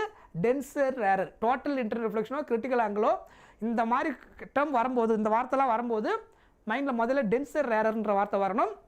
அதுக்கப்புறம் அதில் எது ஸ்பீடு கேட்குறாங்களா, ரிஃப்ராக்டிவ் இண்டெக்ஸை கனெக்ட் பண்ணுறாங்களா, இல்லை வேவ்லெந்தை கனெக்ட் பண்ணுறாங்களா. மோஸ்ட்லி இதை தான் திரும்ப அதில் கனெக்ட் பண்ணி கொஷின் இருக்கும். அடுத்த கொஷின் பாருங்கள். A ray of light traveling in transparent medium of refractive index mu falls on the surface separating medium from air at an angle of incidence 45 degree. Okay va? For which one of the following value of mu can undergo total internal reflection? இது எதில் வந்து நடக்க முடியும் அப்படின்னு கேட்டிருக்கிறாங்க. Okay, so இதுவும் அதே type of question தான். So we have to calculate. First என்ன கால்குலேட் பண்ணணும் அப்படின்னா, ஸ்பீடோடைய ரிஃப்ராக்டிவ் இண்டெக்ஸ் ஆஃப் டென்சர் மீடியமாக கால்குலேட் பண்ணணும் முதல்ல. refractive index of denser medium. refractive index critical angle inversely proportional. refractive index நம்ம முதல்ல பார்த்துருந்தோம். critical angle refractive index inversely proportional. கரெக்டா? ஸோ இந்த ஃபார்முலா நான் உங்களுக்கு சொல்லியிருந்தேன். ஸோ நம்ம ஃபார்முலா நம்ம எப்படி யூஸ் பண்ணியிருந்தோம்? அப்படி யூஸ் பண்ணுங்க. அதை sin IC equal to refractive index of rarer by refractive index of denser. இந்த ஃபார்முலா நம்ம யூஸ் பண்ணியிருந்தோம். Refractive index of rarer medium வந்து என்னது? Air medium. அதனால் அது 1 ப்ளஸ் இது எவ்வளோ கொடுத்தாங்க? 45 degree. Sine 45 degree. Refractive index of denser தெரியணும். அது தெரிஞ்சாதான் டோட்டல் இன்டர்னல் ரிஃப்ளெக்ஷன் நடக்கணும்னா இதில் எந்த ரிஃப்ராக்டிவ் இண்டெக்ஸை நான் சூஸ் பண்ண முடியும்னு பார்க்க முடியும். ரைட்? ஸோ ஒரு மீடியம் ஏர் மீடியம், இன்னொரு மீடியம் வந்து என்னது? Some medium. சரியா? அதனுடைய கிரிட்டிக்கல் ஆங்கிள் வந்து 45 டிகிரி அப்படின்னா அந்த மீடியமோட ரிஃப்ராக்டிவ் இண்டெக்ஸ் என்னவா இருந்தால் டோட்டல் இன்டர் ரிஃப்ளெக்ஷன் பாசிபிளாக இருக்கும். அப்போ முதல்ல கிரிட்டிக்கல் ஆங்கிள் தெரிஞ்சதுன்னா எந்த ஆங்கிளில் அலாங் தி இன்டர்ஃபேஸில் ரிஃப்ராக்ஷன் நடக்குதுன்னு கண்டுபிடிச்சலாம் 90 டிகிரியில். அதை விட அதிகமான ரிஃப்ராக்டிவ் இண்டெக்ஸாக டோட்டல் இன்டர் ரிஃப்ளெக்ஷன் அதிகமாகிடும். ரைட்? அப்போ சைன் 45 டிகிரியோடைய value 1/√2 √2 equal to refractive index of denser. So அப்போ இந்த கிராஸ் மல்டிப்ளை பண்ண என்ன கிடைக்கும்? Refractive index of denser medium எதுக்கு ஈக்குவல்? √2க்கு ஈக்குவல். கரெக்டா? இதுங்க கிராஸ் பண்ணி 1 × √2. √2 உடைய வேல்யூ 1.414. 1.414. ஸோ அப்போ இதில் எது பாசிபிளாக இருக்கும்? எது பாசிபிளாக இருக்கும்? நோ, ஆப்ஷன் பி கிடையாது. கொஸ்டினில் என்ன கேட்டிருக்காங்க திரும்ப பாருங்க. Which one of the following refractive index, இதில் டோட்டல் இன்டர்னல் ரிஃப்ராக்ஷன் கண்டிப்பாக நடக்கும்னு கேட்டிருக்கிறாங்க. இந்த ஆங்கிளில் உங்களுக்கு என்ன நடக்கும் அப்படின்னா ஏது கரெக்ட் கிடையாதுன்னு சொல்கிறேன் பாருங்க. ரிஃப்ராக்டிவ் இண்டெக்ஸ் √2 வேல்யூ என்னது? 1.414. இன்னும் கரெக்டாக எழுதுனீங்கன்னா பி கிடையாது. உங்களுக்கு எல்லாமே கரெக்ட் மாதிரியே தோணும். இதுதான் பிரச்சனை, நமக்கு என்ட்ரன்ஸ் எக்ஸாமில் கரெக்டாக தான் நம்ம கண்டுபிடிச்சோம் அப்படின்னு தோணும். √2 இன்னும் அக்யூரேட் வேல்யூ என்ன? 1.414. இது என்னது? லெஸ் தென் 1.414. இதுவும் லெஸ் தென் 1.414. Less than 1.414. இதெல்லாம் நடக்காது. இதுதான் என்னது? Greater than 1.414. அந்த மீடியமோட ரிஃப்ராக்டிவ் இண்டெக்ஸ் இதுவாக இருந்துச்சுன்னா 45 டிகிரி கிரிட்டிக்கல் ஆங்கிளில் நீங்கள் இன்சிடென்ட் பண்ணும்போது கண்டிப்பாக டோட்டல் லைட் ரிஃப்ளெக்ட் ஆகிடும். அதாவது அலாங் த இன்டர்ஃபேஸ்லேயே போகாது, மொத்த லைட்டு ரிஃப்ளெக்ட் ஆகிடும். ஏன்னா critical angle along the interface போக அந்த ரிஃப்ராக்டிவ் இண்டெக்ஸை விட அந்த மீடியமுக்கு அதிகமான ரிஃப்ராக்டிவ்ஸை மாற்றி கொடுத்துருக்குறேன். புரிஞ்சுதா? இங்கே என்ன மிஸ்டேக்னு புரிஞ்சுதா? நீங்கள் அந்த 1.40 மட்டும் பார்த்துருக்கிறீங்க. √2 வேல்யூ இன்னும் கரெக்டாக எழுதுனா 1.414. இன்னொன்று கிரேட்டர் ரிஃப்ராக்டிவ் இண்டெக்ஸ் ஒன்று இருக்குது, அதை நம்ம செக் பண்ணணும். இது எல்லாமே லெஸ்ஸர், பிரச்சனை கிடையாது. இது ஒன்று இருக்குல்ல, எப்பயுமே 4 ஆப்ஷனையும் வெரிஃபை பண்ணணும். எலிமினேஷன்லாம் நீங்கள் ட்ரை பண்ணும்போது 4 ஆப்ஷனையும் கொஞ்சம் கேர்ஃபுல்லாக செக் பண்ணணும். திரும்ப சொல்லணுமா? இதை பாருங்க, கொஸ்டினில் அவங்க என்ன கேட்டிருக்காங்கன்றத ஃபஸ்ட் நல்லா புரிஞ்சுங்க. சரியா? இப்போ நான் உங்களுக்கு புரிகிற மாதிரி காமிக்கிறேன் பாருங்கள். நான் டயக்ராம் போடுறேன், அப்போ உங்களுக்கு கிளியராக புரியும். அவங்க என்ன சொல்லியிருக்கிறாங்கன்றது நான் ஃபஸ்ட்டு டயக்ராம் போடுறேன். இது வந்துட்டு ரேரர் மீடியம், ஓகேவா? இது ஏர் மீடியம். இது என்ன மீடியம்னு சொல்லலை, ஆனால் கண்டிப்பாக இது என்ன மீடியமு? Tensor medium. இதான் கண்டிஷன் கொடுத்துருக்குறாங்க. ஸோ இதில் என்ன சொல்கிறாங்கன்னா இந்த மீடியமில் லைட்டை நீங்கள் இன்சிடென்ட் பண்ணிங்கன்னா, இந்த மீடியமில் லைட்டை நீங்கள் இன்சிடென்ட் பண்ணும்போது கிரிட்டிக்கல் ஆங்கிள் என்னவா இருக்குதான்? 45 டிகிரியாக இருக்குது அப்படின்னு சொல்கிறாங்க. கிரிட்டிக்கல் ஆங்கிள் வந்துட்டு 45 டிகிரியில் இருக்குது. இந்த மீடியமில் இருந்து அந்த பர்டிகுலர் மீடியமுக்கு அவங்க கொடுத்துக்கிற கேஸுக்கு 45 டிகிரியில் கிரிட்டிக்கல் ஆங்கிள் இருக்குது அப்படின்னு கொடுத்துட்டாங்க. அப்போ ரிஃப்ராக்ஷன் ஆங்கிள் எப்படி இருந்திருக்கும் இந்த கேஸில்? இதான் ரிஃப்ராக்ஷன். 45 லைட்டை இன்சிடென்ட் பண்ணால் இதான் என்னது? ரிஃப்ராக்டட் ரே. ரிஃப்ராக்டட் ஆங்கிள் என்னவா இருக்கும்? 90 டிகிரி. சொல்கிறது புரியுதா? இந்த மீடியமோடைய ரிஃப்ராக்டிவ் இண்டெக்ஸ் இப்போ நம்ம கண்டுபிடிச்சிருக்கு இல்லையா? இதனுடைய ரிஃப்ராக்டிவ் இண்டெக்ஸ் அப்போ எனக்கு என்ன கிடைச்சிருக்குது? ரிஃப்ராக்டிவ் இண்டெக்ஸ் n = இந்த மீடியமோடைய ரிஃப்ராக்டிவ் இண்டெக்ஸ் நம்ம என்ன கண்டுபிடிச்சிருக்கிறோம்? n = √2 கிடைச்சிருக்குது. That is 1.414. இப்போ கொஷின் என்னன்னா, இங்கே வேற எந்த ரிஃப்ராக்டிவ் இண்டெக்ஸை நான் மாற்றினா அதே 45 டிகிரியில் மொத்த லைட்டு ரிஃப்ளெக்ட் ஆகும்னு கொஸ்டின் கேட்டிருக்கிறாங்க. சொல்கிற பாயிண்ட் புரியுதா? அதே கேஸ் தான், அதே ஆங்கிள் தான், ஓகே? அதே ஆங்கிளில் இன்சிடென்ட் பண்ணுறீங்க, 45 டிகிரியில் இன்சிடென்ட் பண்ணுறீங்க. ஆனால் கண்டிஷன் என்ன? மொத்த லைட்டு எனக்கு ரிஃப்ளெக்ட் ஆகணும். அதே ஆங்கிள், அதே 45 டிகிரியில் நான் இன்சிடென்ட் பண்ணனா எனக்கு என்ன நடக்கணும்னு சொல்கிறாங்க? டோட்டல் இன்டர்னல் ரிஃப்ளெக்ஷன் அக்கர் ஆகணும். இன்சிடென்ட் ஆங்கிள் 45 டிகிரி அப்படின்னா எந்த வேல்யூவோட ரிஃப்ராக்டிவ் இண்டெக்ஸ் ஆப்ஷனில் பாசிபிள்னு கேட்டிருக்கிறாங்க. அப்போ இந்த மீடியமோட ரிஃப்ராக்டிவ் இண்டெக்ஸ் என்னவா இருந்திருக்கும்? அதே ஏர் மீடியம். இங்கே ஏர் மீடியம், ஏர் இதான் ரேரர், இது டென்சர். புரியுதா? ஸோ கிரிட்டிக்கல் ஆங்கிளும் refractive index inversely proportional. Critical angle 45 degree இருந்திருக்கு. 45 டிகிரியில் அவங்க கொடுத்த ஒரு பர்டிகுலர் மீடியமுக்கு என்ன போயிருக்கு? டோட்டல் இன்டர்ஃபேஸ் அலாங் த இன்டர்ஃபேஸில் போயிருக்கு. எந்த ரிஃப்ராக்டிவ் இண்டெக்ஸ் இங்கே சப்ஸ்டிட் பண்ணால் அந்த மீடியம் வேறு எந்த மீடியமை ரீப்ளேஸ் பண்ணால் அதோட ரிஃப்ராக்டிவ் இண்டெக்ஸ் என்னவா இருந்ததுதான் டோட்டல் லைட்டும் ரிஃப்ளெக்ட் ஆகும் அப்படின்னு கேட்டுக்கிறாங்க. அப்போ இதை விட கிரேட்டர் ரிஃப்ராக்டிவ் இண்டெக்ஸ் இந்த மீடியமுக்கு இருந்துச்சுன்னா கண்டிப்பாக என்ன நடந்திருக்கும், டோட்டல் லைட்டும் ரிஃப்ளெக்ட் ஆகிருக்கும். ஸோ அந்த ஆப்ஷனில் எது கரெக்டு அப்படின்னு கேட்டிருக்கிறாங்க. இப்போ புரிஞ்சுதா? ஸோ இப்போ திரும்ப ரீட் பண்ணுங்க. Ray of light travelling in transparent medium of refractive index mu falls on surface separating medium from air at and angle of incident வந்து இன்சிடென்ட் ஆங்கிள் 45 டிகிரியாக இருந்திருக்குது. அப்போது ரிஃப்ராக்டட் அலாங் த இன்டர்ஃபேஸில் போயிருக்கு. அதோட ரிஃப்ராக்டிவ் இண்டெக்ஸ் நீங்கள் அந்த மீடியமோட refractive கண்டுபிடிச்சிட்டா இல்லை வேறு எந்த ரிஃப்ராக்டிவ் இண்டெக்ஸை போட்டிருந்தீங்கன்னா மாற்றிருந்தீங்கன்னா மொத்த லைட்டும் ரிஃப்ளெக்ட் ஆகிருக்கும். டோட்டல் இன்டர்னல் ரிஃப்ளெக்ஷன் மொத்தமாக ரிஃப்ளெக்ட் ஆகிருக்கணும்னா எந்த ரிஃப்ராக்டிவ் இண்டெக்ஸை சூஸ் பண்ணியிருப்பீங்க அப்படின்னு கொஸ்டின் கேட்டிருக்காங்க. இப்போ புரிஞ்சுதா Aditya? Clear? To understand the question? அதனால் ஏன் இதை சூஸ் இன்னொரு ரீசன், இதை விட இது லெஸ்ஸர், இதில் எல்லாமே லெஸ்ஸர் தான். 1.41 விட 40 லெஸ்ஸர். 1.40ன்றது 1.41 விட லெஸ்ஸர். புரியுதா? அப்போ அதை விட கிரேட்டர் ரிஃப்ராக்டிவ் இண்டெக்ஸ் அந்த மீடியமுக்கு நான் கொடுத்துருந்தா, வேறு மீடியம் அந்த வேல்யூ மாற்றிருந்தா அதே 45 டிகிரி என்ன நடந்துட்டு இருக்கும், மொத்த லைட்டும் ரிஃப்ளெக்ட் ஆகிட்டு இருக்கும். எதுவுமே என்ன இருக்காது, அலாங் த இன்டர்ஃபேஸ் போயிருக்காது, எஸ்கேப் ஆகி வெளியிலும் போயிருக்காது. ஓகேவா? அந்த ஆங்கிள் நான் மாற்றலை, மீடியமுடைய ரிஃப்ராக்டிவ் இண்டெக்ஸ் மாறி இருந்தால் என்ன நடந்திருக்கும், டோட்டல் ரிஃப்ளெக்ஷன் நடக்கணும்னா என்ன பண்ணணும் அப்படின்னு கேட்டிருக்கிறாங்க. Right?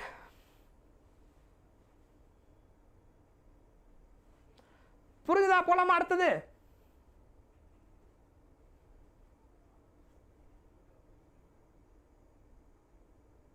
Okay, very good, very good. Gopi,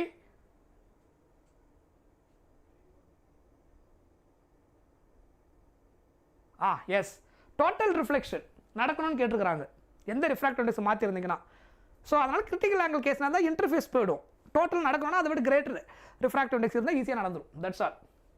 so அது கொஸ்டினை யோசிக்கணும், கொஞ்சம் கரெக்டாக இருக்க மாதிரி இருக்கும். இது NEET question 2022. Two transparent media A and B are separated by a plane bound the speed of light in those media. So இது வந்து 3 × 10⁸, இங்கே வந்துட்டு 2 × 10⁸. ஸோ இதுவும் பாருங்கள் நீட் கொஸ்டின். நான் முன்னாடியே சொல்லியிருந்தேன், திரும்ப நம்ம நீங்கள் நீட்டு கொஸ்டின் திரும்ப நீட் கொஸ்டின் ப்ரீவியஸ் கொஸ்டின் எடுத்து பார்த்தீங்கன்னா தெரிஞ்சிருக்கும். டோட்டல் இன்டர்ஃபரன்ஸ் கிரிட்டிக்கல் ஆங்கிள் அந்த கான்செப்டை பேஸ் பண்ணி ஃப்ரீக்வெண்ட்டாக ஒரு கொஸ்டின் இருக்கும். நம்ம ஜென்ரலாக 3 கொஸ்டின்ஸ் நீங்கள் பார்க்கும்போது 2 கொஸ்டின் அவங்க அடிக்கடி கான்சன்ட்ரேட் பண்ணுவாங்க. 2 டைப் ஆஃப் கொஸ்டின் செக்ஷனில். கிரிட்டிக்கல் ஆங்கிள் டைப் ஆஃப் கொஸ்டினும் ப்ரிசம் சேர்ந்து ஒரு செட் ஆஃப் கொஸ்டின் இருக்கும் எப்பயுமே அதிகமாக. இல்லை அது ரெண்டுமே நம்ம கொஸ்டினாக இருக்கும். இன்னொரு கொஸ்டின் தான் லென்ஸு ப்ரிசம், அந்த லென்ஸு மிரர் இந்த கான்செப்டை பேஸ் பண்ணியிருக்கும். இல்லைனா அப்ளிகேஷன் மைக்ரோஸ்கோப் டெலஸ்கோப் இந்த மாதிரி இருக்கும். ஸோ அதில் லென்ஸு இந்த இது ப்ரிசமும் ப்ளஸ் இந்த கிரிட்டிக்கல் ஆங்கிள் இந்த 2 செக்ஷன் எல்லாம் பார்த்துட்டிங்கன்னா கண்டிப்பாக ஒரு கொஸ்டின் வந்துடும். 2 கொஸ்டினுமே இது ரெண்டு செக்ஷன் ஒரு கொஸ்டின் வரதுக்கும் சான்சஸ் இருந்திருக்கு. ஏன்னா முன்னாடி அப்படி தான் இருந்திருக்குது, அதனால நான் சொல்கிறேன். ரைட்? இப்போ நான் முன்னாடியே சொல்லியிருந்தேன், கொஸ்டினில் கிரிட்டிக்கல் ஆங்கிளை கனெக்ட் பண்ணிட்டாங்க. கரெக்டாக? அதுக்கப்புறம் கிரிட்டிக்கல் ஆங்கிள் தான் கேட்டிருக்கிறாங்க. கிரிட்டிக்கல் ஆங்கிள் கேட்கும்போது இதில் ஆப்ஷனில் 2 வேல்யூ எலிமினேட் பண்ணிடலாம். கிரிட்டிக்கல் ஆங்கிளில் எது தான் வரும், சைனில் தான் வரும். சைன் ஐசி தான் நம்ம கண்டுபிடிப்போம், டேனில் வர போகிறது இல்லை. ஸோ அது 2 எலிமினேஷனில் நீங்கள் பண்ணிட முடியுங்க. கரெக்டாக? அதுக்கப்புறம் கிரிட்டிக்கல் ஆங்கிள் ஸ்பீடு கொடுத்தா கிரிட்டிக்கல் ஆங்கிள் கண்டுபிடிக்கிற ஃபார்முலா என்ன, speed of what, denser by speed of rarer. ஞாபகம் இருக்கா? Speed of denser by speed of rarer. Speed of டென்சர்னு எப்படி கண்டுபிடிப்பீங்க, எதில் ஸ்பீடு அதிகமாக இருக்குதோ அது ரேரர். சொல்லியிருந்து இல்லையா, ரேரரில் ஸ்பீடு ஜாஸ்தியாக போகும், ஸ்பீடு எது கம்மியாக இருக்குது 1.5, அதனால் இது டென்சர். புரியுதா? கொஸ்டினில் கொடுக்க மாட்டாங்க, நம்ம தான் கண்டுபிடிக்கணும். ரேரர் டென்சர்ன்றதை நம்ம தான் கண்டுபிடிக்கணும்.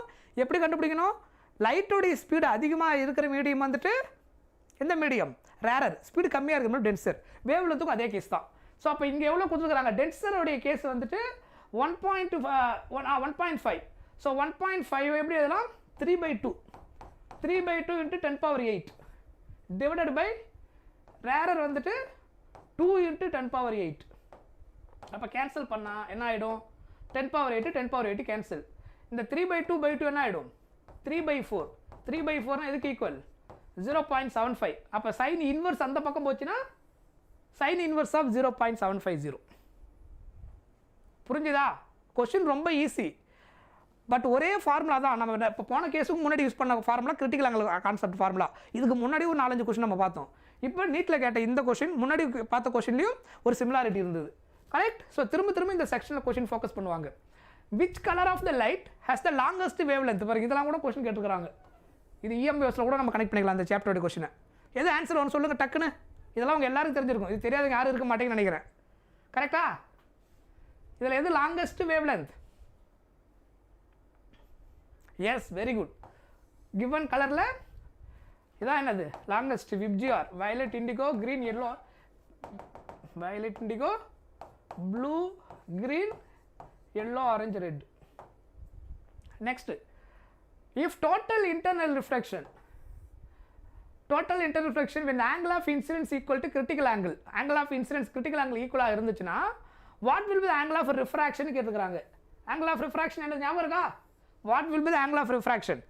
critical angle light incident பண்ணீங்கன்னா refraction angle எதுக்கு ஈக்குவலா இருக்கும்? do you remember?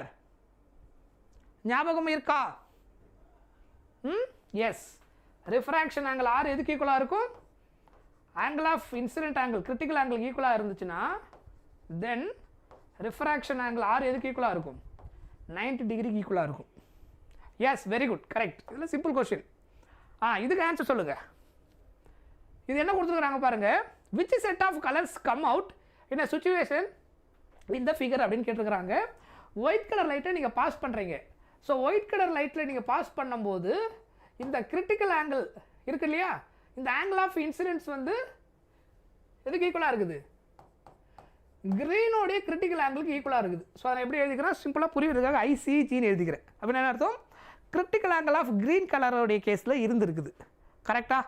அப்போது எந்த கலரெல்லாம் ஆல்ரெடி ரிஃப்ளெக்ட் ஆகிருக்கும் அப்படின்னு நம்ம பார்த்தோம் அப்படின்னா, வேவ் லென்த் கம்மியாக இருக்கிறதெல்லாம் ஆல்ரெடி ரிஃப்ளெக்ட் ஆகிருக்கும். ஏன் அப்படின்னா நம்ம ஆல்ரெடி பார்த்துருந்தோம், இன்சிடென்ட் ஆங்கிளும் வேவ் லென்த்தும் டைரக்ட்லி ப்ரொபோர்ஷனல். சரியா? நம்ம எந்த கேஸ் பார்த்தோம் ஞாபகம் இருக்கா? சைன் ஐசி ஈக்குவல் டு என்ன பார்த்துருந்தோம்? ரிஃப்ராக்டிவ் இண்டெக்ஸுக்கு எழுதும்போது refractive index of what? refractive index of rarer by refractive index of denser. Speed எழுதும்போது refractive index speed of denser medium, speed of rarer medium. அப்படியே wavelength கேட்டினா wavelength of denser by wavelength of rarer. இதெல்லாம் அவங்க எல்லாரும் ஞாபகம் இருந்திருக்கும். கரெக்டா? So critical ஆங்கிளும் wavelength என்னவா வரும்னா directly proportional. refractive index critical angle inversely proportional. இது ரெண்டுத்துக்கும் directly proportional. so wavelength கம்மியா இருக்கிறதுக்கு கம்மியான critical angle என்ன நடந்துருக்கும்? reflect ஆயிடும். wavelength அதிகமா இருக்கிறதுக்கு அதிகமான critical angle தேவை. அப்போ green கலருக்கு நான் எவ்வளவு critical angle கொடுத்துருக்கணும்? இந்த angle கொடுக்கும்போது refraction green கலரா இருக்கு. இதை விட கம்மியான wavelength எது? violet indigo. கரெக்டா? violet indigo blue, green yellow orange red. So இந்த ஆங்கிளில் நம்ம என்ன பண்ணியிருக்கோம்? இன்சிடென்ட் பண்ணியிருக்கிறோம். இதெல்லாம் என்னது? லெஸ் தென் கிரீனோட கிரிட்டிக்கல் ஆங்கிள், இதெல்லாம் greater than critical angle. So less தென்னாக இருக்கிறது எல்லாத்துக்குமே கம்மியான கிரிட்டிக்கல் ஆங்கிளே போதும். கிரீனை விட கம்மியான கிரிட்டிக்கல் ஆங்கிளே டோட்டல் இன்டர்ஃபரன்ஸ் நடந்துடும். அப்போ சப்போஸ் இதுக்கு 45 டிகிரி வருதுன்னா இதுக்கெல்லாம் எவ்வளோ இருந்திருக்கும்? 20, 30, 35 அந்த மாதிரி ஒரு எக்ஸாம்பிளுக்கு நான் சொல்கிறேன். கரெக்டாக? இதுக்கெல்லாம் ஜாஸ்தி ஆகும். இப்போ இதுக்கு ஒரு 30னா இதெல்லாம் 45, 60, 90 அந்த ரேஞ்சுக்கு ஒரு எக்ஸாம்பிள், 80 அந்த ரேஞ்சுக்கு அந்த மாதிரி போகும். ரைட்? ஸோ அப்போ எதெல்லாம் ஆல்ரெடி இங்கே ரிஃப்ளெக்ட் ஆகிடும்? எதெல்லாம் ரிஃப்ளெக்ட் ஆகிட்டு இருக்கும் டோட்டல் இன்டர் ரிஃப்ளெக்ஷனில்? Violet indigo blue already reflect ஆகிருக்கும். எதெல்லாம் ரிஃப்ராக்ட் ஆகிருக்கும்? எதெல்லாம் ரிஃப்ராக்ட் ஆகிருக்கும்? Yellow, orange, red. புரிஞ்சுதா? ஸோ இப்போ ஆன்சர் என்ன வரும்? என்ன எங்கே இருக்கு ஆப்ஷன்? Yellow, orange, red. இதான் என்ன இருக்கும்? அவங்க என்ன கேட்டிருக்காங்க? எந்தெந்த கலர் செட்லாம் ஏருக்கு வெளியில் போகும், அது ஏர் மீடியம். அப்போ எஸ்கேப் ஆகி போகக்கூடிய கலர் என்னன்னு கேட்டிருக்கிறாங்க. ரைட்? Next one. இந்த கொஸ்டினுக்கு ஆன்சர் சொல்லுங்கள். இது ரொம்ப ஈஸியான கொஸ்டின். மல்டிபிள் ரிஃப்ராக்டிவ் இண்டெக்ஸ் இருந்துச்சுன்னா எத்தனை இமேஜ் வரும்னு கேட்டாங்கன்னா இது ஈஸியாக கண்டுபிடிச்சலாம். Number of image, number of, இங்கே எழுதிக்கோங்க, ஸ்பேஸ் பத்தாது. number of image directly proportional to number of refractive index. number of refractive index. நிறைய refractive index இருந்தால் அத்தனை என்ன ஆகும்? டிஃப்ரெண்ட் இமேஜ் ஃபார்ம் ஆகும். இங்கே எத்தனை refractive index இருக்குது? 1, 2, 3 டிஃப்ரெண்ட் refractive index. இதெல்லாம் வேறு வேறு லிக்விடு. 3 டிஃப்ரெண்ட் டிரான்ஸ்பரண்ட் மீடியான்னு சொல்லிட்டாங்க. அப்போ எத்தனை இமேஜ் ஃபார்ம் ஆகும்? எத்தனை இமேஜ் ஃபார்ம் ஆகும்? 3 image form ஆகும். Number of refractive index directly proportional to number of image அதுவும் directly proportional. Right? புரியுதா? Very good. எந்த கொஸ்டின் இதுவா? இது கன்ஃபியூஷனாக இருக்கா? இந்த கொஸ்டினா ப்ரீவியஸ் ஒன்னா?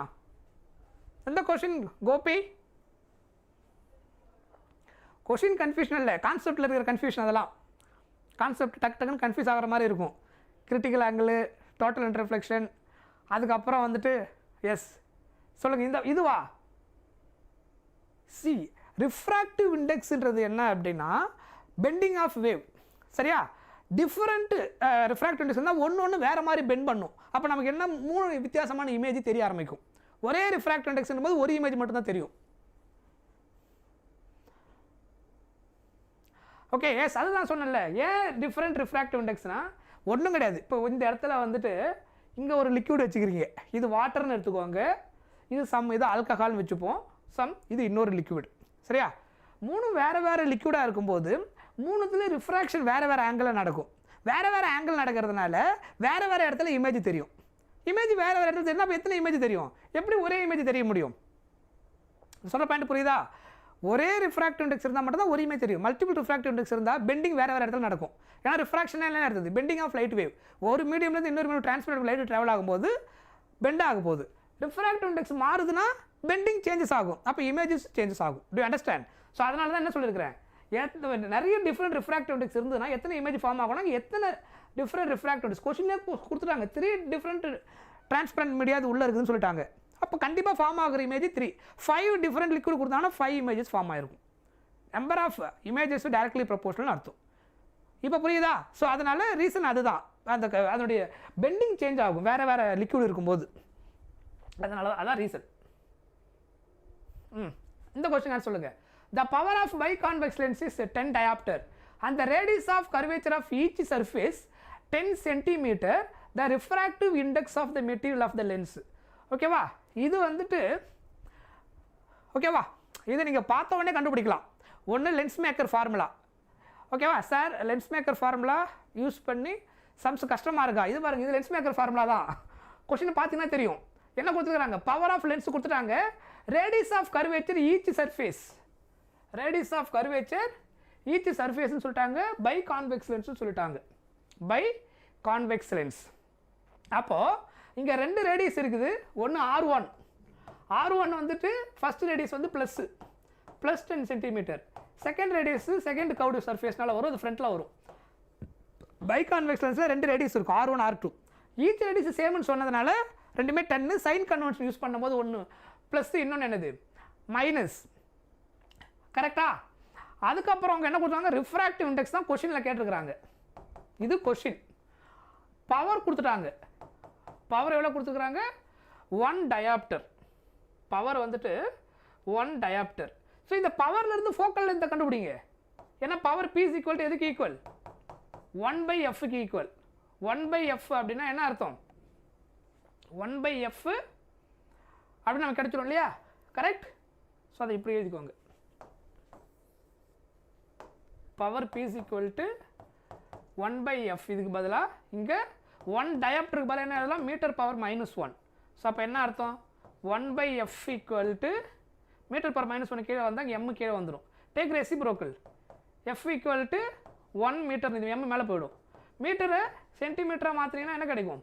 1 metre equal to 100 centimetre. Focal length 100 centimetre. Focal length எவ்வளோ வரும்? 100 centimetre. Then lens maker formula, அந்த கேஸ் தான் இது. Lens makers formula. 1 செகண்ட்.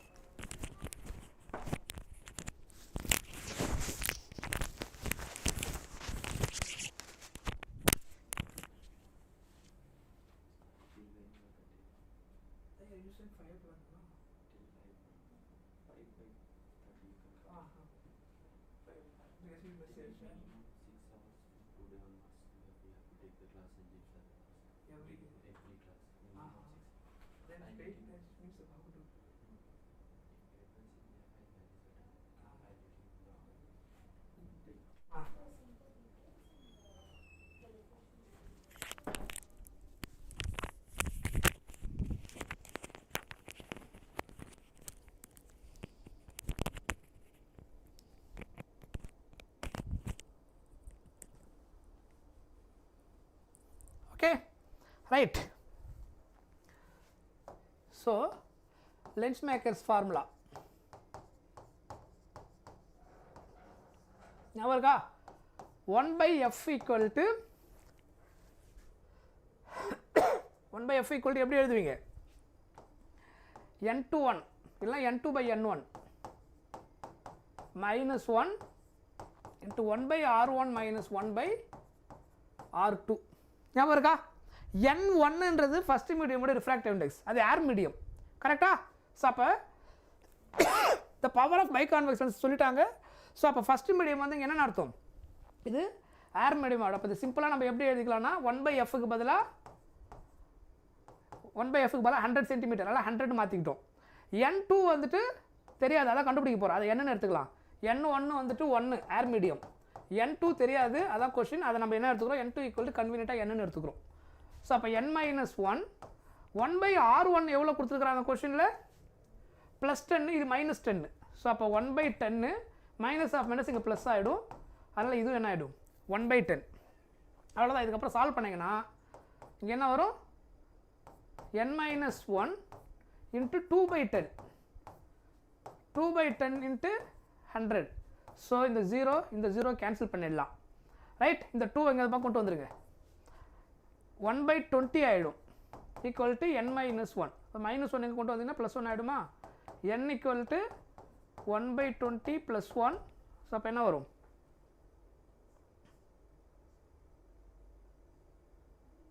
கரெக்டாக போட்டிருக்கோம்னா ஸ்டெப்ஸ் எதை மிஸ் ஆயிருக்கா?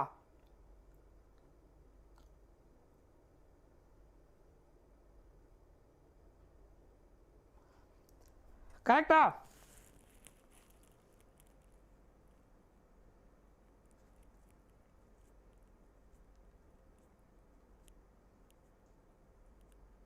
இங்கே ஃபோக்கல் லென்த் தப்பு பண்ணியிருக்கேண்ணா.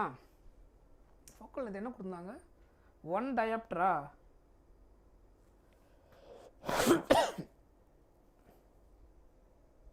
Okay sorry, 10 dioptre. இங்கே தப்பு பண்ணியிருக்கிறேன். பவர் வந்துட்டு 10 டயாப்டர்னு கொடுத்துருக்குறாங்க. யாருமே சொல்லவே இல்லை. செக் பண்ணலையா? செக் பண்ணலை. நல்லா தூங்கிட்டீங்களா? பவர் எவ்வளோ கொடுத்துருக்குறாங்க? 10 டயாப்டர். நான் 1 டயாப்டர்னு போட்டிருக்கிறேன். யாரும் அதை கண்டுபிடிச்சி சொல்லவே இல்லை. செக் பண்ணலை, தூங்கிட்டுக்கிறீங்க. ஸோ அப்போ இங்கே என்ன இருக்கும்? சால்வ் பண்ணும்போது இந்த இடத்துல 10 டயாப்டர்னால் இங்கே 10 மீட்டர் பவர் -1 ஆகிடும். இங்கே 10 ஆகிடும். ரெசிப்ரோக்கல் எடுத்திங்கன்னா என்ன கிடச்சிருக்கும்? 1/10. ஸோ அப்போ 1/10 ஒரு 0 கேன்சல் ஆகிடும். 10 சென்டிமீட்டர் கிடைக்கும். That is 10 centimetre. ஸோ அப்போ இன்னும் ஈஸியாக அதை சால்வ் பண்ணுறது. இப்போ இந்த இடம் என்ன இருக்கும்? 10ன்னு ஆகிட்டுருக்கும். 1/10 கரெக்ட். ஸோ அப்போ இங்கே 1/10ன்னு வரும்போது இந்த 10 கேன்சல். இப்போ ஈஸியாக ஆன்சர் வந்துடும்.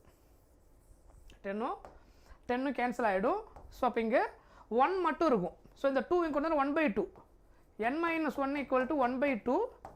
n equal to 1/2 + 1. ஸோ இப்போ என்ன கிடைக்கும்? 3/2. அதர்வைஸ் 1.5. 3/2 இல்லைனா என்ன கிடைக்கும்? 1.5. Lens makers formula. சரியா? ரைட். இப்போ நான் போட்டது வந்துட்டு கான்செப்ட். இதை நீங்கள் சால்வ் பண்ணாமலே ஆன்சர் கண்டுபிடிக்கலாம். What is the refractive index of glass? லென்ஸோ இல்லை லென்ஸு இல்லைனா concave or convex lens.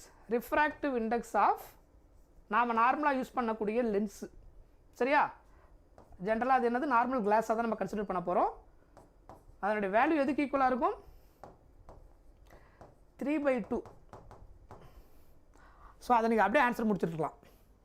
It is a standard data. ஏன்னா lens is made up of what? Transparent glass. ஜென்ரலாக நம்ம யூஸ் பண்ணக்கூடிய கன்வீனியன்ட் கிளாஸுடைய ரிஃப்ராக்டிவ் இண்டெக்ஸ் வந்துட்டு 1.5. அதான் நம்ம நார்மலாக யூஸ் பண்ணக்கூடிய லென்ஸுக்கு யூஸ் பண்ணக்கூடிய கிளாஸு. லென்ஸுக்கு யூஸ் பண்ணக்கூடிய கிளாஸுடைய ஸ்டாண்டர்ட் வேல்யூ 1.5 தான். 3/2. ஸோ அதனால் நீங்கள் என்ன பண்ணிடலாம்? இவ்வளோ தூரம் நீங்கள் ஒர்க் அவுட் பண்ணாமல் அவங்க கடைசியாக கேட்டிருக்கிறது என்னது? ரிஃப்ராக்டிவ் இண்டெக்ஸ் ஆஃப் த மெட்டீரியல்னால் எது? அந்த லென்ஸுடைய ரிஃப்ராக்டிவ் இண்டெக்ஸ் 1.5. லென்ஸ் மேக்கர் ஃபார்முலான்றது உங்களுக்கு புரியுறதுக்காக போட்டு ப்ரூஃப் பண்ணி காமிச்சேன். But you can find out without solving all these things. இதெல்லாம் போடாமலே நீங்கள் ஆன்சர் கண்டுபிடிச்சிடலாம். சரியா? ரைட். ஸோ அதனால் லென்ஸ் மேக்கர் ஃபார்முலா யூஸ் பண்ணணும். ஃபோக்கல் லென்த் கொடுக்காம பவர் கொடுத்தாங்கன்னா நம்ம அதை கரெக்டாக கண்டுபிடிக்க தெரியும்னா அதுக்கப்புறம் radius of curvature positive negative கரெக்டாக எடுக்க தெரியணும். Right. A convex lens is dipped in a liquid whose refractive index is equal to the refractive index of the lens, its a focal length என்னவா இருக்கும் அப்படின்னு கேட்டிருக்கிறாங்க. ரைட். ஸோ அப்போ formula நீங்கள் எப்படி அப்ளை பண்ணுவீங்க? Equivalent focal length, then it's focal length என்னவா இருந்திருக்குன்னு கேட்டிருக்காங்க. ரிஃப்ராக்டிவ் இண்டெக்ஸை கனெக்ட் பண்ணி ஃபோக்கல் லென்த் கேட்டாங்கன்னா 1/f equal to lens maker formula n2/n1 minus 1/r1 minus 1/r2. ஞாபகம் இருக்கா இந்த ஃபார்முலா? ஸோ கான்வெக்ஸ் லென்ஸ் என்ன பண்ணுறாங்க? டிப் பண்ணுறாங்க எதில்? லிக்விடில். Whose refractive index equal to lens. அப்போது ரிஃப்ராக்டிவ் இண்டெக்ஸ் ஈக்குவலாக இருந்ததுன்னா n1 n2 ஈக்குவல். அப்போ என்னென்னு எடுத்துக்கலாம்? n எடுத்துக்கலாமா? n/n minus 1 into 1/r1 minus 1/r2. அப்போ என்ன ஆகும்? n கேன்சல் ஆனால் 1 minus 1 என்ன ஆகிடும்? 0. 1 minus 1 0 அப்படின்னா மொத்தம் ஆன்சர் 0. 1/f 0. ரெசிப்ரோக்கல் எடுத்தால் f ஈக்குவல் டு 1/0 என்ன கிடைக்கும்? இன்ஃபினிட்டி அப்படின்னு கிடைக்கும். Option D is the answer. Infinite. C கிடையாது, இன்ஃபனைட். புரியுதா? சி கிடையாது. ஃபார்முலா நல்லா பார்த்துங்க. கொஷினில் கொடுத்துட்டு க்ளூ ரிஃப்ராக்டிவ் இண்டெக்ஸ் கொடுத்துட்டு புது ரிஃப்ராக்டிவ் இண்டெக்ஸ் கேட்டாங்கன்னா இதில் இருந்து ஈக்குவலன்ட் ஃபோக்கல் லென்த் கண்டுபிடிக்கிற ஃபார்முலா இது. சரியா? கான்டாக்டில் இருக்கும்போது நம்ம focal length 1/f equal to f1 f2 multiple lens கான்டாக்ட்னு சொல்லியிருந்தாங்கன்னா ரைட். இது லென்ஸ் மேக்கர் ஃபார்முலா யூஸ் பண்ணி கண்டுபிடிக்கிறது. சிம்பிள் ஃபார்முலா, ரெண்டு சேமு. இது ரெண்டு கேன்சல் ஆகிடும் 0. அப்போ வந்துட்டு இதுவும் ஆகிடும். இன்னும் கரெக்டாக சொல்லணும்னா நீங்கள் வந்துட்டு சேம் ரிஃப்ராக்டிவ் இண்டெக்ஸ் இருக்கிறது அதில் டிப் பண்ணிங்கனாலே அது நார்மல் மெட்டீரியல் கிளாஸாக மாறிடும். அது அந்த நார்மல் பிளைன் கிளாஸ் மாதிரி மாறிடும். அந்த லிக்விட் வந்து எந்த மெட்டீரியலோட லிக்விடாக இருந்துச்சுன்னா அந்த கான்கேவ் லென்ஸ் கிளாஸ் இருக்கு இல்லையா, அந்த கிளாஸோடைய இது வந்து லிக்விட் ஃபார்மில் இருந்துச்சுன்னா அது உள்ள நீங்கள் இதை இம்மர்ஸ் பண்ணிங்கன்னா தெரியவே தெரியாது எந்த இடத்துல இருக்குதுன்னு. எப்பயுமே ஒரே ரிஃப்ராக்டிவ் இண்டெக்ஸ் இருந்துச்சுன்னா நம்ம என்ன பண்ண முடியாது? அதை தனியாக கண்டுபிடிக்க முடியாது. இப்போ ஒரு எக்ஸாம்பிளுக்கு தண்ணி, இப்போ ஒரு பவுலில் தண்ணி இருக்குன்னு வச்சுக்கோங்களேன். நார்மலாக நம்ம ட்ரிங்க் பண்ணுற வாட்டர் வச்சுக்கோங்க. நீங்கள் அதில் ஒரு 10 ட்ராப் விடுறீங்க. அந்த 10 ட்ராப் உங்களால் கண்டுபிடிக்க முடியுமா எங்கே இருக்குன்னு? நீங்கள் நார்மலாக ஒரு பவுலில் வாட்டர் எடுத்துகிட்டு அதே கலரில் யூஸ் பண்ண அதே வாட்டரை ஒரு 10 ட்ராப் அதில் ஆட் பண்ணுறீங்க. அந்த 10 ட்ராப் எங்கே இருக்குன்னு உங்களால் கண்டுபிடிக்க முடியுமானா கண்டுபிடிக்க முடியாது.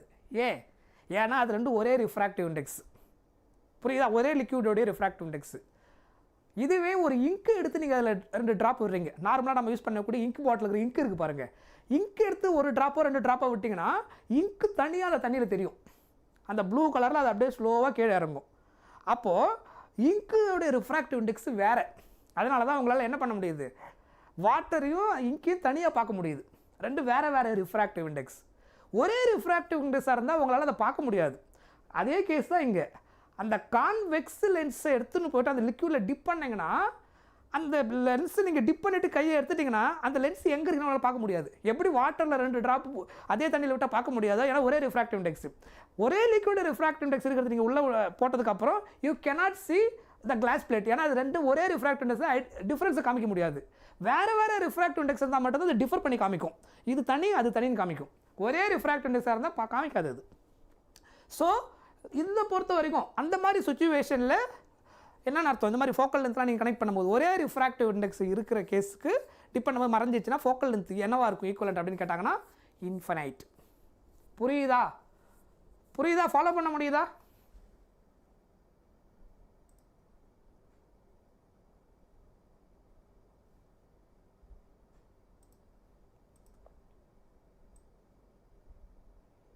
குட். Okay fine. இந்த கேஸு நீட் 2023 கேட்ட கொஷின். இது ஒரு டைப் ஆஃப் கொஷின். இது ஒரு ஸ்டாண்டர்ட் பேட்டர்ன் கொஷின். ஸோ இதுக்கு நான் உங்களுக்கு டேரெக்டாக ஒரு ஃபார்முலா கொடுத்துட்றேன். இதுக்கு எப்படி கால்குலேட் பண்ணுவோம் அப்படின்னா இந்த மாதிரி 2 ரிஃப்ராக்டிவ் இண்டெக்ஸ் சேமாக இருக்கும். நடுவில் இந்த மாதிரி ஒன்று கொடுத்துருவாங்க. ஆக்சுவலாக என்னோட மீனிங் நான் என்னென்னு சொல்கிறேன் பாருங்கள். இது ஒரு ஷேப்பு, ஓகேவா? இது ஒரு ரிஃப்ராக்டிவ் இண்டெக்ஸ் இருக்கக்கூடிய லென்ஸு ப்ளஸ் அதுக்கப்புறம் இது ஒரு லென்ஸு, இது மட்டும் இன்னொரு லென்ஸு, ஓகேவா? இது வந்துட்டு இன்னொரு லென்ஸு, அதுக்கப்புறம் இது ஒரு லென்ஸு. இதை தனியாக பிரித்தா இப்படி தான் இருக்கும். தனியாக இமேஜின் பண்ணி வரைஞ்சிங்கன்னா லைக் திஸ், இதை மூணுத்தையும் சேர்த்திங்கன்னா இந்த ஷேப் கிடைக்கும். புரியுதா? இதையும் அப்படியே கம்பைன் பண்ணி ஒட்டி வச்சிங்கன்னா இது அப்படியே இதில் ஓவர்லாப் ஆகிடும், இது ஓவர்லாப் ஆகிடும், இது அப்படியே என்ன ஆகிடும், புதுசாக ஒரு புது லென்ஸாக மாறிடும்.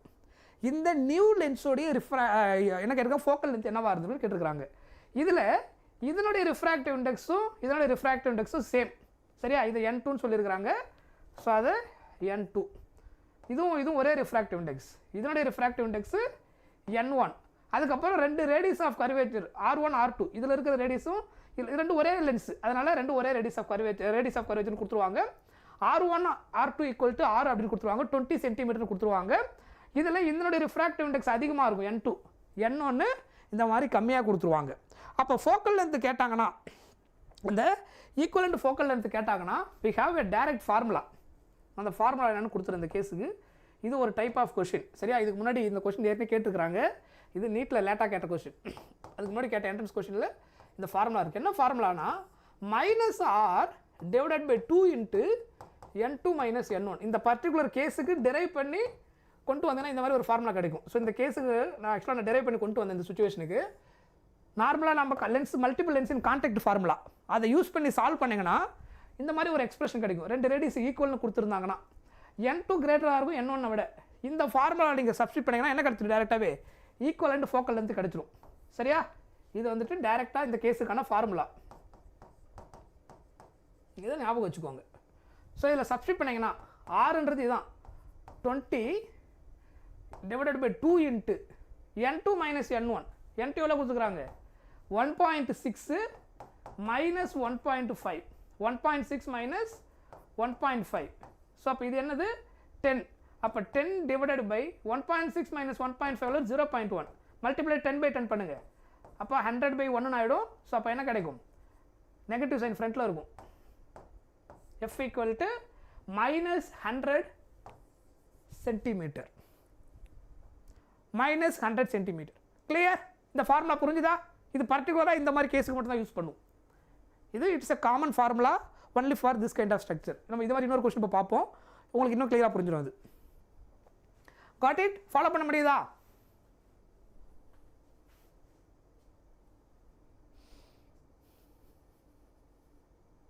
Okay fine. பாருங்கள், அதே டைப் ஆஃப் கொஷின்.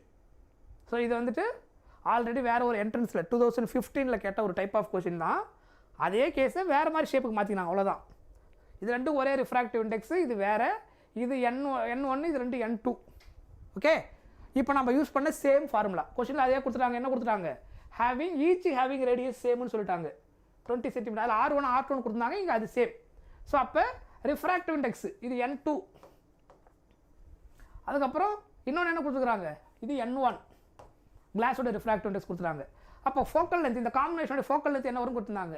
ஃபார்முலா என்ன பார்த்துருந்தோம், இந்த மாதிரி காம்பினேஷனுக்கு -R divided by 2 into N2 minus N1 substitute பண்ணுங்கள். R என்ன கொடுத்துருக்காங்க 20 by 2 N2 minus N1. N2 வந்துட்டு 1.7 மைனஸ் 1.5 சிம்பிளிஃபை பண்ணால் இது வந்து 10. ஸோ அப்போ 10 டிவைடட் பை இது ரெண்டு சிம்பிளிஃபை 0.2. அப்போ மல்டிப்ளை 10 by 10 பண்ணிங்கன்னா என்ன ஆகும், 100 by 2ன்னு கிடைக்கும். ஸோ அப்போ 100 by 2 எவ்வளோ வரும், 50. ரைட்? நெகட்டிவில் வரும் -50.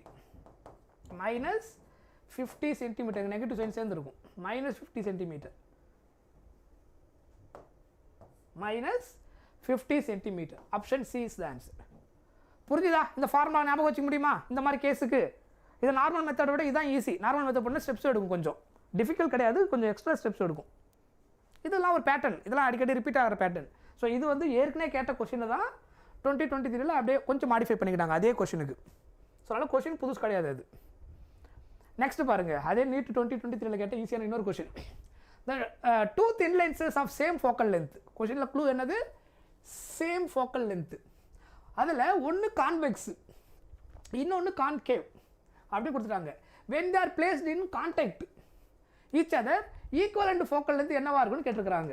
ஸோ லென்ஸு கான்டாக்டில் இருந்தால் ஈக்குவலண்ட் ஃபோக்கல் லென்த் கண்டுபிடிக்கிற ஃபார்முலா என்ன, 1/f1 + 1/f2. 2 lenses are in contact, 1/f1 + 1/f2.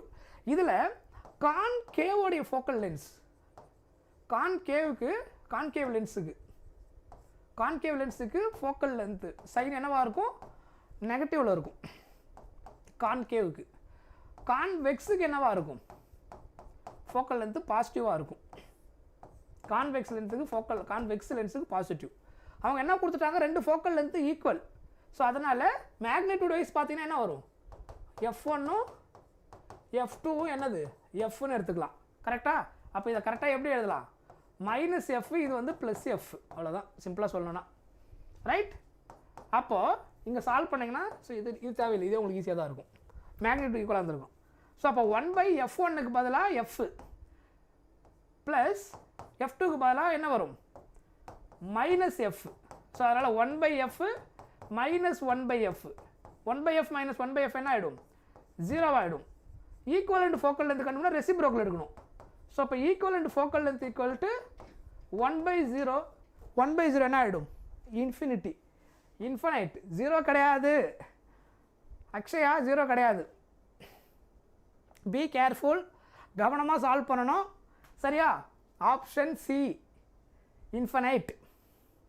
முன்னாடி ஒரு கேஸுக்கு இன்ஃபினைட் பார்த்துருந்தோம். சரியா? சிம்பிளாக கான்கேவையும் கான்வெக்ஸையும் நீங்கள் ஒன்றா சேர்த்து வச்சுட்டிங்கன்னா நார்மல் பிளெயின் கிளாஸாக வந்துடும். நார்மல் பிளெயின் கிளாஸ் இருக்கு இல்லையா, அந்த பிளெயின் கிளாஸுக்கு வந்துட்டு இது ஃபோக்கல் லென்த் வந்து இன்ஃபினிட்டியாக இருக்கும் நார்மல் கிளாஸுக்கு. ஓகேவா? Not curved. எக்ஸாக்டாக நம்ம டிரான்ஸ்பரண்ட்டாக யூஸ் பண்ணுற அந்த கிளாஸுடைய ஃபோக்கல் லென்த்து கர்வ்டாக இருந்தால் தான் ஃபோக்கல் லென்த் இருக்கும். நார்மலாக இருக்கக்கூடிய அந்த கிளாஸ் கர்வ்டாக இல்லாமல் இருந்துச்சுன்னா அது ஃபோக்கல் லென்த் இன்ஃபினிட்டின்னு அர்த்தம். ஸோ அப்போ கான்கேவையும் கான்வெக்ஸையும் வச்சிங்கன்னா it act as a normal glass அப்படின்ற மாதிரி மாறிடும். ஸோ அதனுடைய ஃபோக்கல் லென்த் இன்ஃபினைட். இது ரீசன் எப்படி வந்துச்சுன்றதுக்கான ரீசன். ஸோ இதில் நீட்டில் கேட்ட கொஷின் 2023 இது ஒரு NEET question. An object is mounted on a wall, its image of equal size is to be obtained on a parallel wall.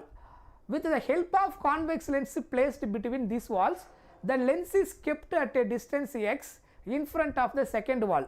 The required focal length of the lens will be என்னவா இருந்திருக்கும் in terms of இந்த எக்ஸுக்கு. சிம்பிளாக இந்த கேஸுக்கு diagram வரைங்க. இதை கரெக்டாக concept புரியணும். And object mounted on a வால்னு கொடுத்துருக்குறாங்க. சரியா? ஸோ நான் இது ஒரு வால் இப்படி எடுத்துக்கிறேன். இங்கே நான் ஒரு ஆப்ஜெக்டை மவுண்ட் பண்ண போகிறேன். ஸோ அந்த ஆப்ஜெக்ட்டுக்கு நான் ஏதோ ஒரு ஷேப் கொடுத்துக்கிறேன். நான் ஜென்ரலாக ஏதோ ஒரு ஆப்ஜெக்டை மவுண்ட் பண்ணுறேன். இப்படி வச்சுட்டேன் இந்த வாலில். இதான் என்னது? வால். ஆப்ஜெக்டை மவுண்ட் பண்ணியிருக்கிறேன். It's image equal size is to be obtained another parallel வால்னு கொடுத்துக்கிறாங்க. இங்கே இன்னொரு பேரலல் வால் ஆப்போசிட்டில் இருக்குது. ஈக்குவல் சைஸில் அதே இமேஜ் கிடைக்குதுன்னு சொல்லிட்டாங்க. சைஸ் வந்து ஈக்குவலாக இருக்குது. இது இன்னொரு வால் பேரலாக இருக்குது. கரெக்டாக? அப்புறம் என்ன சொல்லியிருக்காங்க? With the help of convex lens placed between the walls. இது ரெண்டுத்துக்கு நடுவில் நீங்கள் என்ன வைக்கிறீங்க? இது ரெண்டுத்துக்கு நடுவில் ஒரு கான்வெக்ஸ் லென்ஸு வச்சுட்டீங்க இந்த இடத்துல. ஸோ கான்வெக்ஸ் லென்ஸ் வச்சதுக்கப்புறம் தான் இது நடந்திருக்கு அப்படின்னு சொல்கிறாங்க. கரெக்டாக? கரெக்ட். இதுதான் அந்த சுச்சுவேஷன் அவங்க கொடுத்துக்கிற கேஸுக்கு. அப்போது convex lens place between this walls. The lens is kept at distance x in front of the second wall. இது ரெண்டுத்துக்குள்ள டிஸ்டன்ஸ் என்ன கொடுத்துக்கிறாங்க? செகண்ட் வால்க்கும் லென்ஸுக்குள்ள டிஸ்டன்ஸ் எக்ஸ்ன்னு சொல்லிட்டாங்க. செகண்ட் வாலுக்கும் அந்த லென்ஸுக்குள்ள டிஸ்டன்ஸ் எக்ஸ் அப்படின்னு கொடுத்துருக்குறாங்க. The recovered focal length of the lens அப்படின்னா focal length இது கூட எதில் கரெக்டாக கனெக்ட் பண்ணால் இருக்கும் அப்படின்னு கேட்குறாங்க. இப்போ எனக்கு ஒரு விஷயம் நல்லா தெரியும். என்னது? எப்போ நமக்கு ஆப்ஜெக்டுடைய சைஸும் இமேஜ் சைஸும் ஈக்குவலாக இருக்கும்? இந்த பாயிண்ட் என்னவா இருந்திருக்கணும்? 2f1 இருந்திருக்கணும். இது என்னவா இருந்திருக்கணும்? 2f2. லென்ஸில் ஞாபகம் இருக்குதா? சென்டர் ஆஃப் கர்வேச்சரில் நீங்கள் ஆப்ஜெக்டை பிளேஸ் பண்ணீங்கன்னா first centre of curvature 2f1, otherwise c1 centre of curvature வச்சா ஆப்ஜெக்டோட சைஸ் எதுக்கு இமேஜ் சைஸ் எதுக்குள்ளாக இருக்கும்? ஆப்ஜெக்ட் சைஸுக்கு ஈக்குவலாக இருக்கும். அப்போ இது டிஸ்டன்ஸ் 2f2. அப்போ இது ரெண்டுத்துக்குள்ள டிஸ்டன்ஸ் எவ்வளோவா இருந்திருக்கும்? ரேடியஸ் ஆஃப் கர்வேச்சர் r எதுக்கு ஈக்குவலாக இருந்திருக்கும்? 2 times of f. அப்போ இந்த டிஸ்டன்ஸ் கண்டிப்பாக எதுக்கு ஈக்குவலாக இருந்திருக்கும்? 2 times of f. கரெக்டாக? அவங்க ஆல்ரெடி கொஸ்டினில் இந்த டிஸ்டன்ஸ் எக்ஸ்ன்னு சொல்லியிருக்கிறாங்க. அப்போது இதை 2fக்கு ஈக்குவேட் பண்ணிங்கன்னா எக்ஸ் எதுக்கு ஈக்குவல்? அப்போது 2fக்கு ஈக்குவேட் பண்ணிங்கன்னா f ஈக்குவல் என்ன கிடைக்கும்? இதுலேருந்து f என்ன கிடைக்கும்? x/2 = f அப்படின்னு கிடைக்கும். x/2 2 equal to f. So option C is the answer. புரிஞ்சுதா? கொஷினுக்கு ஏற்ற மாதிரி நீங்கள் கனெக்ட் பண்ணாலே ஈஸியாக ஆன்சர் கிடச்சிடும். கொஷின் வந்து கரெக்டாக அண்டர்ஸ்டாண்ட் பண்ணிவிட்டு அதுக்கு ஏற்ற மாதிரி அந்த டேட்டாவுக்கு ஏற்ற மாதிரி டயக்ராம் பிளாட் பண்ணிங்கன்னா ஆன்சர் ஈஸியாக கிடச்சிரும். அது ஒன்றும் அவ்வளோ டிஃபிகல்ட் கிடையாது. நெக்ஸ்ட் ஒன் பாருங்கள். இது எப்படி கேட்டிருக்காங்க? Light travels a distance x in t1 in time t1 in air சொல்லிட்டாங்க. 10x time another denser medium சொல்லி கொடுத்துட்டாங்க. கிரிட்டிக்கல் ஆங்கிள் கேட்டிருக்காங்க. ஸோ கிரிட்டிக்கல் ஆங்கிளுக்கான ஃபார்முலா ஃபஸ்ட்டு எழுதுங்க. ஓகேவா? டைமு கரெக்டாக டைமு டிஸ்டன்ஸ் தான் கொடுத்தாங்கன்னா ஸ்பீடு கூட கனெக்ட் பண்ணணும். ஸோ ஃபார்முலா என்ன? Speed of denser by speed of rarer. இவ்வளோதான் ஐடியா. கரெக்டாக? Speed of denser by speed of rarer. ஸ்பீடை வந்து நீங்கள் டைமு கூட கனெக்ட் பண்ணணும். Speed equal to what? Distance by time. ஞாபகம் இருக்கா? Speed equal to distance by time. அப்போது இங்கே நீங்கள் எப்படி எழுதுவீங்க இந்த கேஸில்? டென்சர் மீடியமுடைய டிஸ்டன்ஸு பை அதனுடைய டைம். இதில் எது டென்சர் மீடியம்? செகண்ட் ஒன்று. அதனுடைய டிஸ்டன்ஸ் எவ்வளோ? 10x டிஸ்டன்ஸுக்கு t2 time. அப்போ டென்சருக்கு எப்படி எழுதுவீங்க? Distance by time. Speed equal to distance by time. Distance 10x, time என்னது? t2. எது? டென்சருக்கு. பை ரேரருக்கு எழுதுனீங்கன்னா ரேரருடைய டிஸ்டன்ஸு x, எவ்வளோ டைம்? t1. ஸோ அப்போ டிஸ்டன்ஸ் பை டைம் எழுதும்போது ரேரருக்கு x பை t1. ஏன் இது ரேரர்? Air medium rarer. இன்னொன்று டென்சன் அவங்களே சொல்லிட்டாங்க. கரெக்டாக? இதை சிம்பிளிஃபை பண்ணுங்கள். 10x பை t2 இதை ரெசிப்ரோக்கல்னா என்ன வரும்? t1 by x. t1 by x. இந்த எக்ஸும் எக்ஸும் கேன்சல். ஸோ இப்போ ஆன்சர் என்ன கிடைக்கும்?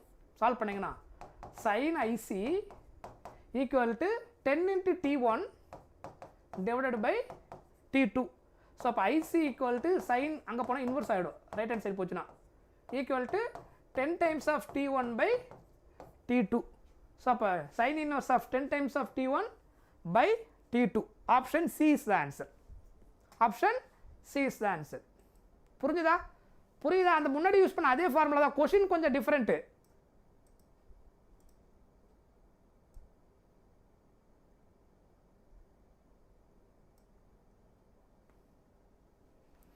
கிளியர்? தெளிவாக புரிஞ்சுதா? ஓகே. ஸோ இதெல்லாம் ஜஸ்ட் ஃபார்முலா திரும்ப திரும்ப நம்ம இதே தான் யூஸ் பண்ணுறோம். கிரிட்டிக்கல் ஆங்கிள் கூட இன்டர்லிங்க் பண்ணி யூஸ் பண்ணுறோம். But very simple question. இந்த கொஸ்டின் ஆன்சர் சொல்லுங்கள். A point object is placed at a distance of 60 cm from a convex lens of focal length 30 cm. If a plane mirror were put perpendicular to the principal axis of the lens and at a distance of 40 cm from it, the final image would be formed at a distance of. Final image எங்கே form ஆகும் அப்படின்னு கேட்டுக்கிறாங்க. So question முதல்ல நல்லா மறுபடியும் படிங்க. இது NEET question 2021 கேட்ட கொஷின். இதை நீங்கள் எந்த ஃபார்முலாவும் போக தேவையில்லை. சப்ஜெக்ட் புரிஞ்சிருந்தால் மட்டும் நீங்கள் ஆன்சர் பண்ண முடியும். சரியா? Object placed at a distance of 60 cm. இந்த இடத்துல டயக்ராம்லேருந்து அப்படியே ஆன்சர் கண்டுபிடிங்க. இந்த இடத்துல ஆப்ஜெக்ட்டை நீங்கள் பிளேஸ் பண்ணியிருக்கிறீங்க. ஓகேவா? அது அப்படியே இருக்கட்டும். இது கான்வெக்ஸ் லென்ஸு. லென்ஸ் என்ன கொடுத்துட்டாங்கன்னா 60 cm. Okay, place at 6 cm. Focal length 30. Focal length அப்போ எங்கே இருக்கும்? இந்த இடத்துல இருக்குமா? Focal length 30. எல்லாம் புரிஞ்சுங்க. Focal length 30. அப்போ ரேடியஸ் ஆஃப் கர்வேச்சர் என்ன வரணும்? What is radius of curvature? R வந்து என்ன வரும்? ஆர் வந்து 60. கரெக்டு தானே? ஃபோக்கல் லென்த்து 30 அப்படின்னா ரேடியஸ் ஆஃப் கர்வேச்சர் 60. ஆப்ஜெக்ட் எங்கே நீங்கள் பிளேஸ் பண்ணி வச்சுருக்கிறீங்க? இங்கே தான் ஆப்ஜெக்டை பிளேஸ் பண்ணி வச்சுருக்கிறீங்க. ஆப்ஜெக்ட் பிளேஸ் பண்ண டிஸ்டன்ஸ் எங்கே? 60. அப்போ இந்த பாயிண்ட்டுக்கு பேர் என்ன? 2f1 இல்லைனா c1, சென்டர் ஆஃப் கர்வேச்சர். சொல்கிறது புரியுதா? 2 times of f1 இல்லை 2f1.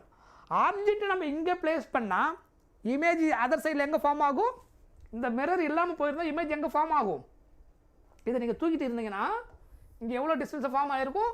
Same 60 cm to f2ல் form ஆகிருக்கும். Otherwise c2, c1, c2. நான் சொல்கிற பாயிண்ட் தெளிவாக புரியுதா பாருங்கள்.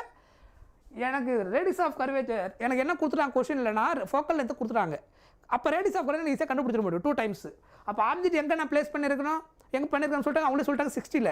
Radius of curvature 60. அப்போ எந்த இடத்துல பிளேஸ் பண்ணியிருக்கிறேன், object placed at centre of curvature, first centre of curvature, இல்லைனா 2 times of focal length. Centre of curvature என்னது, ஃபோக்கஸ் பாயிண்டோட ட்வைஸ்னு அர்த்தம். இது C1ன்னு சொல்லலாம், இல்லை 2F1. அப்போ லென்ஸில், கான்வெக்ஸ் லென்ஸில் அட் 2F1 ஆப்ஜெக்ட் வச்சா இமேஜ் எங்கே ஃபார்ம் ஆகும், அட் 2F2 ஃபார்ம் ஆகும். அதே ஈக்குவல் டிஸ்டன்ஸ், ஏன்னா size of the object size of the image ஈக்குவலாக இருக்கும். திடீர்னு நீங்கள் என்ன பண்ணுறீங்க, லென்ஸ்லேருந்து ஒரு 40 சென்டிமீட்டர் டிஸ்டன்ஸில் என்ன வச்சுருங்க, ஒரு மிரரை வச்சுட்டீங்க. மிரரை வச்சதுனால இங்கே என்ன நடக்கும், இந்த இமேஜ் இங்கே லென்ஸ் இல்லாமல் இருந்தால் இந்த மொத்த இமேஜ் என்னவாக இருக்கும், real and inverted image. Convex லென்ஸில் அட் 2F1 வைக்கும்போது ஈக்குவல் சைஸ் இமேஜ் அதர் சைடில் ஃபார்ம் ஆகும். அந்த இமேஜ் ரியல் அண்ட் இன்வெர்டட் லென்ஸில். கரெக்ட். இப்போ நீங்கள் 40 இங்கே வைக்கிறதுனால மீதி டிஸ்டன்ஸு எவ்வளோ தூரம் இருக்குது, 60 - 40 எவ்வளோ, 20 சென்டிமீட்டர் பிஹைண்டில் இமேஜ் ஃபார்ம் ஆகுது. மிரர் வச்சா ரியல் இமேஜ் என்னவா மாற்றி கொடுக்கும், விர்ச்சுவல் இமேஜை மாற்றி கொடுத்துரும் லென்ஸ் மிரர். ஸோ அப்போ இங்கேருந்து வர இமேஜ் வந்து ரியல் அண்ட் இன்வெர்டட். இங்கே லென்ஸ் மிரர் வச்சதுனால மிரரில் என்ன ஆகுது, பிஹைண்டில் 20 சென்டிமீட்டரில் விர்ச்சுவல் இமேஜ் ஃபார்ம் ஆகிடுது. இப்போ ஆப்ஷனுக்கு வாங்க, ஒரு ஆப்ஷன் பாருங்கள். 20 centimetre from the lens it would be real image. Real image கிடையாது, எனக்கு மிரர் வச்சுட்டிங்க. இந்த ரியல் இமேஜ் மிரர் இருந்ததுன்னா மிரரில் ஃபார்ம் ஆக போகிற இமேஜ் ரியல் இமேஜ், அது விர்ச்சுவல் இமேஜாக காமிக்கும். அது மிரருடைய நேச்சர். 30 சென்டிமீட்டர் கிடையாது, இது தப்பு. சரியா, இதில் இந்த distance correct, but real image என்ற ஸ்டேட்மெண்ட் தப்பு. சரியா, இந்த ஸ்டேட்மெண்ட் தப்பு. இங்கே 30 சென்டிமீட்டர் வராது, அதுவும் தப்பு. 20 சென்டிமீட்டர்ன்றது கரெக்டு, விர்ச்சுவல் இமேஜ்ன்றது correct. Because of mirror. Mirror என்ன பண்ணும், ரியல் இமேஜை விர்ச்சுவல் இமேஜாக மாற்றி கொடுத்துடும். ஸோ அதனால் ஆன்சர் வந்துட்டு இதுதான் நமக்கு கிடைக்கும்.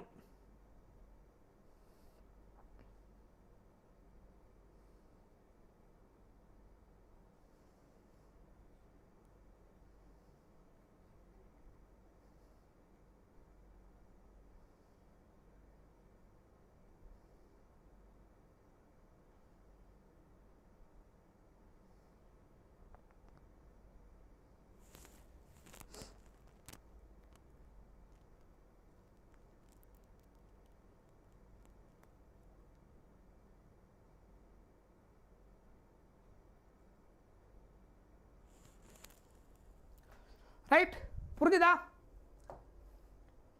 எஸ், அடுத்த கொஸ்டின் ஆன்சர் சொல்லுங்கள். A double convex lens has focal length 25 cm. The radius of curvature one of the surface is doubled to other னு சொல்லிட்டாங்க. ஓகேவா, the radius of curvature one of the surface is doubled to other. So அப்போ வந்துட்டு இது simplify பண்ணலாம், ஒன்றும் பிரச்சனை இல்லை. Find the radii if the refractive index of the material வந்து லென்ஸுக்கு 1.5னு கொடுத்துட்டாங்க. ஸோ இங்கே என்ன லென்ஸ் மேக்கர் ஃபார்முலா யூஸ் பண்ணுங்க. 1/f = n2/n1 - 1 1/r1 - 1/r2. இதுதான் ஃபார்முலா. இதில் கான்வெக்ஸ் லென்ஸ்னு சொன்னதுனால, convex லென்ஸ்னா r1 positive r2 negative, அதுக்கப்புறம் ரெண்டும் கம்பேரிசன் கொடுத்துருவாங்க. இது ஆர்னா இது எவ்வளோ இருக்கும், -2 times of r.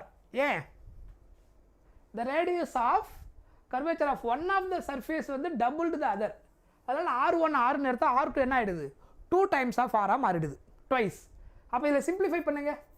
இதில் ஏரோட ரிஃப்ராக்டிவ் இண்டெக்ஸ் 1ன்னு எடுத்துக்க வேண்டியதான்.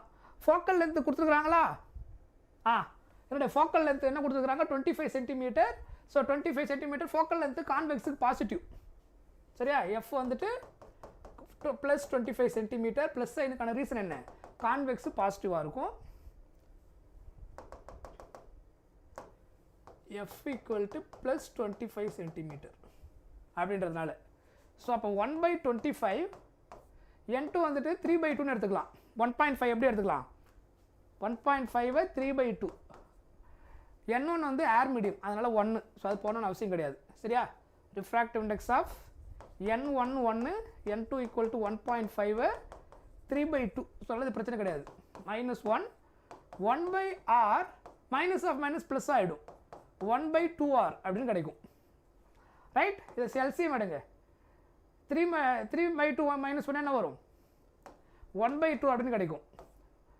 இது எல்சிஎம் எடுத்திங்கன்னா இங்கே 2/2 பண்ணிங்கன்னா என்ன வரும், 2 + 1 3 3/2r சொல்கிறது புரியுதா மல்டிப்ளை 2/2 2 + 1 3 எல்சிஎம் ஆகிடுது 2r வந்துடும் ஸோ அப்போ இங்கே 1/25 ஸோ அப்போ அதை சிம்பிளிஃபை பண்ணிங்கன்னா 2 × 2 என்ன ஆகிடுங்க 4 கரெக்டாக ஸோ அப்போ கேன்சல் பண்ணிங்கன்னா அந்த 6 இங்கே கொண்டு வந்துடுங்க ஸோ அப்போ இங்கே இந்த 25 கொண்டு வந்துடுங்க 2 × 2 4 ஸோ அப்போ 1/25 × 3 75 இங்கே என்ன வரும் 4 2 × 2 4 கிராஸ் மல்டிப்ளை இங்கே 4 ஆகிடும் 3 இங்கே வந்துடும் ஈக்குவல் டு 1/r ஸோ அப்போ ரெசிப்ரோக்கல் எடுத்திங்கன்னா r ஈக்குவல் டு 75/4 r என்ன வரும் 75/4 அப்போ கேன்சல் பண்ணிங்கன்னா இது என்ன வரும் இது 1 டைம் 35 ஸோ அப்போ 35னா 18 ஸோ ஆப்ஷனில் 18 பாயிண்ட் எங்கே இருக்கா எஸ் அவ்வளோதான் இங்கே ஆன்சர் முடிஞ்சுது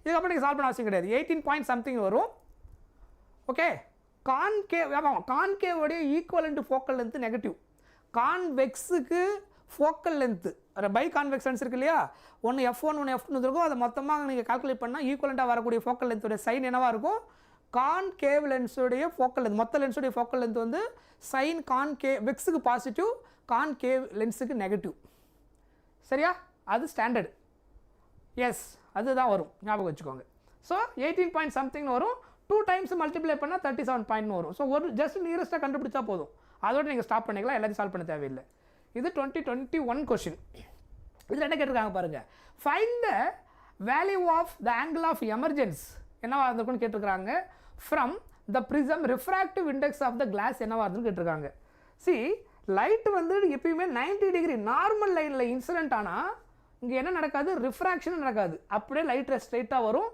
ஏன் light incident exactly through normal line எப்பயுமே 90 டிகிரி போட்டிருக்காங்க பாருங்கள் லைட் எக்ஸாக்டாக நார்மல் லைனுக்கு நேராக இன்சிடென்ட் ஆச்சுன்னா ஒரு மீடியம் இன்னொரு மீடியத்துக்கு ரிஃப்ராக்ஷன் நடக்காது எப்பயுமே இன்க்ளைண்டாக இன்சிடென்ட் ஆகணும் ஆப்ளிக்யூ இன்சிடென்ட் இந்த மாதிரி கிராஸில் இன்சிடென்ட் ஆகணுமே தவிர நார்மல் லைனுக்கு நேராக லைட் இன்சிடென்ட் ஆனால் என்ன நடக்காது ரிஃப்ராக்ஷனே நடக்காது புரியுதா நோ ரிஃப்ராக்ஷன் எக்ஸாக்டாக நார்மல் லைனில் இங்கே இன்சிடென்ட் ஆகும்போது ரைட் அப்போது இந்த இடத்துல என்ன நடக்கும் இங்கே நம்ம என்ன வரையணும் இதுதான் என்னது நார்மல் லைன் இந்த கேஸுக்கு இது நார்மல் லைன் அப்போ இது டென்சர் இது ரேரர் டென்சர் டு ரேரர் வந்ததுன்னா ரிஃப்ராக்டட் ரே என்னவாக இருக்கும் away from the normal line away from the normal புரியுதா இதான் இப்படி இன்சிடென்ட் ஆகுது இது ரிஃப்ராக்ட் ஆகுது இந்த ஆங்கிள் இருக்குது பாருங்கள் இதுதான் எமர்ஜ்டு ஆங்கிள் இந்த இடத்துல நம்ம என்னென்னு சொல்லுவோம் R2 இங்கே எந்த ரிஃப்ராக்ஷன் நடக்காது டீவியேஷன் இருக்காது அதனால் R1 0 சொல்கிற பாயிண்ட் புரியுதா இதெல்லாம் ப்ரிசம் கேஸில் R1 R2 அதுக்கப்புறம் ஆங்கிள் ஆஃப் ப்ரிசம் A இதெல்லாம் நம்ம படிப்போம் ரெண்டு ரிஃப்ராக்ஷன் R1 R2 பார்த்துருப்பீங்க இன்சைடில் ஒன்று இன்சிடென்ட் ரிஃப்ராக்ஷன் இன்னொன்று செகண்ட் இன்டர்ஃபேஸில் வந்துட்டு இன்சிடென்ட்டாக போகும் R2ன்றது அப்புறம் எமர்ஜென்சி அவுட் சைடில் வரும் இந்த இடத்துல என்ன ஆகாதுன்னா நார்மல் லைன்ஸ் வந்து ரிஃப்ராக்ஷன் நடக்காது அதனால இங்கே நோ ரிஃப்ராக்ஷன்றதால R1 0 இந்த இடத்துல ரிஃப்ராக்ஷன் நடக்கும் இப்போ இதான் இன்சிடென்ட் எது இந்த ரெண்டு இன்டர்ஃபேஸில் R2 இன்சிடென்ட் இது எமர்ஜ்டு ஆங்கிள் ஸோ இது நார்மல் லைன் ஸோ அவங்க என்ன கேட்டிருக்காங்க இந்த எமர்ஜ்டு ஆங்கிள் என்னவா இருந்திருக்குன்னு கேட்டிருக்காங்க ஸோ அதுக்கு முன்னாடி நம்ம எடுத்து என்ன கண்டுபிடிக்கணும் ஆங்கிள் ஆஃப் ப்ரிசம் கண்டுபிடிக்கணும் இது 90 இது 60னா இது எவ்வளோ வந்திருக்கும் angle of prism 30 degree that is angle of prism angle of prism நமக்கு என்ன கிடைச்சிருக்கும் 30 தெரியுதா ஃபுல்லாக ரைட் ஆங்கிள் ட்ரையாங்கிள் இருந்தால் ஆங்கிள் ஆஃப் ப்ரிசம் வந்து நமக்கு இங்கே 13 கிடைக்கும் ஸோ இந்த ரெண்டுத்துக்கும் ஸ்னெல்ஸ் லாவை அப்ளை பண்ணுங்கள் ஓகேவா ஸ்னெல்ஸ் லாவை யூஸ் பண்ணிங்கன்னா ஸ்னெல்ஸ் லாவுடைய ஃபார்முலா என்ன ஞாபகம் இருக்கா நான் ஸ்னெல்ஸ் லா ஃபார்முலா எப்படி கொடுத்தேன்னு refractive index of incident medium into sine of incident angle equal to refractive index of refracted medium into sine of refracted angle ஞாபகம் இருக்கா நான் இந்த மாதிரி ஃபார்முலா படிக்க சொல்லியிருந்தேன் சிம்பிளாக N1 sin I N2 sin R படிச்சுன்னா கன்ஃபியூஷன் வரும் நான் இப்படி தான் படிக்க சொல்லியிருந்தேன் NI sin I refract index of incident medium அதுக்கப்புறம் sine of incident angle refractive index of refracted medium into sine R right இப்போ refractive index of incident medium இதான் இன்சிடென்ட் ரே இது ரிஃப்ராக்டட் ரே இதான் என்னது refractive index of incident medium இது ரெண்டுத்துக்கும் இது rarer medium refraction medium incident மீடியமுடைய refractive index என்ன கொடுத்தாங்க இங்கே ப்ரிசமோட ரிஃப்ராக்டிவ் இண்டெக்ஸ் என்ன கொடுத்தாங்க √3 இது ஏர் மீடியம் என்ன வரும் 1 அப்படின்னு வரும் ஸோ அப்போ இது √3 சைன் ஆஃப் இன்சிடென்ட் ஆங்கிள்ன்றது என்னது R2 சரியா? ஸோ இந்த இன்சிடென்ட் ஆங்கிள் R2 நம்ம கண்டுபிடிக்க முடியும். எப்படி கண்டுபிடிப்போம்? ஆங்கிள் ஆஃப் இன்சிடென்ட் ஏ எதுக்கு ஈக்குவல்? ப்ரிசமில் R1 + R2 equal. A 30 degree, R1 0, R2 தெரியாது. ஸோ அப்போ R2 என்னன்னு கிடைக்கும்? R2 = 30 டிகிரின்னு கிடைக்கும். ப்ரிசம் நல்லா புரிஞ்சாதான் இதெல்லாம் நீங்கள் ஃபாலோ பண்ண முடியும், ரைட்? அப்போது சைன் ஆஃப் இன்சிடென்ட் ஆங்கிள்ன்றது இங்கே R2. Refraction angle, refractive index of refraction medium air medium, அதனால் இங்கே 1 into sine of refraction angle தெரியாது, இதான் ரிஃப்ராக்ஷன் ஆங்கிள், அதான் கண்டுபிடிச்சி சொல்லியிருக்காங்க. என்னன்னு கண்டுபிடிச்சி சொல்லியிருக்காங்க. R2 வந்து இப்போ 30 எனக்கு தெரிஞ்சு போச்சு. ஸோ அப்போ √3 into sine 30 degree equal to sine of E அப்படின்னு கிடைக்கும். ஸோ சைன் 30 வேல்யூ என்னது? 1/2 கரெக்டாக, ஈக்குவல் டு சைன் E. அப்போது sine of emergent angle equal to √3/2. எந்த ஆங்கிளுக்கு √3/2 கிடைக்கும்? 60 டிகிரிக்கு. ஸோ அப்போ எமர்ஜென்ட் ஆங்கிள் என்னவாக இருந்திருக்கும்? எமர்ஜென்ட் ஆங்கிள் என்னவாக இருந்திருக்கும்? 60 டிகிரியாக இருந்திருக்கும். Option A is the answer. புரிஞ்சுதா? கிளியராக கொஷின் என்ன கொடுத்துருக்குறாங்கன்றதை பார்க்கணும். R1 ஏன் 0ன்னு கேட்குறீங்களா? அதான் சொல்லியிருந்தேன்ல, நார்மல் லைனில் இன்சிடென்ட், இங்கே ரைட் ஆங்கிள் போட்டிருக்கிறாங்க. பர்பண்டிகுலராக நார்மல் லைனுக்கு நேராக லைட்டு இன்சிடென்ட் ஆனால் லைட்டு பெண்டே ஆகாது, ஸ்ட்ரைட்டாக போகும். ரிஃப்ராக்ஷன் என்ன அர்த்தம்? அதனுடைய பாத்துலேருந்து டீவியேட் ஆனால் தான் ரிஃப்ராக்ஷன் கண்டுபிடிக்க முடியும். உங்களுக்கு நார்மலாக நம்ம சிம்பிளாக இருக்கிற மாதிரி உங்களுக்கு இந்த வியூ காமிக்கிறேன். நார்மல் லைனை நம்ம எப்படி வரைவோம் அப்படின்னு காமிக்கிறேன் பாருங்கள். இப்போ ஜென்ரல் லைட்டு இப்படி ஆப்ளிக்யூவாக இன்சிடென்ட் ஆச்சுன்னா, இப்படி இன்சிடென்ட் ஆகும்போது நமக்கு ரிஃப்ராக்ஷன் நடக்கும். ஏன்னா ஆப்ளிக்யூ இன்சிடென்ட் அதுக்கு பேர். இன்க்ளைண்டாக லைட் இன்சிடென்ட் ஆகும்போது இங்கே என்ன நடக்கும்? லைட் வந்து ரிஃப்ராக்ட் ஆகும். ஞாபகம் இருக்கா? இது இப்போ இது வந்து ரிஃப்ராக்டட் ரேன்னு போட்டிருப்பீங்க, கரெக்ட்? இதுவே லைட்டு வந்துட்டு எக்ஸாக்டாக நார்மல் லைனுக்கு நேராக இன்சிடென்ட் ஆச்சுன்னா, இப்போ இதான் நார்மல் லைன், எக்ஸாக்டாக இந்த லைனுக்கு நேராக லைட்டை இன்சிடென்ட் பண்ணிங்கன்னா, இந்த லைனுக்கு நேராக லைட்டை இன்சிடென்ட் பண்ணிங்கன்னா என்ன நடக்கும்? இதுக்கு நேராக லைட் ரேவை இன்சிடென்ட் பண்ணுறீங்க, என்ன நடக்காது? ரிஃப்ராக்ஷனே நடக்காது. ஏன்? பிகாஸ் இது நார்மல் லைன். நார்மல் லைனுக்கு நேராக இன்சிடென்ட் பண்ணிங்கன்னா நோ ரிஃப்ராக்ஷன். இந்த இடத்துல இது இன்சிடென்ட் ஆங்கிள், இது ரிஃப்ராக்டட் ஆங்கிள். இது அப்படியே நீங்கள் இப்படி பெண்ட் பண்ணிகிட்டே வந்தீங்கன்னா ரிஃப்ராக்ஷன் இருக்காது, because light incident exactly normal line. So அப்போ இங்கே வந்து இன்சிடென்ட் ஆங்கிள் ஐ வந்து என்னவாக இருக்குது? நார்மல் லைனுக்கு நேராக இன்சிடென்ட் ஆனால் 90 டிகிரி. ரிஃப்ராக்ஷன் ஆங்கிள் என்ன அர்த்தம்? 0ன்னு அர்த்தம். பிகாஸ் பெண்டே ஆகலை. பெண்டே ஆனால் தான் ரிஃப்ராக்ஷன் கண்டுபிடிக்க முடியும். இங்கே தான் பெண்டே ஆகலை. ஸோ இதே ஸ்ட்ரக்சர் தான் இங்கே இந்த ஆங்கிள் கிராஸில் கொடுத்துருக்காங்க. ஸோ இதுக்குள்ள நார்மல் லைன் 90 டிகிரி வர மாதிரி இது எந்த இடத்துல இருக்குதோ அந்த இடத்துல இந்த ப்ரிசமில் லைட்டை இன்சிடென்ட் பண்ணியிருக்காங்க. இங்கே 90 டிகிரி போட்டிருக்காங்க பாருங்கள். இது ஆரோ வந்து இன்சிடென்ட் ரே. ஸோ லைட்டு வந்து இங்கே இன்சிடென்ட் ஆகிருக்கு. ஸோ இப்போ பார்த்தா அதே மீனிங்கில் புரியுதா? இது இன்சிடென்ட்டு, இது ரிஃப்ராக்டட். ஸோ சேம் திங், இது இன்சிடென்ட், இது இங்கே ரிஃப்ராக்ஷன் நடக்கலை, because light exactly incident along the normal line. புரிஞ்சுதா? இப்போ புரிஞ்சுதா அக்ஷயா ஏன் R1 0 போட்டிருக்குன்னு? ஸோ அப்போ ப்ரிசமில் வந்துட்டு ரெண்டு இடத்துல ரிஃப்ராக்ஷன் ஜென்ரலாக நடக்கும். R1 incident, R1 R2 emergent, 4 angle பார்ப்போம் நம்ம ஜென்ரலாக. இங்கே ரிஃப்ராக்ஷன் நடக்காதனால தேர் இஸ் நோ ரிஃப்ராக்ஷன், அதனால் R1 0. இந்த இடத்துல ரிஃப்ராக்ஷன் மறுபடியும் நடக்கும், ஏன்னா இது நார்மல் லைன் கிடையாது இந்த இடத்துல. ஸோ அதனால் prism to air medium. So இது வந்து ஏர் மீடியம்.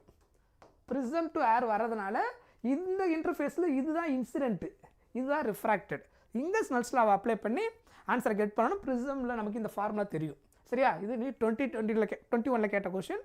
கொஞ்சம் ஸ்மார்ட்டாக திங்க் பண்ணி சால்வ் பண்ண வேண்டிய ஒரு கொஷின் இது. கொஷின் டிஃபிகல்ட் கிடையாது, கொஷின் கண்டிப்பாக டிஃபிகல்ட்டான கொஷின் கிடையாது. எனி டவுட் இதில்?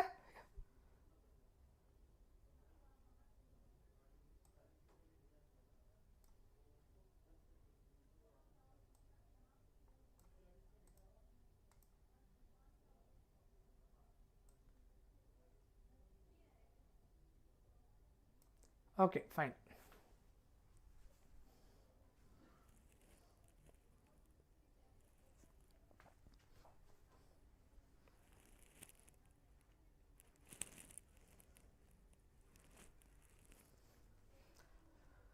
Okay. Next question பாருங்க. the refracting angle of a prism is A and the refractive index of the material of the prism வந்து cot of A by 2 னு கொடுத்துருக்காங்க. refractive index என்ன கொடுத்துருக்காங்க? refractive index n equal to cot A by 2 னு கொடுத்துருக்காங்க. இது கொஸ்டின்ல the angle of minimum deviation என்னவா இருக்கும்னு கேட்டிருக்காங்க. ரைட், prismல angle of minimum deviation கண்டுபிடிக்கிறதுக்கு நமக்கு கனெக்ட் பண்ணி refractive index கூட ஃபார்முலா இருக்குது. ஓகேவா? refractive index n equal to sin of angle of minimum deviation delta m plus A by 2 angle of prism delta m plus A by 2 divided by sin of A by 2. இதுதான் என்னது? refractive index க்கும் minimum deviation க்கும் உள்ள formula எதுல? prismல. சொல்றது புரியுதா? this is the formula relation between minimum deviation and refractive index of the prism. இது standard formula. any prism உடைய minimum deviation refractive index உள்ள formula. angle of prism தெரிஞ்சிருந்தா போதும், minimum deviation தெரிஞ்சா அதனுடைய refractive index கண்டுபிடிச்சிட முடியும். क्वेश्चनல என்ன கொடுத்துட்டாங்கன்னா அதனுடைய refractive index cot A by 2 க்கு ஈக்குவல் கொடுத்துருக்காங்க. அப்ப இந்த n க்கு பதிலா நான் என்ன எழுத முடியும்? இந்த கேஸ்ல cot of A by 2 னு எழுதலாம். equal to sin of delta m plus A by 2 divided by sin of A by 2 அப்படின்னு எழுதலாம். divided by sin of A by 2. சரியா? ரைட். அப்போ இந்த cot A by 2 காட்டை நம்ம எப்படி எழுதலாம்? cos theta by sin theta. தீட்டாக்கு பதிலாக A by 2. அப்போ cos A by 2 by sin A by 2 எழுதலாமா? equal to sin of delta m plus A by 2 divided by sin of A by 2. நான் என்ன பண்ண தெரியுதா? cot theta எப்படி எழுதலாம்? cos by sin. cot theta ன்றது cos theta by sin theta. tan theta னா sin by cos. cot னா cos by sin. அப்ப இது ரெண்டும் சேமா டினாமினேட்டர்ல ரெண்டு பக்கமும் sin A by 2 sin A by 2 cancel ஆயிடும். ரைட். சோ அப்ப ரிமைனிங் எது மட்டும் தான் இருக்குது? cos of A by 2 cos A by 2 equal to sin of delta m plus A by 2 அப்படின்னு கிடைக்கும். இது cos, இது sinல இருக்குது. cos sinல மாத்திரம்னா எதுக்கு equal? sin of 90 minus theta, அதாவது pi by 2 minus A by 2 equal to sin of delta m plus A by 2. இது நாம trigonometry formula. sin of 90 minus theta எதுக்கு ஈக்குவல்? cos theta க்கு ஈக்குவல். இங்க ரெண்டுமே sin ஆ இருந்தா தான் ஈக்குவேட் பண்ண முடியும். இது cos, இது sin. அப்ப கம்பேர் பண்ண முடியாது. cos sin க்கு ஈக்குவலண்டா மாத்தி ஆகணும். இங்க theta க்கு பதிலா A by 2 னு இருக்குது. cos theta equal to sin of 90 minus theta. அப்போ இந்த sin கேன்சல் ஆயிடும். சோ அப்ப ரிமைனிங் என்ன இருக்கு பாருங்க? pi by 2 minus A by 2 ரெண்டுமே ஈக்குவேட் பண்ணிக்கலாம் ஆங்கிள்ஸ். del m தனித்தனியா பிரிங்க. delta m by 2 plus A by 2 இத தனித்தனியா பிரிச்சிட்டீங்கன்னா இதுக்கு by 2 இதுக்கு by 2 பிரிச்சிட்டீங்கன்னா ரைட். இந்த minus A by 2 இங்க கொண்டு வந்துருங்க. pi by 2 minus A by 2 மறுபடியும் இந்த A by 2 வந்தா minus A by 2 equal to delta m. so A by 2 என்ன ஆயிடும்? pi by 2 minus half of A plus half of A minus A ஆயிடும் equal to delta m. சொல்ற point புரிஞ்சுதா? இங்க by 2 இருக்கு. ரைட். இந்த by 2 அங்க கிராஸ் மல்டிப்ளை பண்ணா என்ன ஆயிடும் உங்களுக்கு? இங்கே போட்டுறேன். இந்த 2 கிராஸ் மல்டிப்ளை பண்ணா இந்த 2 கேன்சல் ஆயிடும். இங்க pi minus இங்க என்ன ஆயிடும்? 2a. pi minus 2a அப்படின்னு கிடைக்கும். கரெக்ட் தானே? இந்த 2 கிராஸ் மல்டிப்ளை பண்ணா 2 pi 2 கேன்சல் ஆயிடும், pi ன்னு கிடைக்கும். இந்த 2 என்ன ஆயிடும்? -2 ன்னு வரும். சோ அப்ப pi னா இங்க என்னது? 180 degree. 180 degree minus 2a.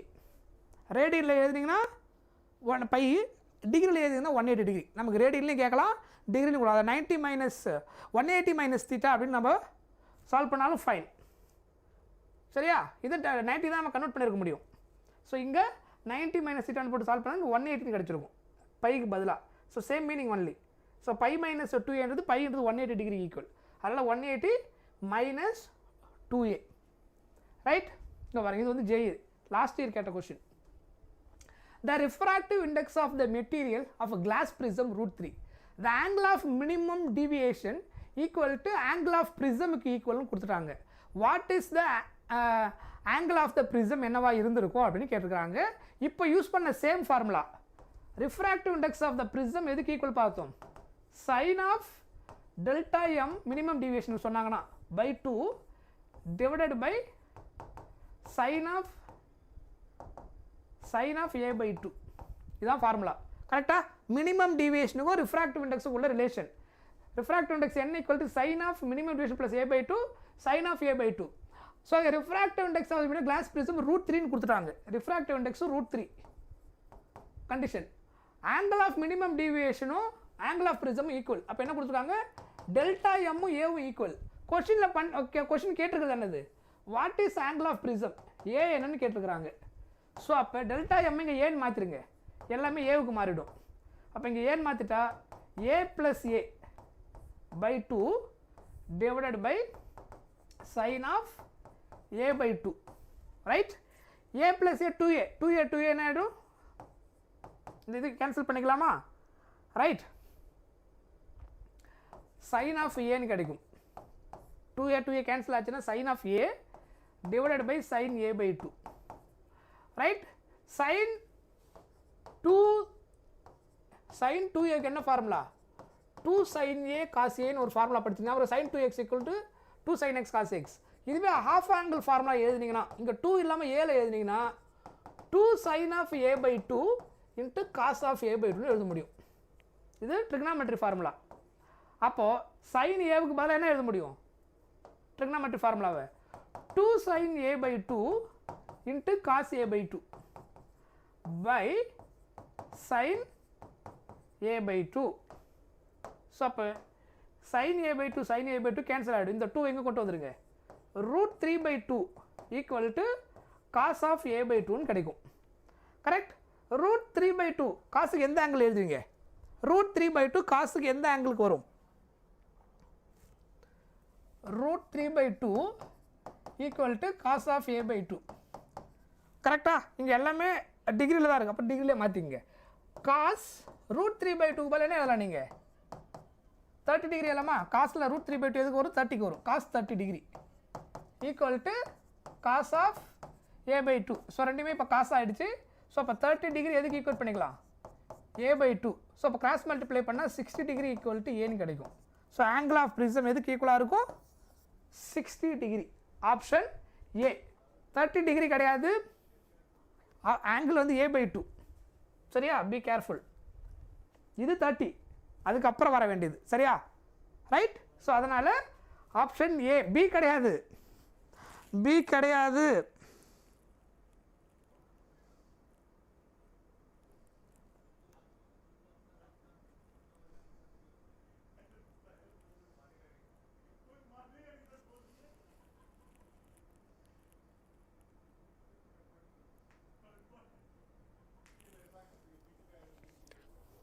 Right?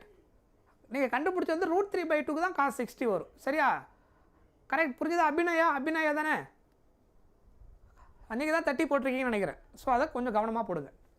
So இது வந்து சிம்பிள் கொஷின் தான், கொஞ்சம் ட்ரிக்னாமெட்ரி யூஸ் பண்ணி சால்வ் பண்ணுற மாதிரி கேட்டாங்க. ரைட்? இதுவும் ஜேஇயில் கேட்ட கொஷின் தான், சிம்பிளான கொஷின். 25 கொஷின். ஸோ இதுக்கு ஆன்சர் சொல்லுங்கள்.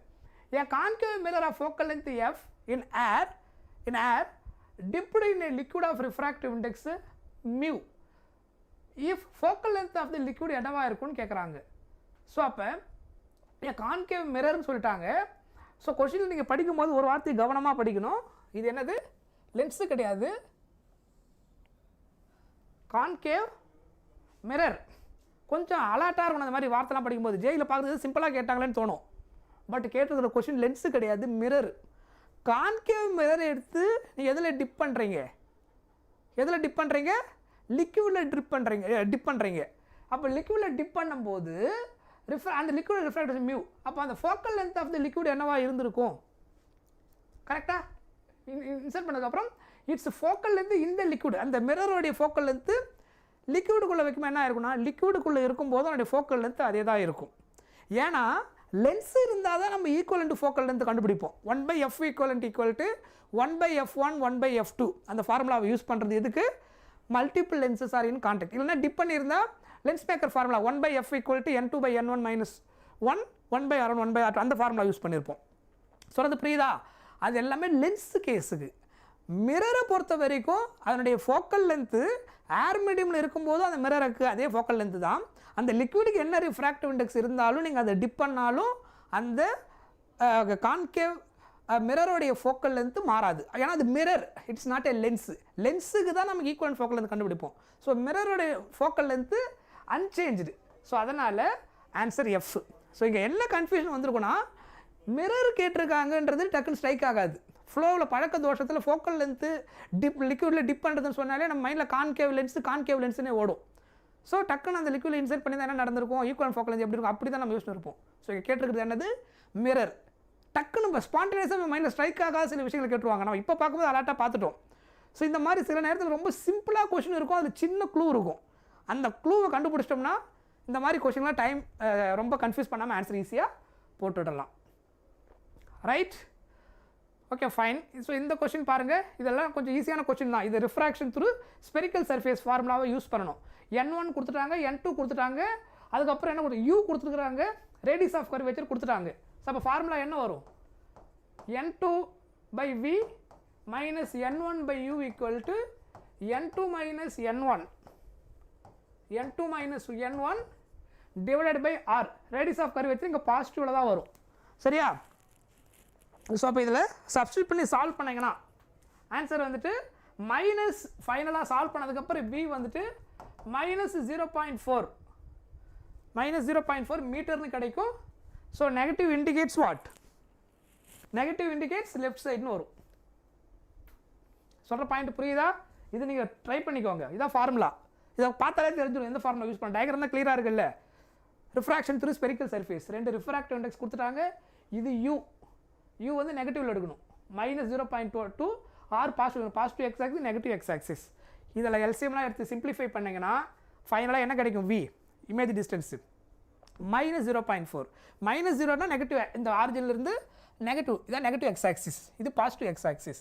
அதனால் left 0.4 left from the spherical surface. Right, புரிஞ்சது இல்லையா? ஸோ இது நார்மலாக நீங்கள் சால்வ் பண்ணிக்கோங்க. அது ஒன்றும் புதுசாக ஒன்றும் கிடையாது. ஃபார்முலா இன்டர்லிங்க் பண்ணால் போதும். ஸோ அந்த ஐடியா மட்டும் தெரிஞ்சிருந்தால் போதும். Okay fine.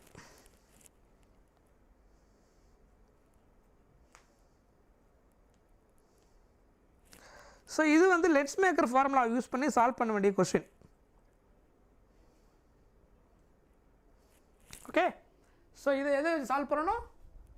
R1 R2 by convex lens both surface same அப்படின்னு கொடுத்துருக்காங்க. Radius of curvature by convex lens, radius of curvature both surface same 1/6 cm. If this lens is required to replaced by another convex lens அப்படின்னு சொல்லி கொடுத்துருக்காங்க. Different radius of curvature both side R1 R2 without any change in power of lens, then possible combination of R1 R2 என்னவா இருந்திருக்கும் அப்படின்னு கேட்டுக்கிறாங்க.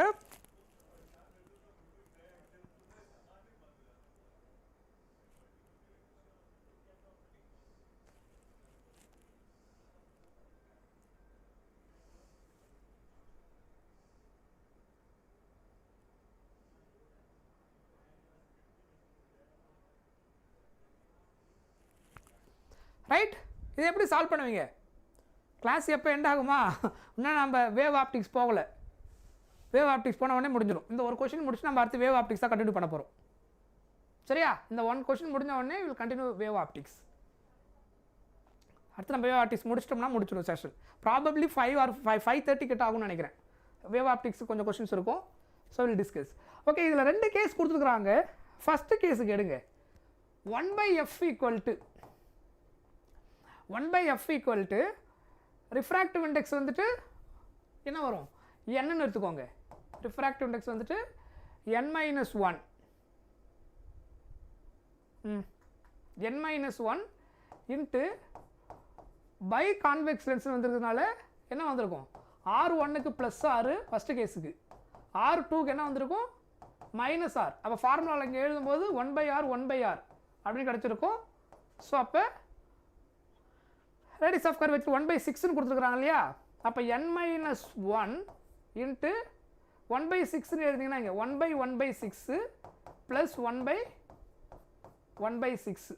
So அப்போ n-1 into இதை மேலே கொண்டு போனீங்கன்னா என்ன ஆகிடும்? 6 + 6 ஆகிடும்.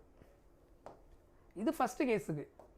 அப்போ இது வந்து 12 டைம்ஸ் ஆஃப் n-1. இதான் என்னது? 1/f. இதான் ஃபஸ்ட்டு கேஸுக்கு. மொதல் ஒரு கேஸ் கொடுத்துருக்குறாங்க இல்லையா? ஈச் ரேடியஸ் ஆஃப் கர்வேச்சர் 1/6 இருக்குது. இது வந்து பை கான்வெக்ஸ் லென்ஸு அப்படின்னு சொல்லி நமக்கு தெளிவாக இங்கே கொடுத்துட்டாங்க. சரியா? ரைட். இங்கே வந்துட்டு கிளாஸோட ரிஃப்ராக்டிவ்ஸ் மட்டும் தான் யாருக்கு 1 வந்துடும். அதனால் n2/n1 n போட்டுவிட்டேன். இது ஃபஸ்ட்டு கேஸுக்கு. இது ஈக்குவேஷன் நம்பர் 1 வச்சுக்கோங்க. செகண்ட் கேஸில் என்ன கொடுத்தாங்க? ரெண்டுத்தோட ரேடியஸ் ஆஃப் கர்வேச்சர் வேறு வேறு இருக்குது அப்படின்னு சொல்லிட்டாங்க. ஆனால் ஒரு விஷயம் கிளியராக சொல்லிட்டாங்க, ஃபோக்கல் லென்த் சேம்னு சொல்லியிருக்கிறாங்க. தெரியுதா? செகண்ட் கேஸ் எனக்கு ஸ்டேட்மெண்ட் இருக்கு. It is if this lens is required to be replaced by another convex lens, different radius of curvature on both sides without any change in power of the lens. Power of the lens change ஆகலன்னா focal length change ஆகலன்னு அர்த்தம். ஏன்னா P = 1/f. Power change ஆகலன்னா focal length change ஆகலை. இது first கேஸுக்கு. Second கேஸுக்கு அப்போ கால்குலேட் பண்ணுங்க. செகண்ட் கேஸு அதே ஃபோக்கல் லென்த் 1/f, அதே n-1, அதே n-1. பட் ரிஃப்ராக்டிவ் இண்டெக்ஸ் என்ன கொடுத்துருக்குறாங்க? 1/r1 + 1/r2. இது கான்வெக்ஸ்ன்றதுனால இங்கே ப்ளஸ் ஆகிடும் ஆட்டோமேட்டிக்காக. இதான் கொடுத்துருக்குறாங்க. இதான் செகண்ட் கேஸுக்கு. சேம் ஃபோக்கல் லென்த், சேம் பவர்னு சொல்லலாம். ஃபோக்கல் லென்த் அதே தான் இருக்கும், சேம் ரிஃப்ராக்டிவ் இண்டெக்ஸ் இருக்கும். ரேடியஸ் ஆஃப் கர்வேச்சர் மட்டும் செகண்ட் கேஸுக்கு வேறு வேறு. அப்போ அதே ஃபோக்கல் லென்த் இருக்கிறதுனால அது எதுக்கு ஈக்குவேட் பண்ணலாம்? 12 × n-1. 1/fக்கு பதில் என்ன எழுதலாம்? First லென்ஸ்லேருந்து 12 × n-1 = n-1 into 1/r1 + 1/r2 அப்படின்னு கிடைக்கும். ஸோ n-1 n-1 கேன்சல் ஆகிடும். ஃபைனலாக என்ன எழுதலாம்? 1/r1ஐயும் 1/r2வையும் ஆட் பண்ண என்ன கிடைக்கணும்? 12 அப்படின்னு கிடைக்கணும். இந்த ஆப்ஷனில் எது கரெக்டுன்னு பார்க்கணும். ஆப்ஷனில் பாருங்கள், இது எல்லாமே r1 r2. இதில் எதை சப்ஸ்டிட் பண்ணால் உங்களுக்கு 12 கிடைக்குன்னு பார்க்கணும். இது எல்லாமே ரெசிப்ரோக்கல். சரியா? 1/r1னா அப்போ ரெசிப்ரோக்கல் இருந்து 3 மேலே போய்டும், 7 மேலே போய்டும். அப்போ எது 2 ஆட் பண்ணால் 12 வருது பாருங்கள். 7 + 3 10 கிடையாது. 7 + 5 12 பாசிபிள். 3 + 3 6 கிடையாது. 9 + 6 15 அதுவும் கிடையாது. புரியுதா? நான் ஏன் இதை என்ன பண்ணியிருக்கேன்னா, இது r1 r2 இதில் எடுத்துகிட்டு வந்து சப்ஸ்டிட் பண்ணிங்கன்னா 1/ அப்படின்னு போட்டோன்னா அந்த 1/3ன்றது 3 மேலே போய்டும். 1/7 போட்டால் 7 மேலே போய்டும்.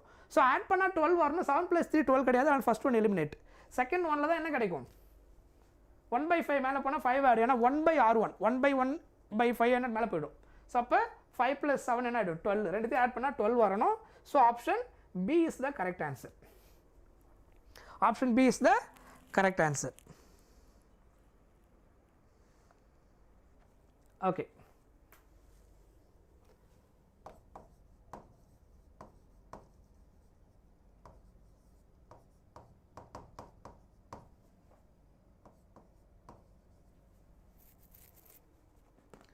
Okay, so we'll continue 4:15 small break அப்புறம் we'll see wave optics. So இப்போ ஓரளவுக்கு ரே ஆப்டிக்ஸ் கிளாரிட்டி கிடச்சிடும், ஒரு ஐடியா கிடச்சிடும்னு நினைக்கிறேன். கரெக்டாக? ரே ஆப்டிக்ஸில் இந்த மாதிரி என்னென்ன மாதிரி டிஃப்ரெண்ட்டான கொஸ்டின்ஸ் கேட்குறாங்க, எப்படி கனெக்ட் பண்ணணும், ஃபார்முலா இப்போ கொஞ்சம் எப்படி அப்ளை பண்ணணும், எப்போ லென்ஸ் மேக்கர் ஃபார்முலா யூஸ் பண்ணணும், எப்போ லென்ஸ் ஃபார்முலா யூஸ் பண்ணணும், அப்புறம் மிரர் லென்ஸ் ஈக்குவேஷனை எப்படி அப்ளை பண்ணணும், திரும்ப ஒரு அப்புறம் மெயினாக அந்த இது பார்த்தோம் இல்லையா, என்னது டோட்டல் இன்டர் ரிஃப்ளெக்ஷன், அது ப்ரிசம். இப்போலாம் ஓரளவுக்கு உங்களுக்கு ஒரு ஐடியா கிடச்சிருக்கும் எனக்கு அதை எப்படி அப்ளை பண்ணணும்னு சொல்லிட்டு. ஸோ நம்ம அடுத்தது வந்துட்டு பார்க்க போகிறது wave optics. 4:15 will continue.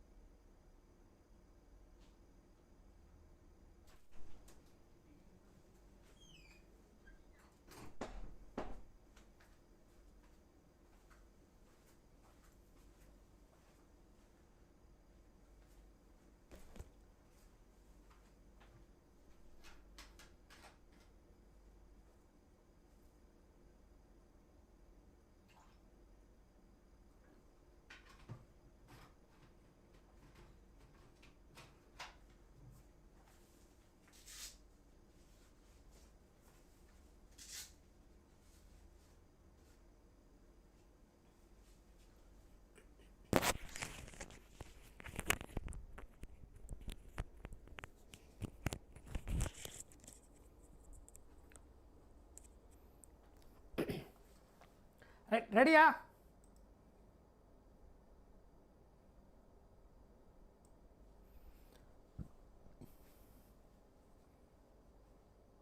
Start பண்ணலாமா?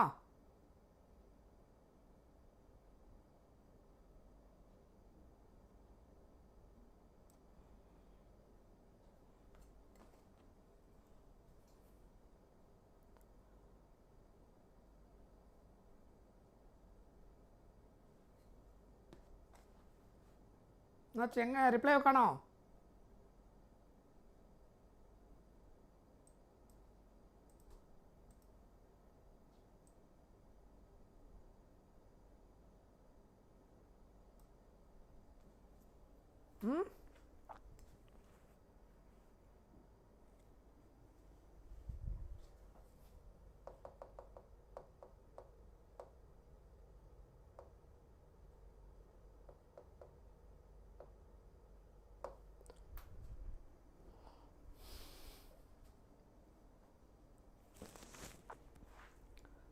ஓகே, ஸ்டார்ட் பண்ணலாமா? வேவ் ஆப்டிக்ஸ் வாய்ஸ் ஆடிபிளா இருக்கா?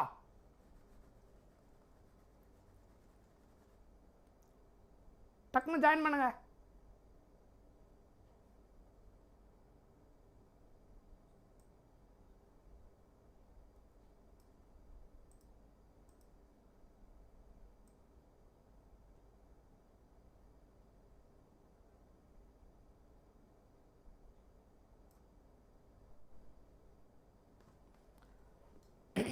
Okay, yes yes, hello Aditya.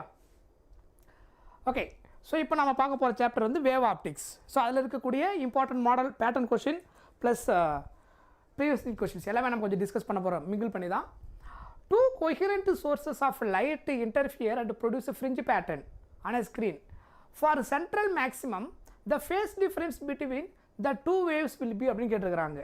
So phase difference between 2 wave central maximum இருக்கும்போது என்னவா இருக்கும் அப்படின்னு கேட்டிருக்கிறாங்க. ஸோ ஆக்சுவலாக இங்கே என்ன நடக்கும் அப்படின்னா, ஸோ இது யங்ஸ் டபுள் ஸ்லிட் எக்ஸ்பெரிமெண்ட் உங்களுக்கு ஆல்ரெடி தெரிஞ்சிருக்கும். ஸோ இது வந்துட்டு டபுள் ஸ்லிட்டு, கரெக்டாக? ஸோ இப்போ இங்கே ஒரு லைட் சோர்ஸ் இருக்குது அப்படின்னா இது வந்து ஒரு லைட் சோர்ஸ், இது வந்து நம்ம ஒரு லைட் சோர்ஸ். ஸோ இப்போ இதிலேருந்து லைட் ரே நமக்கு இங்கே வரும்.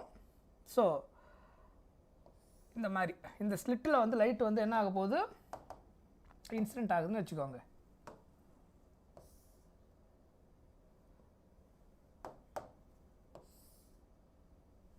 இங்கே வந்து ஸ்க்ரீன் ஆப்போசிட்டில் என்ன இருக்கும், ஸ்க்ரீன். இதை நம்ம என்னன்னு சொல்லுவோம், இது distance between the slit and screen, capital D. இது வந்து டிஸ்டன்ஸ் பிட்வீன் த 2 ஸ்லிட், இதை நம்ம என்னன்னு சொல்ல போகிறோம், small d. Distance between the 2 slit வந்து ஸ்மால் டி, கேபிட்டல் டி வந்து distance between slit and screen. So அப்போ இந்த இடத்துல நமக்கு என்ன ஆகும் அப்படின்னா, bright and dark fringe pattern form ஆகும். ஸோ இது central bright spot, central bright spot, புரியுதா? இதுக்கு நேராக இங்கே ஃபார்ம் ஆகும் மிட் பாயிண்ட்லேருந்து. அதுக்கப்புறம் இது ரொம்ப சென்ட்ரல் பிரைட் ஸ்பாட். அப்புறம் இருக்க நமக்கு என்ன ஆகும், கொஞ்சம் அப்படியே இன்டென்சிட்டி குறைஞ்சிங்கன்னா சம் டிஸ்டன்ஸ் அப்போ bright and dark fringe form ஆகும். இது பிரைட்டு, இங்கே டார்க்கு, பிரைட்டு டார்க்கு. அந்த பிரைட்னஸும் கொஞ்சம் கொஞ்சமாக குறைஞ்சினே போகும். அதுக்கு காரணம் கன்ஸ்ட்ரக்டிவ் டிஃபரன்ஸ் வந்துட்டு பாத் டிஃபரன்ஸ் அதிகமாகினே போகும், இல்லை ஃபேஸ் டிஃபரன்ஸ் அதிகமாகிட்டே போகும்னு சொல்லலாம். லைக் திஸ், ஓகேவா? ஸோ அந்த மாதிரி இன்டென்சிட்டி இங்கே ரெடியூஸ் ஆகிட்டே போகும். 2 சைடு நமக்கு அது ஈக்குவலாக ஒரே மாதிரி பேட்டர்னில் போகும். Do remember? இது ஞாபகம் இருக்கா? இதில் நம்ம மெயினாக கால்குலேட் பண்ண போகிறது nth ஃப்ரெஞ்சு அந்த சென்ட்ரு, இந்த பாயிண்ட்லேருந்து, இந்த இடத்துலேருந்து இதான் என்னது, சென்ட்ரல் மேக்ஸிமா. இதுக்கு பேர் தான் என்னது, சென்ட்ரல் மேக்ஸிமா.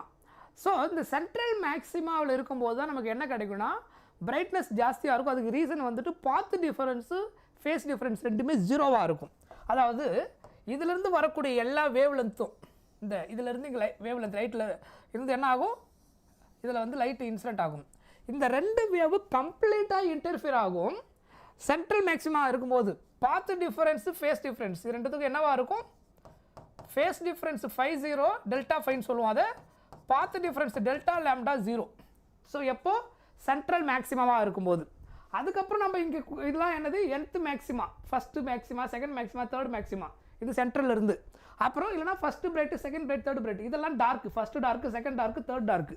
பிட்வீனில் இருக்கிற கேப் அந்த பிளாக்ல மேலே சொல்ல போகிறோம், டார்க் ஃப்ரிஞ்சுன்னு சொல்ல போகிறோம். அப்போ சென்டர்லேருந்து இதெல்லாம் ஃபஸ்ட்டு டார்க்கு, செகண்ட் டார்க்கு எவ்வளோ தூரத்தில் இருக்குன்னு கேட்பாங்க. அதோட இன்டென்சிட்டி குறைஞ்சதுக்கான காரணம் வந்துட்டு, பிரைட்னஸ் குறைஞ்சதுக்கான காரணம் வந்துட்டு பாத் டிஃப்ரென்ஸோ இல்லை ஃபேஸ் டிஃப்ரென்ஸோ ரெண்டுத்தில் எது வேணாலும் சொல்லலாம். அதிகமாகினே போகும். அதிகமாகும் போது இன்டென்சிட்டி குறைய ஆரம்பிக்குது. கன்ஸ்ட்ரக்டிவ் இன்டர்ஃபரன்ஸ் வரதுனால தான், குறைஞ்சாலும் கன்ஸ்ட்ரக்டிவ் இன்டர்ஃபரன்ஸ் நடக்கிறதுனால தான் பிரைட்னஸ் அந்த இது தெரியுது. டார்க்குக்கான காரணம் டிஸ்ட்ரக்டிவ் இன்டர்ஃபரன்ஸ். ஸோ இதான் பிரைட் அண்ட் டார்க் ஃப்ரிஞ்சஸ் வந்து யங்ஸ் டபுள் ஸ்லிட் எக்ஸ்பெரிமெண்ட்டில் நமக்கு இங்கே நடக்கிறது. இதான் idea, Young's double slit experiment. இதில் பார்த்து டிஃபரன்ஸ் கண்டுபிடிக்கிறது. இது ஃப்ரிஞ்சு வித்து ஒரு ஃபார்முலா ஞாபகம் வச்சுக்கோங்க.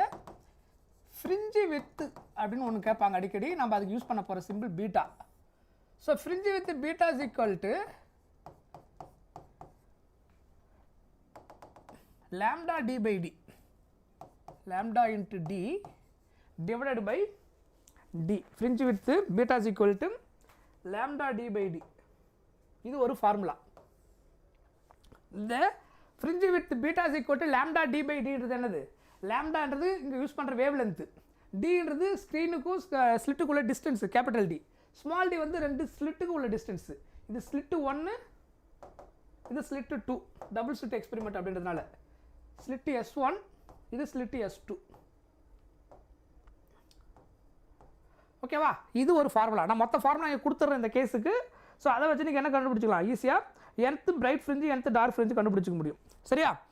அதுக்கப்புறம் nth டார்க் ஃப்ரிஞ்சு நம்ம அடிக்கடி கண்டுபிடிக்க வேண்டியதாக இருக்கும். nth டார்க் ஃப்ரிஞ்சு கண்டுபிடிக்கிற formula, nth dark fringe yn equal to 2n minus 1 into lambda by 2. nth dark fringe கண்டுபிடிக்கிற ஃபார்முலா. ஓகேவா? இதுதான் இதில் அதிகமாக நம்ம யூஸ் பண்ண வேண்டிய ஃபார்முலா. nth பிரைட் ஃப்ரிஞ்சுக்கு ஜென்ரலாக நம்ம n lambda யூஸ் பண்ணி கால்குலேட் பண்ணிடலாம். ரைட்? ஃப்ரீக்வெண்ட்டாக இந்த ஃபார்முலா நம்ம அடிக்கடி யூஸ் பண்ணுவோம். இது ரெண்டும் நல்லா ஞாபகம் வச்சுக்கோங்க. அதிகமாக கேட்குற கொஷின் இதுதான், இந்த ஃபார்முலா பேஸ் பண்ணி. இதில் யங்ஸ் டபுள் ஸ்லிட் எக்ஸ்பெரிமெண்ட்டில். இப்போ இந்த கொஸ்டினுக்கு ஆன்சர் சொல்லுங்கள். 2 coherent sources of light interfere produce fringe pattern on a screen. Central maximum இருக்கும்போது phase difference between the two waves வரும். phase difference கேட்டிருந்தாலும் path difference கேட்டிருந்தாலும் ஆன்சர் என்ன கிடைக்கும்? 0 அப்படின்னு ஒரு சென்ட்ரல் மேக்ஸிமமாக இருக்கும்போது. இது ஃபர்ஸ்ட் கொஸ்டின். நெக்ஸ்ட் பாருங்க, இது 2020 question. If Young's double slit experiment, if the separation between coherent source is halved and the distance between the screen of the coherent source is doubled, then new fringe width becomes என்னவா இருக்கும்னு கேட்டிருக்காங்க. ஒரிஜினலாக இருக்கும்போது இனிஷியலாக fringe with என்ன? lambda d by d. இதான் என்னது? Original fringe with. ஒரிஜினலாக இனிஷியலாக இருந்த ஃப்ரிஞ்ச் வித் இதுதான். இப்போ என்ன பண்ணுறாங்க இதில்? டிஸ்டன்ஸ் பிட்வீன், கொஸ்டினை படிங்க. Young's double slit separation between the coherent சோர்ஸ்னா என்ன அர்த்தம்? செப்பரேஷன் பிட்வீன் த கோஹெரண்ட் சோர்ஸ்னால் ரெண்டு ஸ்லிட்டுக்கு உள்ள டிஸ்டன்ஸ்னு அர்த்தம். ஏன்னா ஸ்லிட்லேருந்து வரக்கூடிய ரெண்டு சோர்ஸும் கோஹெரண்ட் சோர்ஸு அந்த ஸ்லிட்டில் என்டர் ஆகிட்டு வெளியில் வரும்போது. ஸோ அது ஒரே மோனோக்ரோமேட்டிக், அப்புறம் கான்ஸ்டன்ட் ஃபேஸ் எடுத்துட்டு வெளியில் வரும். ஸோ அதனால் அது என்னவாகுது? ஸ்மால் டி வந்து பாதியாக மாறுதுன்னு சொல்கிறாங்க. ரைட்? அதுக்கப்புறம் ஸ்க்ரீனுக்கான டிஸ்டன்ஸ் வந்து டபுளாக மாறுது. அப்போ பீட்டா டேஷ் அப்படின்னா நியூ ஃப்ரிஞ்ச் வித் என்னன்னு கேட்குறாங்க. அதே வேவ் லென்த்து தான். இந்த distance between the slit and screen வந்து 2 டைம்ஸாக மாறுது. பை இந்த டிஸ்டன்ஸ் பிட்வீன் த 2 ஸ்லிட் வந்து பாதியாக மாறுது, ஹாஃப். ஸோ அப்போ டிக்கு பால என்ன எழுதுவீங்க? இதான் ஸ்மால் டி தான் distance between the slit, that is ரெண்டு கோஹெரண்ட் சோர்ஸுக்கு பிட்வீன் த டிஸ்டன்ஸ். இந்த 2 இங்கே மேலே போயிடும். ஸோ அப்போ 4 times of lambda d by dன்னு வரும். இந்த lambda d by dக்கு பால என்ன போட்டுக்கலாம்? பீட்டா அப்படின்னு போட்டுக்கலாம். ஸோ அப்போ நியூ ஃப்ரிஞ்ச் வித் வந்து முன்னாடி இருந்த ஃப்ரிஞ்ச் வித்தோட எத்தனை டைம்ஸ் வந்துருக்குது? எத்தனை times? 4 times. Option B is the answer. Option B is the answer. Fringe வித்தோடைய ஃபார்மை தெரிஞ்சால் ஈஸியாக கண்டுபிடிச்சிடலாம். Option 4 times. B is the answer. புரியுதா? ரொம்ப சிம்பிள். இதுதான் ஃபார்முலா. இதில் இது இன்க்ரீஸ் பண்ணும்போது ப்ரொபோர்ஷனாலிட்டி வச்சு நீங்கள் என்ன பண்ண வேண்டியதான்? கிராவிடேஷன் நம்ம எப்படி கனெக்ட் பண்ணோம் அந்த மாதிரி ஈஸியாக கனெக்ட் பண்ண வேண்டியதான். இது பாருங்கள், Young's double slit experiment. If there is no initial phase difference between the light from the 2 slits point on the screen corresponding to the 5th minimum னு கேட்டிருக்காங்க. மினிமம் அப்படின்னா டார்க் ஃப்ரிஞ்சுன்னு அர்த்தம், மேக்ஸிமம் கேட்குறாங்கன்னா nth மேக்ஸிமம் கேட்குறாங்கன்னா என்ன அர்த்தம், bright ஃப்ரிஞ்சுன்னு அர்த்தம். So nth dark fringe கண்டுபிடிக்கிற ஃபார்முலா nth டார்க் ஃப்ரிஞ்சோட ஜென்ரல் ஃபார்முலா தான் இங்கே அப்ளை பண்ண போகிறோம். டார்க் ஃப்ரிஞ்சு தான் இங்கே என்னது nth மினிமம்னு அர்த்தம், nth மேக்ஸிமம்னா nth பிரைட் ஃப்ரிஞ்சுன்னு அர்த்தம். ஸோ nth 2n - 1 இன்ட்டு λ/2 இதான் ஃபார்முலா. இங்கே என்ன கொடுத்துக்கிறாங்க, 5th மினிமம்னு கேட்டிருக்கிறாங்க. அப்போது என்னுக்கு பதிலாக 5ன்னு போடுங்க. 5th minimum equal to 2 × 5 2 × 5 - 1 into λ/2. So அப்போ 5 × 2 10 10 - 1 இன்ட்டு λ/2. ஸோ இப்போ என்ன வரும், 9 times of λ/2. So 9 λ/2. Option C is the answer. Yes, very good. Option C is the answer. சொன்னது புரியுதா, ரைட்? இதுக்கப்புறம் நம்ம பார்க்க போகிறது இதில் அதிகமாக ரிப்பீட் ஆகக்கூடிய ஒரு பேட்டர்ன் டைப் ஆஃப் கொஸ்டின். இது intensity related question, NEET 2016 question. இது என்ன கேட்பாங்கன்னா, 2 லைட்டோடைய இன்டென்சிட்டி தனித்தனியாக இருக்கும். ஃபர்ஸ்ட் லைட்டோட இன்டென்சிட்டி I1, செகண்ட் லைட்டோட இன்டென்சிட்டி I2. அது ரெண்டும் இன்டர்ஃபியர் ஆகும்போது கன்ஸ்ட்ரக்டிவ் இன்டர்ஃபியரன்ஸ் நடந்துச்சுன்னா மேக்ஸிமம் இன்டென்சிட்டின்னு அர்த்தம், டெஸ்ட்ரக்டிவ் இன்டர்ஃபியரன்ஸ் நடந்ததுன்னா என்ன அர்த்தம், மினிமம் இன்டென்சிட்டின்னு அர்த்தம். அந்த ரெண்டுத்துக்கும் ஆட் பண்ணி டிவைட் பண்ணால், அதாவது சம் பண்ணி சப்ராக்ட் பண்ணி ரேஷியோ எடுத்தால் என்ன வரும் அப்படின்ற ஒரு கொஸ்டின் அடிக்கடி இருக்கும். அந்த கொஸ்டினுடைய மீனிங் நான் காமிக்கிறேன். அந்த ஃபார்முலா இது, 2 இன்டென்சிட்டியை ஆட் பண்ணும்போது மேக்ஸிமம் இன்டென்சிட்டின்னு அர்த்தம். அந்த 2 இன்டென்சிட்டி ஆட் பண்ணி மேக்ஸிமம் மினிமம் ஆட் பண்ணி சப்ராக்ட் பண்ணால் Imax + Iminimum minus Imax minus divided by Imax minus Iminimum அப்படின்னு வந்துச்சுன்னா, இதுக்கு நம்ம என்ன ஃபார்முலா, இதுக்கு டேரெக்டாக ஒரு இன்டர்லிங்க் ஃபார்முலா நான் உங்களுக்கு கொடுத்துட்றேன். ஸோ அதை யூஸ் பண்ணி நம்ம ஈஸியாக ஆன்சர் கெட் பண்ண முடியும். n + 1 divided by √n இதான் இந்த ஃபார்முலா. ஓகேவா? இந்த ஃபார்முலா நம்ம நிறைய யூஸ் பண்ணுவோம். இந்த இடத்துல என்னன்றது ரேஷியோ ஆஃப் த 2 இன்டென்சிட்டி, அதாவது I1/I2, that is ratio of 2 intensities, that is I1/I2. Okay, இவ்வளோ தான் இந்த கொஸ்டினுக்கான க்ளூ. 2 லைட்டோட இன்டென்சிட்டி தனித்தனியாக இருக்கும், அதை ரெண்டையும் ஆட் பண்ணால் மேக்ஸிமம் இன்டென்சிட்டி, ரெண்டுத்தையும் சப்ராக்ட் பண்ணால் out of phase interference destructive ஆகிறது I மினிமம். அந்த 2 ஆன்சரையும் ஆட் பண்ணி சப்ராக்ட் பண்ணி எடுத்த ரேஷியோ எதுக்கு ஈக்குவலாக இருக்குன்னா n + 1/2 √n. இங்கே என்னன்றது அந்த 2 தனித்தனியாக 2 லைட்டோட இன்டென்சிட்டியோடைய ரேஷியோ, அதாவது மோனோக்ரோமேட்டிக், அதுதான் இருக்குங்க. சரியா? இப்போ இந்த கேஸ் அதுதான், இது formula, direct formula. Imax minus Iminimum/Imax + Iminimum ரெசிப்ரோக்கில் கேட்டுக்கிறாங்க.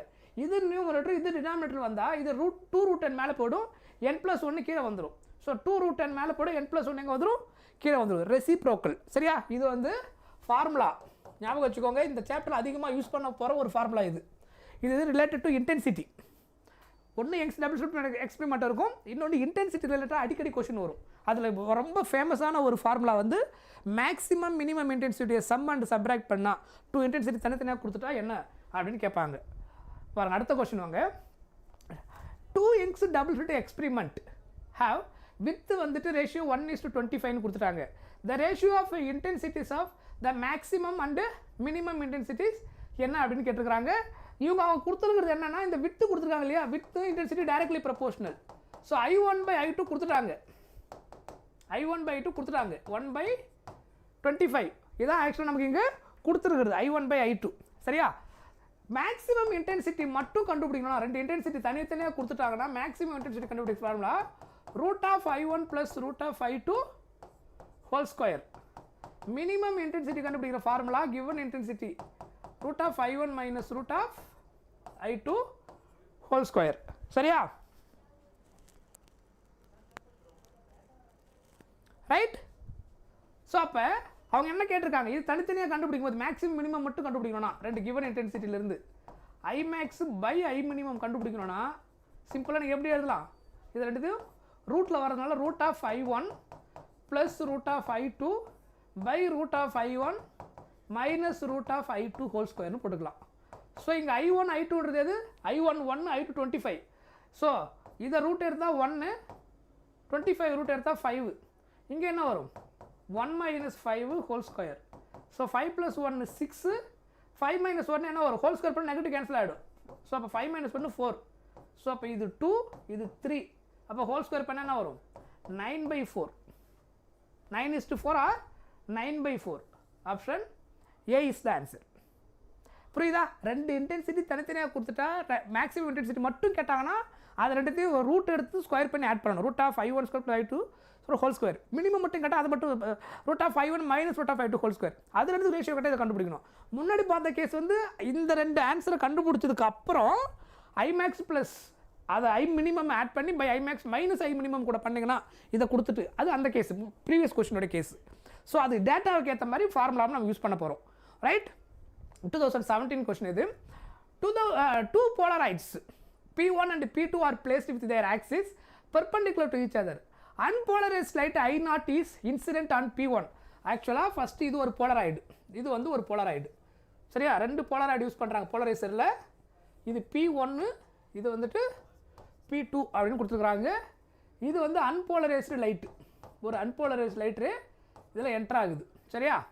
Two polaroid P1 and P2 are placed with their axis of perpendicular இப்படி இருக்கு each other. Unpolarized light I0, இதனோட intensity I0 இது உள்ள என்டர் ஆகுது, is incident on P1 and third polaroid P3 is kept between P1 and P2. இன்னொரு Polaroid எடுத்தான்னு வந்து வைக்கிறீங்க இங்கே, தேர்ட் போலராய்டு இது ரெண்டுத்துக்கு நடுவில் வைக்கிறீங்க. P3 பிளேஸ் பண்ணீங்கன்னா kept between P1 and P2 such that its axis makes an angle 45 degree. இந்த இடத்துல இது நம்ம பிளேஸ் பண்ணும்போது இது சம் ஆங்கிளில் பிளேஸ் பண்ணியிருக்கிறோம். தீட்டா வந்து எவ்வளோ கொடுத்துருக்குறாங்க, இந்த இடத்துல ஆங்கிள் வந்து 45 டிகிரியில் பிளேஸ் பண்ணிருக்குன்னு சொல்லிட்டாங்க. மேக்ஸ் அன் ஆங்கிள் 45 டிகிரி அப்படின்னா அது லைட்டாக இன்க்ளைண்டாக வச்சுருப்பாங்க, ஸ்ட்ரைட்டாக வச்சுருக்க மாட்டாங்க. சரியா? லைட்டாக இன்க்ளைண்டாக இருந்திருக்கும். Maths an angle 45 degree with that P1.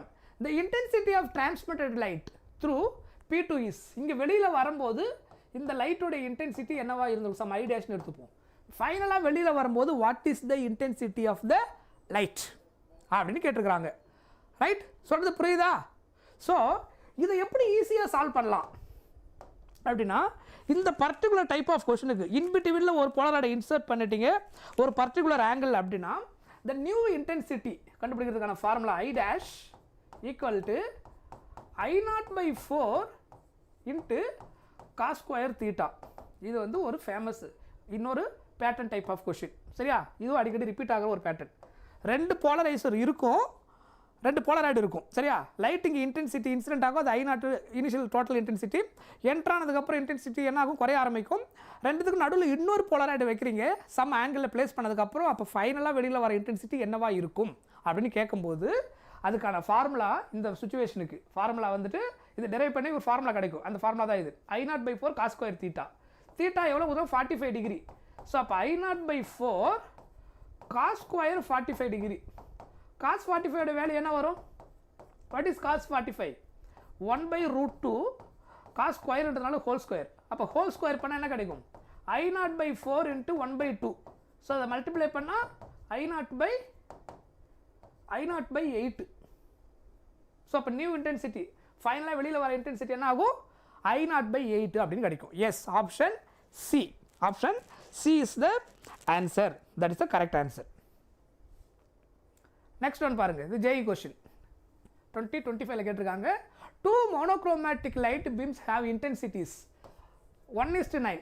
என்ன கொடுத்துருக்குறாங்க, I1/I2 வந்துட்டு 1/9. இந்த வேல்யூலாம் நீங்கள் பார்க்கும்போதே மோஸ்ட்லி தெரியும், பர்ஃபெக்ட் ஸ்கொயர் வேல்யூவாக கொடுப்பாங்க. I1 I2லாம் மோஸ்ட்லி கொடுக்கும்போது most of this perfect square வேல்யூவாக இருக்கும். சொன்னது புரியுதா? கிளியர்? எந்த டயக்ராம் எக்ஸ்பிளைன் பண்ணணும்,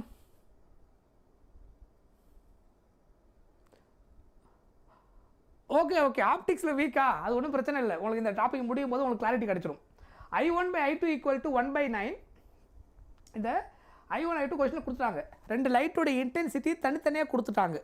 கரெக்ட்? அதனோட ரேஷியோ கொடுத்துருக்காங்க, அது எந்த இன்டென்சிட்டியில் இருக்குதுன்னு சொல்லிட்டு.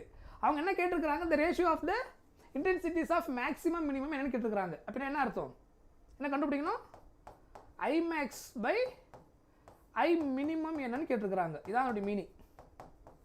மேக்ஸிமம் இன்டென்சிட்டிக்கு மினிமம் இன்டென்சிட்டிக்கு ரேஷியோ எடுத்திங்கன்னா I max/I minimum அப்படின்னு கேட்டிருக்கிறாங்க.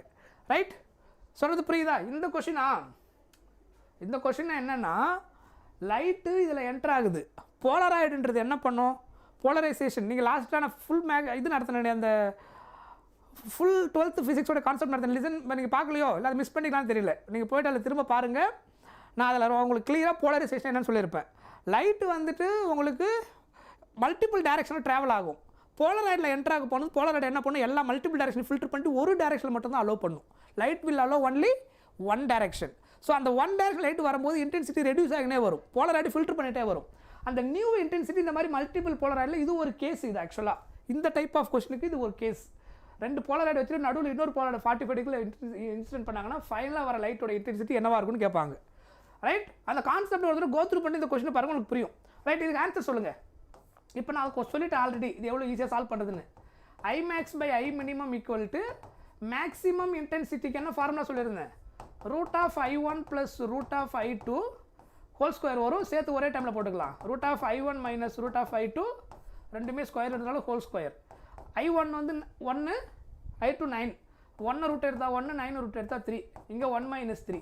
ஸோ நெகட்டிவ் சைடில் நமக்கு பிரச்சனை கிடையாது. இங்கே 3 + 1 4, 3 - 1 2 ஈக்குவல் டு இது கேன்சல் ஆனால் 2. ஸோ அப்போ 2 ஸ்கொயர் 4, 1 ஸ்கொயர் 1. ஸோ அப்போ என்ன வரும், 4:1. Option B, very good. Option B is the answer. Option B is the answer, very good, correct. அப்படின்னா கரெக்டாக சொல்லி Haritha, very good. Option B is the answer. Okay, அடுத்த கொஸ்டின் வாங்க. when unpolarized light is incident at an angle of 60 degree on a transparent medium from air, the reflected ray is completely polarized. The angle of refraction என்னவா இருந்திருக்கும் அப்படின்னு கேட்டிருக்கிறாங்க. So இது Brewster லா. நான் already நம்ம ஸ்டார்டிங்கில் ஒரு கொஸ்டின் நான் காலையில் நடத்தியிருந்தேன், ப்ரூஸ்டர் லா ரிலேட்டடான ஒரு கொஸ்டின். லிசன், இங்கே தான் ப்ரூஸ்டர் லா கான்செப்ட் உள்ளே கொண்டு வரோம். இங்கே லைட்டு இன்சிடென்ட் ஆகுது.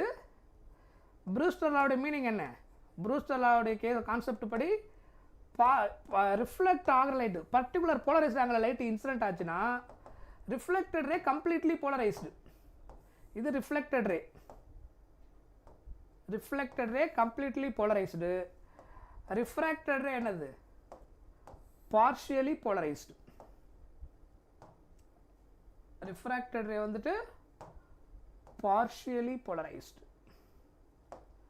ஸோ இது ரிஃப்ராக்டட் ரே, இது என்னது polarised, completely polarised. Reflected ray வந்து என்ன ஆகும், கம்ப்ளீட்லி போலரைஸ்டு. அதுக்கப்புறம் இது என்னவாகும், partially polarised.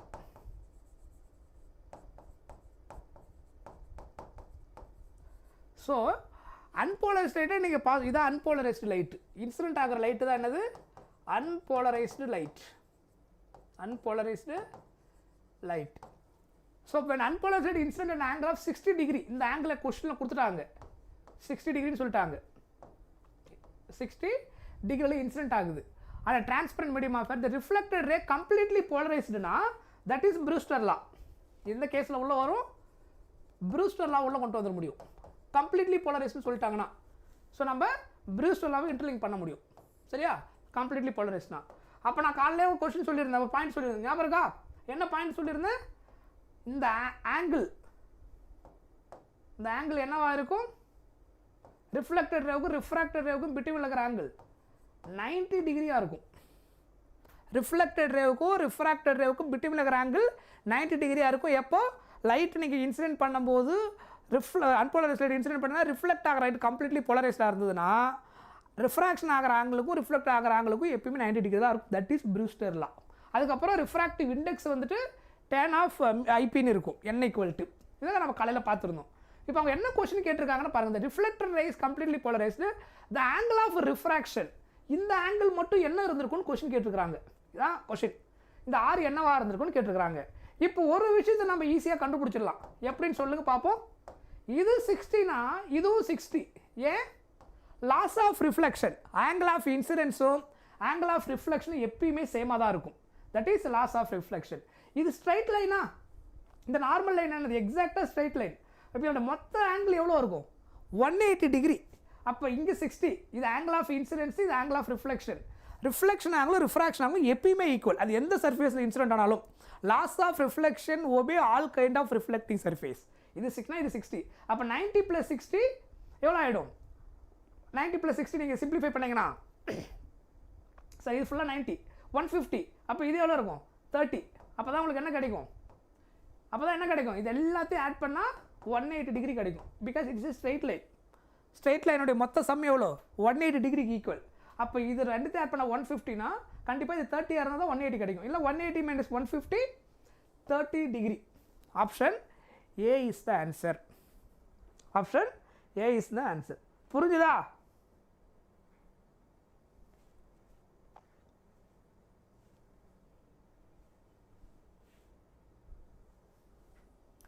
Any doubt?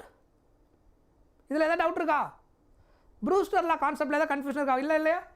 Unpolarised light polarise ஆகும்போது எப்படி இருக்கும்? That is called Brewster law. Refractive index கேட்டிருந்தாங்கன்னா ரிஃப்ராக்டிவ் இண்டெக்ஸ் கேட்டது என்ன யூஸ் பண்ணணும் நீங்கள்? n = tan of IP. அந்த இன்சிடென்ட் ஆங்கிள் இருக்குது பாருங்கள், இதான் polarised angle.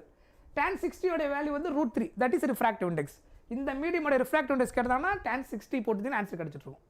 Right, next question வாங்க. The interference pattern is obtained with coherent light source obtained. என்ன கொடுத்துட்டாங்க? 4:1 கொடுத்துருக்குறாங்க. இதான் என்னது? n. அந்த given I1/I2 தான் என்ன சொல்லியிருந்தேன்? n அப்படின்னு சொல்லியிருந்தேன். ஞாபகம் இருக்கா? கொஞ்சம் நேரத்துக்கு முன்னாடி நான் ஸ்டார்டிங்கில் ஒரு ஃபார்முலா கொடுத்துருந்தேன் பாருங்கள். ஃபஸ்ட்டு ஸ்டார்டிங்கில் ஒரு கேஸில் நான் அதை மென்ஷன் பண்ணியிருந்தேன். see here Imax + Iminimum/Imax with 2000 NEET question சொல்லியிருந்தேன் இல்லையா? இங்கே என்னன்றது என்னது? given ratio of the two intensity of light. அந்த என்ன கொடுத்துருக்குறாங்களோ அதான் என்னன்னு எடுத்துக்கணும். அதை எடுத்து இதில் சப்ஸ்டிட் பண்ணால் இதனுடைய வேல்யூக்கு ஈக்குவலாக இருக்கும். இதுதான் இந்த ஷார்ட்கட் ஃபார்முலா. ஃப்ரீக்வெண்ட்டாக இந்த ஃபார்முலா பேஸ் பண்ணி கொஸ்டின் நிறைய கேட்டுருக்காங்க. அப்போ இங்கே என்னன்றது I1/I2ன்ற ரேஷியோ தான் n. இதனுடைய ரேஷியோ 5/xக்கு ஈக்குவல்னா x என்னவா இருக்குன்னு கேட்குறாங்க. அப்போ இந்த ஃபார்முலாவை நமக்கு ஆல்ரெடி தெரியும். Imax + Iminimum divided by Imax - Iminimum. எதுக்கு ஈக்குவல் நம்ம ஃபார்முலா பார்த்துருக்குறோம்? எதுக்கு ஈக்குவல்னு பார்த்தோம்? n + 1/2√n. n + 1/2√n. கரெக்டா? n + 1/2 times of √n. இங்கே 4/1ன்றது நமக்கு ஃபைனலாக 4 தான் கிடைக்கும். வேணா பை 1ன்றதுனால பிரச்சனை கிடையாது. அப்போது இந்த இடத்துல இதுக்கு பதிலாக அவங்க என்ன கொடுத்துருக்குறாங்க? 5/xன்னு கொடுத்துருக்குறாங்க. ஸோ அப்போ இங்கே அதுக்கு பதிலாக என்ன ரீப்ளேஸ் பண்ணலாம்? 5/x. ஏன்னா அவங்க கொஸ்டினில் இதனுடைய வேல்யூ 5/x ஈக்குவலாக x என்னன்னு கேட்குறாங்க. என்னக்கு பதிலாக நான் என்ன போடுவேன்? இப்போ 4 + 1 2 × √4. சிம்பிளிஃபை பண்ணுங்க. 5/x = 5/4 ரூட் எடுத்தால் 2 × 2 என்ன கிடைக்கும்? 4 கிடைக்கும். நியூமரேட்டர் இது ரெண்டும் 5னா ரெண்டு ரேஷியோ ஈக்குவல். இங்கேயும் 5 இங்கேயும் 5னா அப்போ x டேரெக்டாக எதுக்கு ஈக்குவல்? x = 4க்கு ஈக்குவல். ஸோ இப்போ ஆன்சர் என்ன? Option B is the answer.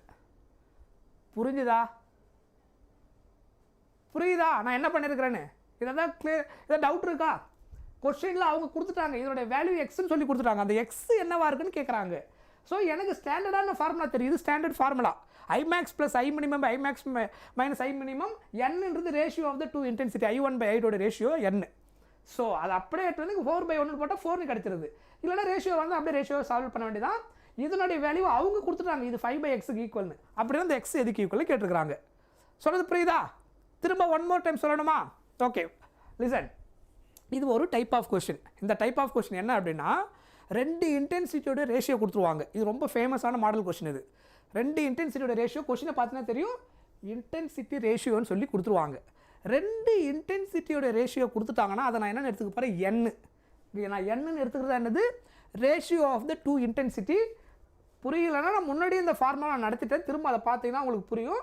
அந்த ஃபார்முலாவை நாங்கள் சொல்லியிருக்கேன் பாருங்கள். தெரியுதா? இது formula. Imax - Iminimum/Imax - Iminimum value n + 1/2√n. என்னன்னு சொல்லிட்டேன்? Intensities of the two ratio of two intensities. கொஸ்டினில் அதை தெளிவாக கொடுத்துருக்குறாங்க. புரிஞ்சுதா? அப்போது இதில் நான் சப்ஸ்டிட் பண்ணியிருக்கிறேன். இங்கே என்ன பண்ணியிருக்கேன்னு மட்டும் பாருங்கள். இது ஃபார்முலா. சரியா?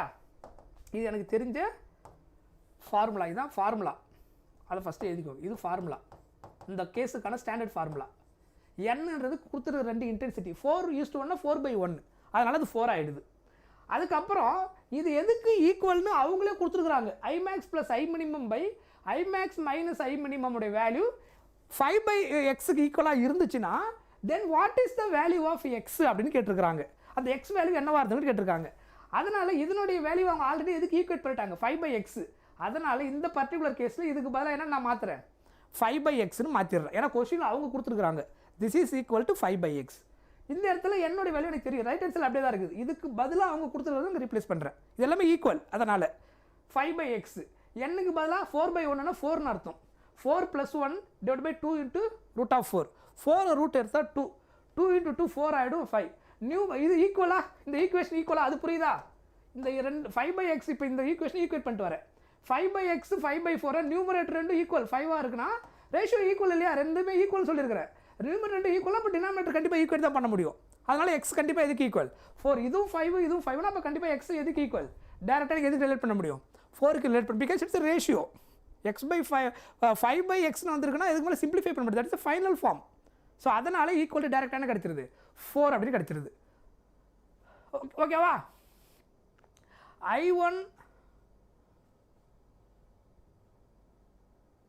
நீங்கள் அதை தனித்தனியாக போட்டால் வரும், அது டைம் எடுக்கும். நீங்கள் ஐமேக்ஸு தனியாக ஃபஸ்ட்டு கண்டுபிடிக்கணும், ஐ மினிமம் தனியாக கண்டுபிடிக்கணும். அதுக்கப்புறம் அது ரெண்டுத்தையும் இங்கே ஆட் பண்ணி ரெண்டுத்தையும் அதுக்கப்புறம் சப்ராக்ட் பண்ணி அது ஈக்குவல் டு 5x சால்வ் பண்ணாலும் will get the same answer.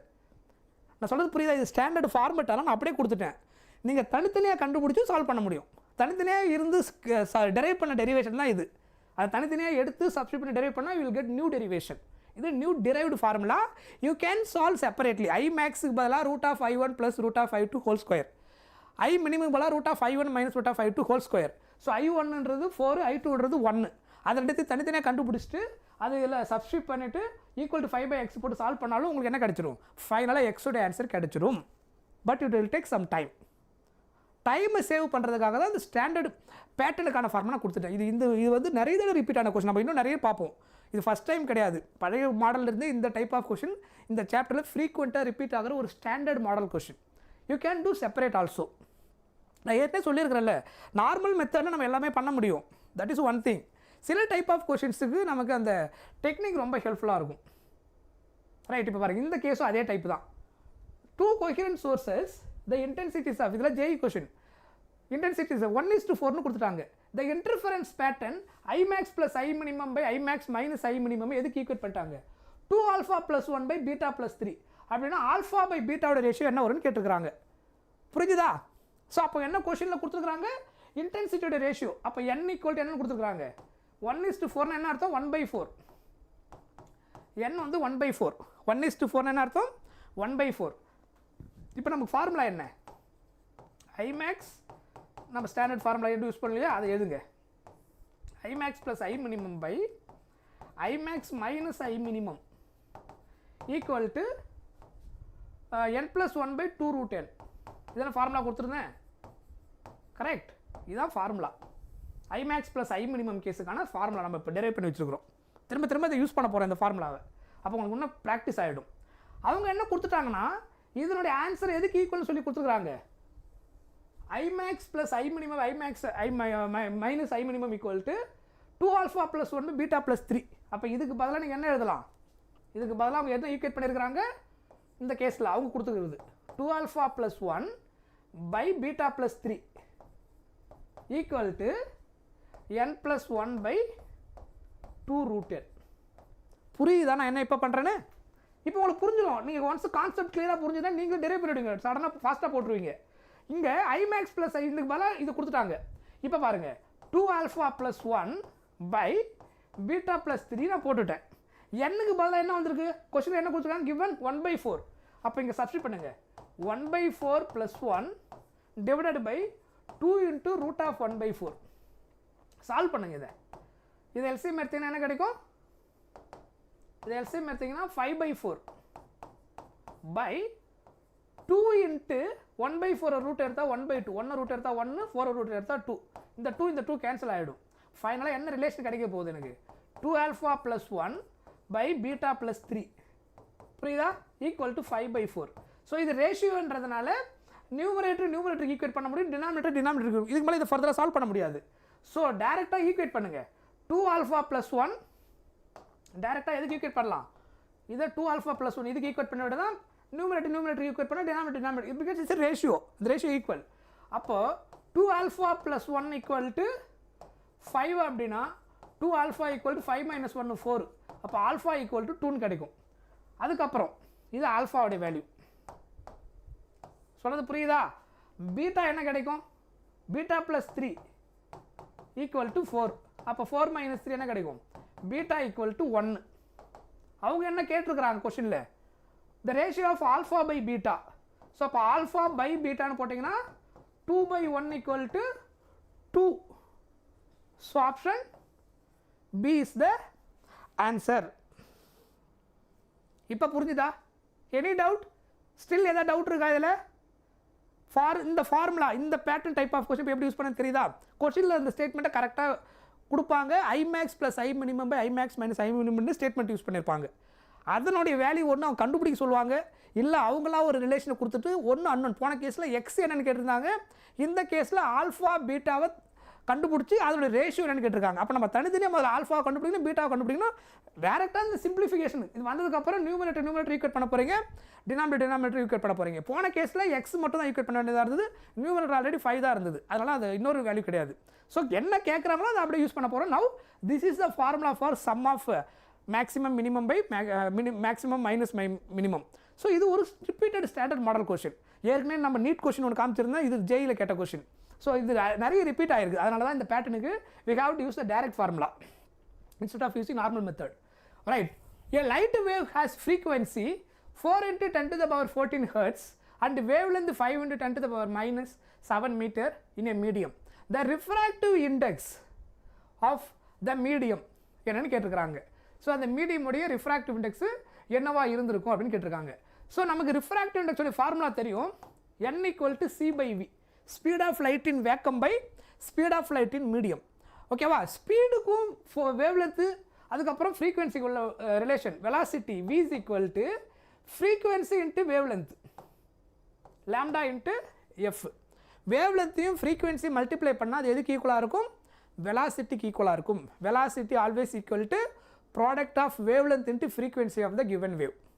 Any மீடியமில் அந்த மீடியமில் அந்த வேவோடைய ஸ்பீடை கண்டுபிடிக்கணும்னா அதனுடைய ஃப்ரீக்வன்சி அதனுடைய வேவ்லென்த் தெரிஞ்சால் போதும், we will get the speed. அப்போது இங்கே சப்ஸ்டிட் பண்ணுங்க. c வந்து 3 into 10 to the power 8 கரெக்டா? இங்கே என்ன எழுதலாம்? c by lambda f. Substitute பண்ணுங்கன்னா லாம்டா எவ்வளோ கொடுத்துருக்குறாங்க? Wavelength 5 into 10 to the power minus 7 into frequency 4 into 10 to the power 14 hertz. 4 into 10 to the power 14. So அப்போ அதை சிம்பிளிஃபை பண்ணுங்க. சிம்பிளிஃபை பண்ணால் நமக்கு இங்கே என்ன கிடைக்கும்? இந்த 10 power 8 கேன்சல் ஆகிடும். இங்கே என்ன கிடைக்கும்? 6ஆ? இது கேன்சல் பண்ணால் 6, 10 to the power 6. 5 into 4 20 ஆகிடும். 10 power minus 7 மேலே பண்ணால் ப்ளஸ் 7. ஓகேவா? கரெக்ட்? இல்லைனா இங்கே கூட கேன்சல் பண்ணுங்கள். -7 + 6 இன்னும் கேன்சல் பண்ணால் என்ன ஆகிடும்? -1ன்னு கிடைக்கும். ஸோ அப்போ 3 into 10 to the power -1 மேலே போனால் plus. So 10 to the power +1 ஆகிடும். By 5 into 4 20. ஸோ அப்போ இந்த 0வும் கேன்சல் ஆகிடும். கரெக்டா? ஸோ அது சிம்பிளாக எப்படி எழுதிக்கோங்க. 20 0 0 கேன்சல். 3/2. 3/2னா இப்போ என்ன அர்த்தம்? 1.5. Option A is the answer. Refractive index எதுக்கு ஈக்குவல்? Option A. ரைட்? புரியுதா? ஸோ இப்படி நம்ம வந்துட்டு சில நேரத்தில் ரிஃப்ராக்டிவ் இண்டெக்ஸு கால்குலேட் பண்ண வேண்டியதாக இருக்கும். ஸோ அதை வச்சு நம்ம கரெக்டாக டெரைவ் பண்ண தெரியணும். Got it? ரைட். அடுத்த கொஸ்டின் வாங்க. அதே டைப் ஆஃப் கொஸ்டின் மறுபடியும். waves from the two coherent source of light have intensity I1 by I2 equal to x ன்னு சொல்லிட்டாங்க. நம்ம என்னன்னு எடுத்தோம் இல்லையா, அதுக்கு பதிலாக அவங்க x ன்னு சொல்லிட்டாங்க. then the interference pattern obtained by the screen. So அப்போ என்ன ஒரு எக்ஸுக்கு பதிலாக என்னன்னு மாற்றுங்க? Imax minus I minimum by Imax plus I minimum. இது வந்து அப்படியே ரெசிப்ரோக்கல். நம்ம Imax minus I minimum என்ன கொடுத்துருந்தோம்? இங்கே ப்ளஸ் இங்கே மைனஸ் n+1/2√n. ரெசிப்ரோக்கல் எடுத்திங்கன்னா Imax minus I minimum by Imax plus I minimumனா 2√n மேலே போட்டு n+1 கீழே வந்துடும். இங்கே என்னுக்கு பதிலாக எக்ஸ்ன்னு கொடுத்துருக்குறாங்க. அப்போ 2√x/x+1 2√x/x+1. ஸோ எங்கே இருக்குது? 2√x/x+1. Option D is the answer. 2√x divided by x+1. C கிடையாது, சி இல்லை. புரியுதா? x+1 வரணும், நாட் மைனஸ். இங்கே மைனஸ் இருக்குது. எஸ் குட் ஆப்ஷன் சியா சி அண்ட் பி வருதா ஓகே ஓகே ரொம்ப கேர்ஃபுல்லாக இருங்க கன்ஃபியூஸ் பண்ணிகிட்டே இருப்பாங்க அடிக்கடி ரெசிப்ரோக்கல் எடுத்து மாற்றிக்கிட்டே இருப்பாங்க the ratio of intensities of wave produce இந்த interference pattern 9:4 then the ratio of the resultant maximum and minimum intensity அதே ஃபார்முலா அதுக்கப்புறம் காஸ் π/3 வந்துட்டு 1/2 அப்படின்னு சொல்லி இங்கே என்ன பண்ணியிருக்கிறாங்க நமக்கு கொடுத்துருக்குறாங்க ஸோ அப்போ மேக்ஸிமம் மினிமம் இன்டென்சிட்டி தான் இங்கே நமக்கு கொஷினில் கேட்டிருக்கிறாங்க ஸோ அப்போ இங்கே சால்வ் பண்ணால் என்ன வரும் மேக்ஸிமம் மினிமம் எனக்கு what is the formula of maximum minimum simple question இப்போ தான் கொஞ்சம் முன்னாடி போட்டோம் பாருங்கள் root of I1 plus root of I2 root of I1 minus root of I2 whole square. So அப்போ 9 4 9 root எடுத்தா 3 4 root எடுத்தா 2 3 plus 2 by 3 minus 2 whole square. So அப்போ 5/1 whole square என்ன வரும் 25/1. So அப்போ 25:1 option A. Option A is the answer. Clear? புரிஞ்சுதா இப்போ இது வந்துட்டு ரெண்டு இன்டென்சிட்டி தனித்தனியாக கொடுத்துட்டு டேரெக்டாக இந்த ஆங்கிள் நமக்கு பிரச்சனை கிடையாது கொஷினில் அவங்க கேட்டிருக்கிறது என்னது மேக்ஸிமம் மினிமம் தான் கேட்டிருக்காங்க இந்த ஆங்கிள் கேட்டிருந்தாங்கன்னா தான் நம்ம பர்டிகுலராக அது தனியாக கண்டுபிடிக்கணும் இங்கே அவங்க வேல்யூ அந்த ஆங்கிள் வந்து π/3 வேல்யூ இப்படின்னு சொல்லி கொடுத்துருக்காங்க உங்களை கன்ஃபியூஸ் பண்ணுறதுக்காக அது தேவை கிடையாது ரைட் திரும்ப அதே டைப்னு நினைக்கிறேன் என்ன கேட்டிருக்காங்க 2 கோஹெரண்ட் சோர்ஸ் இன்டென்சிட்டி ரேஷியோ என்னன்னு சொல்லிட்டாங்க கரெக்டாக என்ன சொல்லியிருக்காங்க அதோட ரேஷியோ என்னன்னு சொல்லியிருக்காங்க இன்டென்சிட்டி ரேஷியோ அது I1/I2 என்னன்னு சொல்லிட்டாங்க employed in the interference experiment the ratio of the intensities of maxima and minima in the interference pattern அப்படி கேட்டிருக்காங்க ஸோ அப்போ மேக்ஸிமா அண்ட் மினிமா வந்து நீங்கள் எப்படி எழுதுவீங்க இதில்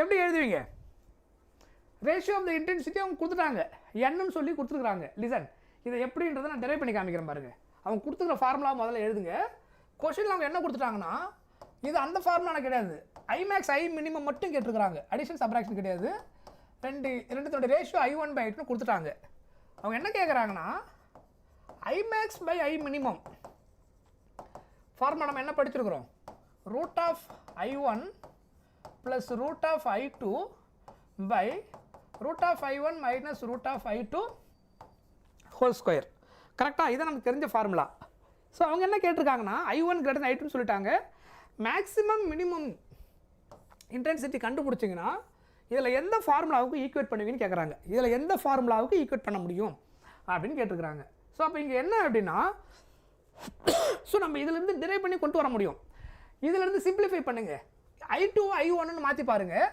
இல்லைனா I1 இதை கிராஸ் மல்டிப்ளை பண்ணால் என்ன ஆகும் I1 ஈக்குவல் டு இதை கிராஸ் மல்டிப்ளை பண்ண என்ன ஆகிடும் n டைம்ஸ் ஆஃப் I2வா கரெக்டாக அப்போ I1க்கு பதிலாக n I2ன்னு இங்கே மாற்றுங்க I1க்கு பதிலாக n I2ன்னு மாற்றினீங்கன்னா ரூட் இது I1க்கு பதிலாக root of n I2 minus root of I2 divided by I1க்கு பதிலாக root of n I2 minus I2 எல்லாமே I2 ஆகிடுச்சா இதுலேருந்து எதை காமனாக எடுக்கலாம் இங்கே ரூட் I2 இருக்குது இங்கே ரூட் I2 இங்கே root I2 root I2 root of I2 நான் காமனாக எடுத்துடுறேன் root of I2 by root of I2 மீதி என்ன இருக்கும் இங்கே ரூட் n மைனஸ் 1 சாரி இங்கே ப்ளஸ் இல்லையா இங்கே plus 1 by root n minus 1 என்ன இருக்கும் ஹோல் ஸ்கொயர் இந்த ரூட் I2 கேன்சல் ஆகிடும் அப்போ ரிமைனிங் என்ன மட்டும் கிடைக்குது root of n plus 1 divided by root of n minus 1 whole square root of n plus 1 by root of n minus 1 whole square option A புரிஞ்சுதா yes good நிறைய பேர் கரெக்டாக கண்டுபிடிச்சிங்களா புரிஞ்சுதா கிளியர் வெரி குட் புரிஞ்சுதா Abhinaya Haritha Aditya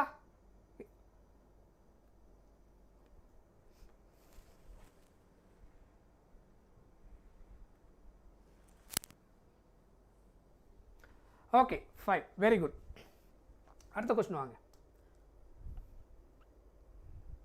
2 coherent waves of identical frequency கொஸ்டினில் identical ஃப்ரீக்வன்சின்னு கொடுத்துட்டாங்கன்னா என்ன அர்த்தம் I1 equal to I2 equal to சேம்னு அர்த்தம் அது ஐன்னு எடுத்துக்கலாம். That is called identical.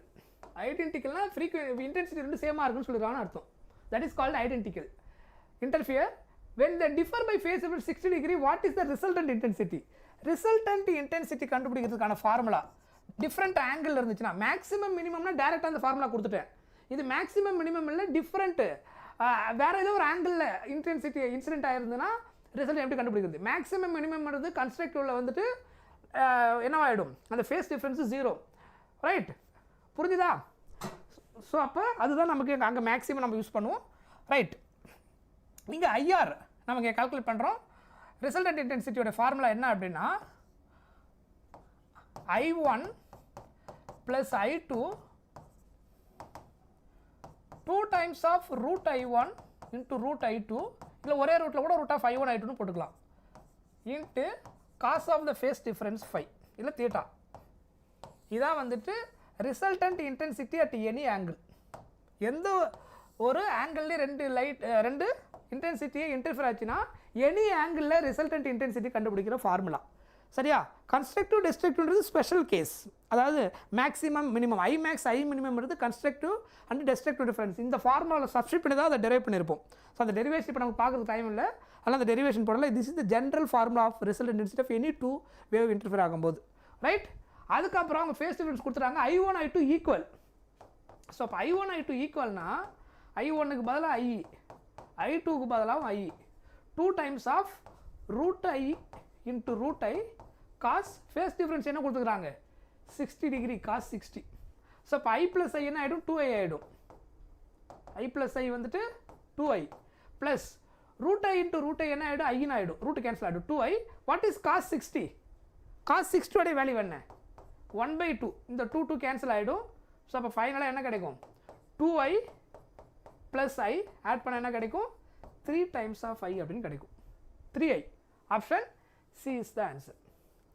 புரியுதா? This is the general formula of the resultant intensity.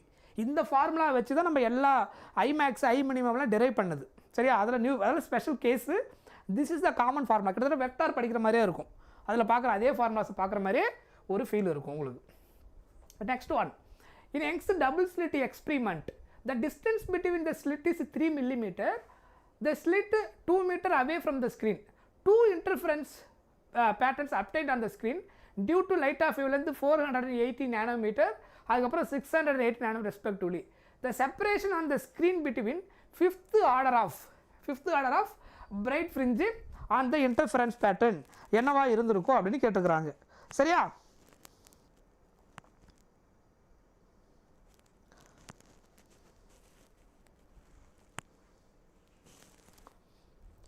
Right? இது வந்துட்டு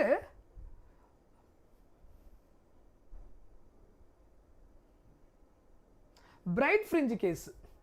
டார்க் ஃப்ரிஞ்ச் கிடையாது, bright fringe. nth bright fringe கண்டுபிடிக்கிற ஃபார்முலா.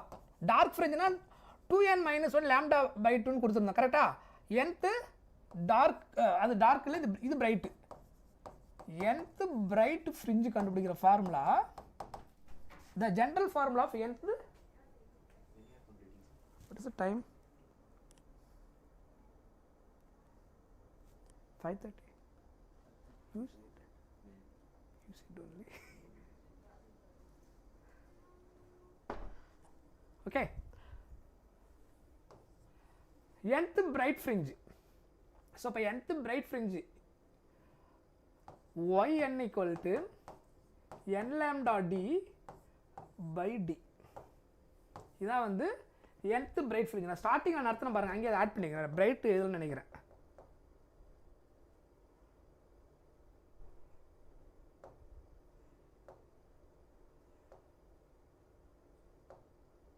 இங்கே nth டார்க் எதுன்னு இல்லையா, அதை இங்கே அடுத்தது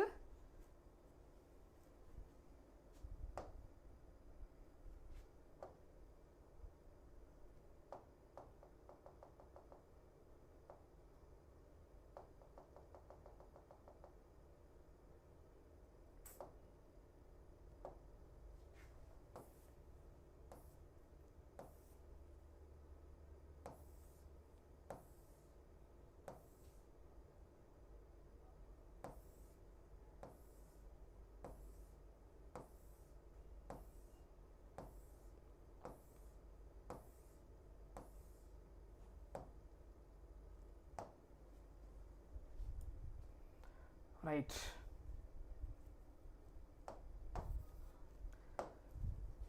இங்கே ஆட் பண்ணிக்கோங்க. nth bright fringe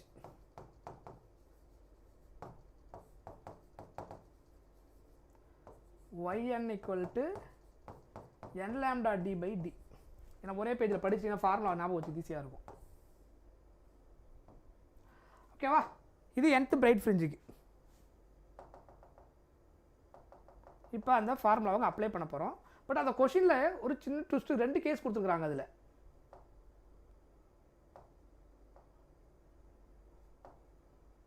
correct. Young's double slit experiment, the distance between the slit is 3 mm. அதுக்கப்புறம் ஃபர்ஸ்ட் கேஸுக்கு 2 mm அவேன்னு கொடுத்துட்டாங்க. 2 interference pattern can be obtained. இது ஃபர்ஸ்ட் கேஸ். இன்னொரு கேஸுக்கு என்ன கொடுத்துருக்காங்க? 480 nanometer வேவ் லென்த் மாற்றிருக்கிறாங்க. 680 nanometer சேஞ்ச் பண்ணிங்கன்னா அதுக்கப்புறம் இந்த செப்பரேஷன் அந்த 5th ஆர்டர் ஆஃப் ஃபஸ்ட்டு லேம்டாவுக்கும் செகண்ட் லேம்டாவுக்கும் மாற்றும் போது இருந்த அந்த 5th பிரைட் எவ்வளோ ஷிஃப்ட் ஆகிருக்கும், அந்த டிஃபரன்ஸ் எவ்வளோ ஆகிருக்கும் ஃபஸ்ட்டு கேஸுக்கும் செகண்ட் கேஸுக்கும் அப்படின்னு கேட்டிருக்கிறாங்க. சொல்கிறது புரியுதா? Yes, very good. அந்த கேஸ் தான் வரும் இங்கே. பட் இதை நம்ம எப்படி எழுதணும் அப்படின்னா 2 கேஸ் வர்றதுனால y2 மைனஸ் y1 அப்படின்னு நம்ம எடுக்க போகிறோம். செகண்ட் ஒன்று ஃபஸ்ட் ஒன்னுடைய 5th எடுக்க போகிறோம். சொன்னது புரியுதா? இல்லைனா இப்படி கூட எழுதிக்கோங்க. y2 மைனஸ் y1ன்றதை விட இங்கே அந்த ரெண்டுமே y5 இல்லையா? கரெக்ட். ஸோ அப்போ இதை வந்துட்டு செகண்ட் ஒன்னை வந்துட்டு y5 டேஷ்னு எடுத்துப்போம், ஃபஸ்ட்டு ஒன்னை y5ன்னு எடுத்துப்போம். 5th ஆர்டர் தான், ரெண்டுமே 5th ஆர்டர் தான். செகண்ட் ஒன்று 5th ஆர்டர் y டேஷ்னு எடுத்துப்போம், ஃபஸ்ட்டு ஒன் 5th ஆர்டர் y5ன்னு எடுத்துப்போம். ஸோ அந்த மாதிரி நீங்கள் எடுத்துக்கிட்டிங்கன்னா ஃபார்முலாங்க என்ன வரும்? ஃபஸ்ட்டு ஒன்றுக்கு இதுக்கு n lambda 1 வரும் இல்லையா? n-க்கு பதிலாக அதை n-லே போடுங்க, அடுத்த ஸ்டெப்பில் மாற்றிக்கலாம். n lambda 1 மாறுது, d மாறலை. டிஸ்டன்ஸ் பிட்வீன் த ஸ்லிட்டும் இதுவும் மாறலை. ஸ்டார்டிங்கில் அது common. Young's double slit experiment அரேஞ்ச்மெண்ட்டில் ஸ்லிட்டோட டிஸ்டன்ஸ் 3 mm, டிஸ்டன்ஸ் ஸ்க்ரீனோட டிஸ்டன்ஸ் வந்துட்டு இது ஸ்மால் டி, இது கேபிட்டல் டி, அது ஃபிக்ஸ்டு. வேவ் லென்த் மட்டும் மாறுறதுனால 5th ஆர்டர் மாறுது. அப்போது 2 வேவ் லென்த் மாறும்போது 5th ஆர்டர் சேஞ்ச் ஆச்சு இல்லையா? அது ரெண்டுக்குள்ள டிஃபரன்ஸ் என்னன்னு கேட்டிருக்காங்க அந்த இன்டர்ஃபரன்ஸ் பேட்டர்னில். சரியா? இதை மாறினதுக்கு அப்புறம் த separation on the screen between கேட்டிருக்காங்க 5th ஆர்டரில். ரைட். ஸோ அப்போ இங்கே எப்படி எழுதுவீங்க? n வேவ் லென்த் மாறினாலும் இது λ2, இதெல்லாம் மாறல, அதனால d by d. ஸோ அப்போ எதை காமனாக எடுத்துக்கலாம்? n d by d காமனாக எடுத்துட்டு எது மட்டும் மாறுது? இங்கே இங்கே λ2 வரும். டேஷ் போட்டிருக்கோம் இல்லையா? Greater minus smaller. இங்கே λ2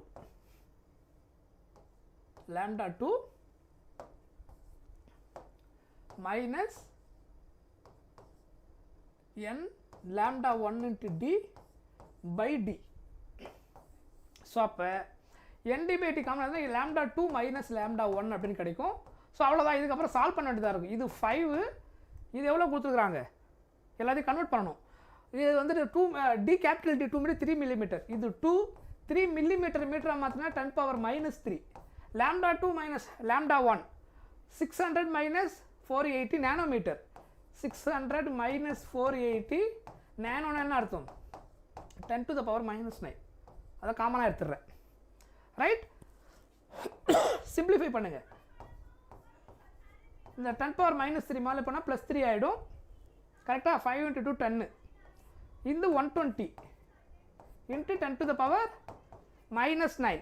ஸோ அப்போ இங்கே என்ன ஆகிடும்னா இதை கேன்சல் பண்ணால் 4 டைம்ஸ், அப்போ என்ன ஆகிடும்? 40. கரெக்ட். ஸோ அப்போ இங்கே இருக்கிற எல்லா 0 சிம்பிளிஃபை பண்ணுங்கள்.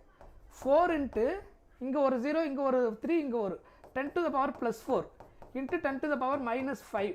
அப்போ 4 இன்ட்டு இங்கே 10 லாஸ்ட்டாக தான் 5, 10⁻⁹ இல்லையா? ஸோ அப்போ இங்கே என்ன வரும் பாருங்க? -9 + 4 என்ன வரும்? 4 இன்ட்டு 10⁻⁻5 வரும். இப்போ ஆப்ஷனுக்கு ஏற்ற மாதிரி ப்ரிடிக்ட் பண்ணுங்கள். 4 இன்ட்டு 10⁻⁻ ஏதோ ஒரு -4 வந்துருக்குது. எங்கே மிஸ் பண்ணிருக்குன்னு பாருங்கள். ஏதோ ஒரு 0 மிஸ் ஆகிட்டு இருக்கு. இங்கே 5 போட்டிருக்கணும். இந்த இடம் தப்பு. இங்கே ஒரு 3, இது ஒரு 4, இது 5. ஸோ அப்போ இங்கே 4 தான் வரும். So option A is the answer. Okay, புரியுதா? இந்த மாதிரி சில நேரத்தில் கொஸ்டின் நம்ம கொஞ்சம் யோசித்து சால்வ் பண்ண வேண்டியதாக இருக்கும். அப்படியே டேரெக்டாக சால்வ் பண்ணுற மாதிரி சில டைம்ஸில் இருக்காது. ஸோ அப்போ கொஞ்சம் ட்ரிக்கியாக இருந்துச்சுன்னா கொஞ்சம் ஸ்மார்ட்டாக யோசித்து நம்ம சால்வ் பண்ணணும். நெக்ஸ்ட் ஒன் பாருங்கள். If 2 light waves reaching at point produce a destructive interference. destructive interference இருந்தாலே ஃபேஸ் டிஃபரன்ஸ் என்னென்னு அர்த்தம்? ஆட் மல்டிபிள்ஸ் ஆஃப் பை இருக்கும் ஃபேஸ் டிஃபரன்ஸ். ஓகேவா? கன்ஸ்ட்ரக்டிவ் இன்டர்ஃபரன்ஸாக இருந்தால் 0, 2π, 4π ஆடு ஈவன் மல்டிபிள்ஸ் ஆஃப் பையில் இருக்கும். சரியா? டெஸ்ட்ரக்டிவ் இன்டர்ஃபரன்ஸ்னால் இப்படி இருக்கும். இங்கே இன்னொரு வேல்யூ கொடுத்துருப்பாங்க பாரு, 0, 2π, 4π. இது எதுக்கு நடக்கும்? இந்த ஃபேஸ் டிஃபரன்ஸ் எப்படி கிடைக்கும்? எப்பவுமே ஈவன் மல்டிபிள்ஸ் ஆஃப் பையில் கிடைக்கும்.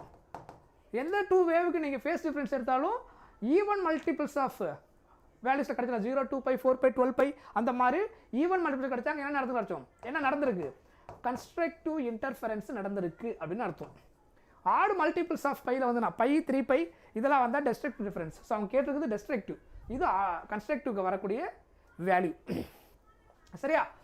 அதுக்கப்புறம் பாருங்கள், the path difference between 2 interference waves meeting at a point on the screen is 87/2 into lambda அப்படின்னு கொடுத்துருக்குறாங்க. ஸோ அதை இன்னும் கரெக்டாக நம்ம எப்படி எழுதலாம்? கன்வீனியண்ட்டாக 87 into lambda/2 அந்த ஃபார்மெட்டில் அதை எழுதிடலாம். த பேண்ட் அப்டைன்டு அப்போ என்னவா இருக்கும் அப்படின்னு கேட்டுருக்குறாங்க. ஸோ மல்டிபிள்ஸ் ஆஃப் lambda/2 வந்தால் அது என்னென்னு அர்த்தம்? மல்டிபிள்ஸ் ஆஃப் lambda/2னா என்னென்னு அர்த்தம்? இதில் இது வந்து டார்க் ஃப்ரிஞ்சு. அப்போது nth டார்க் ஃப்ரிஞ்சு கண்டுபிடிக்கிற ஃபார்முலா என்ன? nth டார்க் ஃப்ரிஞ்சு கண்டுபிடிக்கணும்னா y equal to என்ன equal 2n minus 1 into lambda/2. y கொடுத்துட்டாங்க அவங்களே, என்ன தான் கேட்டிருக்கிறாங்க. அதான் எத்தனாவது பேண்டுன்னு கேட்டிருக்கிறாங்க, டார்க் பேண்ட் எத்தனாவதுன்னு. அப்போது இதில் வந்துட்டு பிரைட் பேண்டு கண்டிப்பாக கிடையாது. சரியா? 2 பிரைட்டும் வராது. ஆக்சுவலாக ஆன்சர் அதே 87 வராது. டைரக்ட் ஆன்சராக பார்த்தீங்கன்னா இதுதான் ஆன்சர். அதே 87 வராது. பட் ப்ரூஃப் பண்ணிக்கலாம். இங்கே ஒய்க்கு பதிலாக அவங்க கொடுத்துட்டாங்க 87 into lambda/2 equal to 2n minus 1 into lambda/2. So lambda/2 cancel. 2n minus 1 87க்கு ஈக்குவேட் பண்ணிக்கலாம். 2n minus 1 equal to 87. So அப்போ 2n equal to minus 1 அங்கே போனால் 88. அப்போ n equal to என்னன்னு கிடைக்கும்? 88 வந்துடும். n equal to 44. So option D is the answer. Right?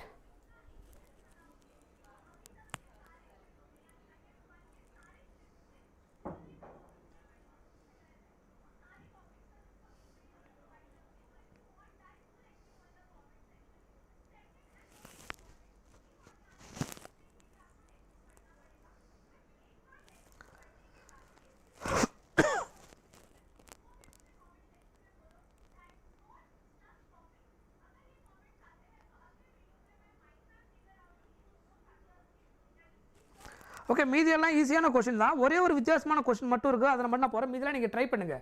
Two your self. இதில் இருக்கக்கூடிய ஒரு few questions I will do homework. சரியா? இதை யூஸ் பண்ணி நீங்கள் ஜஸ்ட் ட்ரை பண்ணுங்கள். ஒரு ஃபியூ கொஸ்டின்ஸ் நான் உங்களுக்கு ஹோம்ஒர்க்காக கொடுத்துட்றேன். இதெல்லாம் சிம்பிளாக ஸ்டேட்மெண்ட் பேஸ்டு கொஸ்டின்ஸ் தான். இதை நீங்கள் கனெக்ட் பண்ணிக்கலாம். இதுவும் direct formula, Young's double slit experiment. இதையும் நீங்கள் அப்படியே ட்ரை பண்ணிவிடுங்க. ஒரு few questions I will do homework. Direct formula அப்படியே யூஸ் பண்ணுறது தான். அதில் எதுவுமே ட்விஸ்ட் கிடையாது. அப்படியே ஃபார்முலா யூஸ் பண்ணுறது தான். இதுவும் அதே கேஸ் தான். இதெல்லாம் நீங்கள் ஃபார்முலா அப்படியே அப்ளை பண்ணி ஆன்சரை கெட் பண்ணுற மாதிரி இருக்கும். ரைட்? இந்த கொஸ்டின் மட்டும் நான் உங்களுக்கு நடத்திடுறேன். யங்ஸ் டபுள் ஸ்லிட் எக்ஸ்பெரிமெண்ட் இந்த ஃப்ரிஞ்சு வித்து கொடுத்துட்டாங்க 12 mm அப்படின்னு சொல்லி கொடுத்துட்டாங்க. If the entire arrangement is place to அதாவது என்னென்னா யங்ஸ் டபுள் ஸ்லிட் எக்ஸ்பெரிமெண்ட் இருக்கு இல்லையா, அந்த செட்டப்பை என்ன பண்ணுறாங்க, அதை அப்படியே எடுத்துன்னு போயிட்டு டிப் பண்ணுறாங்க வாட்டரில். அதே டிஸ்டன்ஸு 2 ஸ்லிட்டு கேப்பு, அதே ஸ்மால் டி. ஸ்க்ரீனுக்கும் இதுக்குள்ள டிஸ்டன்ஸ் என்னது, கேபிட்டல் டி அப்படியே இருக்குது. அதே லைட் சோர்ஸு. அந்த ஏர் மீடியமில் இருந்த செட்டப்பை அப்படியே அந்த செட்டப் எடுத்து எங்கே இம்மர்ஸ் பண்ணுறாங்க, லிக்விடில் இம்மர்ஸ் பண்ணுறாங்க. இது ஒரு வாட்டர் தானே கொடுத்துருக்காங்க. இங்கே entire arrangement placed water.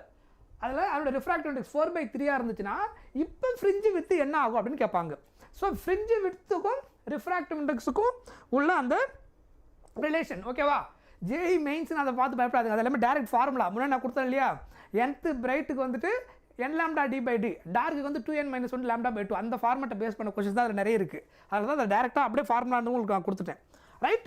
Refractive index இந்த மாதிரி கம்ப்ளீட்டாக லிக்யூடில் இன்சர்ட் அந்த இம்மர்ஸ் பண்ணிங்கன்னா ஓகேவா ஃப்ரிஞ்சி வித்து அந்த ரிஃப்ராக்டிவ் இண்டெக்ஸ் எதுக்கு ஈக்குவலாக இருக்குன்னா ஏர் மீடியமில் இருந்த ஃப்ரிஞ்சி with by ஃப்ரிஞ்சி width in medium. இதான் வந்துட்டு இந்த பர்டிகுலர் டைப் ஆஃப் கொஸ்டினுக்கான ஃபார்முலா. சரியா? அந்த ஒரு செட்டப்பை அப்படியே எடுத்துன்னு போயிட்டு அந்த வாட்டரில் இம்மர்ஸ் பண்ணிட்டிங்கன்னா நியூ ஃப்ரிஞ்சி வித்து என்னவாக இருக்குன்னு கேட்பாங்க. இந்த பீட்டான்றது நார்மலாக ஏரில் இருக்கும்போது இருந்து ஃப்ரிஞ்சி வித்து அந்த வேவுக்கு, அந்த லைட் வேவுக்கு. இது வந்து இம்மர்ஸ் பண்ணதுக்கப்புறம் பீட்டா மீடியமில் ரெண்டுத்துக்கு ரேஷியோ அர்த்தம் எதுக்கு ஈக்குவலாக ரிஃப்ராக்டிவ் இண்டெக்ஸ்க்கு ஈக்குவலாக இருக்கும். அப்போ அவங்க என்ன கேட்குறாங்க, மீடியம் உடைய ஃப்ரிஞ்சி வித் என்னவாக இருந்திருக்கும் இந்த கொஸ்டினில் கேட்டுருக்காங்க. What is the fringe width in medium equal to இது மீடியம். சரியா? மீடியமுக்கு n இங்கே வந்துடும் இல்லையா, beta divided by n. Beta என்ன கொடுத்துருக்குறாங்க இங்கே 12 மில்லிமீட்டர். ஸோ அதனால் இங்கே மில்லிமீட்டரில் இருக்கிறதுனால மில்லிமீட்டர் நீங்கள் கன்வெர்ட் பண்ண தேவையில்லை, 12 வச்சுக்கலாம். Refractive index 4/3. ஸோ அப்போ 3 எங்கே போய்டும், மேலே போய்டும். ஸோ அப்போ 12 × 3/4. அப்போ இது கேன்சல் ஆனால் 3. ஸோ அப்போ 3 × 3 எவ்வளோ கிடைக்கும், 9 mm. So option B is the answer. ஓகேவா? இது ரொம்ப ரேராக கேட்கக்கூடிய ஒரு கேஸு. இது என்னன்னா, இது ஒரு அந்த செட்டப்பை அப்படியே எடுத்து போய் ஏதோ ஒரு மீடியமில், இங்கே எக்ஸாம்பிளுக்கு வாட்டர், வேறு ஏதோ ஒரு லிக்யூடில் கூட அவங்க இம்மர்ஸ் பண்ணலாம். பட் வேறு எதுவும் சேஞ்சாக இருக்காது, ஸ்மால் டி கேபிட்டல் டி சேஞ்சாக இருக்காது. அந்த செட்டப் அப்படியே அங்கே இம்மர்ஸ் பண்ணதுனால ஃப்ரிஞ்சு வித்து சேஞ்ச் ஆகிடும். பிகாஸ் அதனால அது மீடியம்னால அந்த வேரியேஷன் நடக்கும் due to refractive index. So அதுக்குள்ள ரேஷியோ. ஸோ இது ரேராக நம்ம யூஸ் பண்ணக்கூடிய சில கேஸ். ஓகேவா? ஃபைன். ஸோ இவ்வளோ தான் நம்ம இந்த செஷனில் பார்க்க முடிஞ்சது. ஓரளவுக்கு நான் முக்கியமான டாப்பிக்கே இதில் கவர் பண்ணிட்டேன்.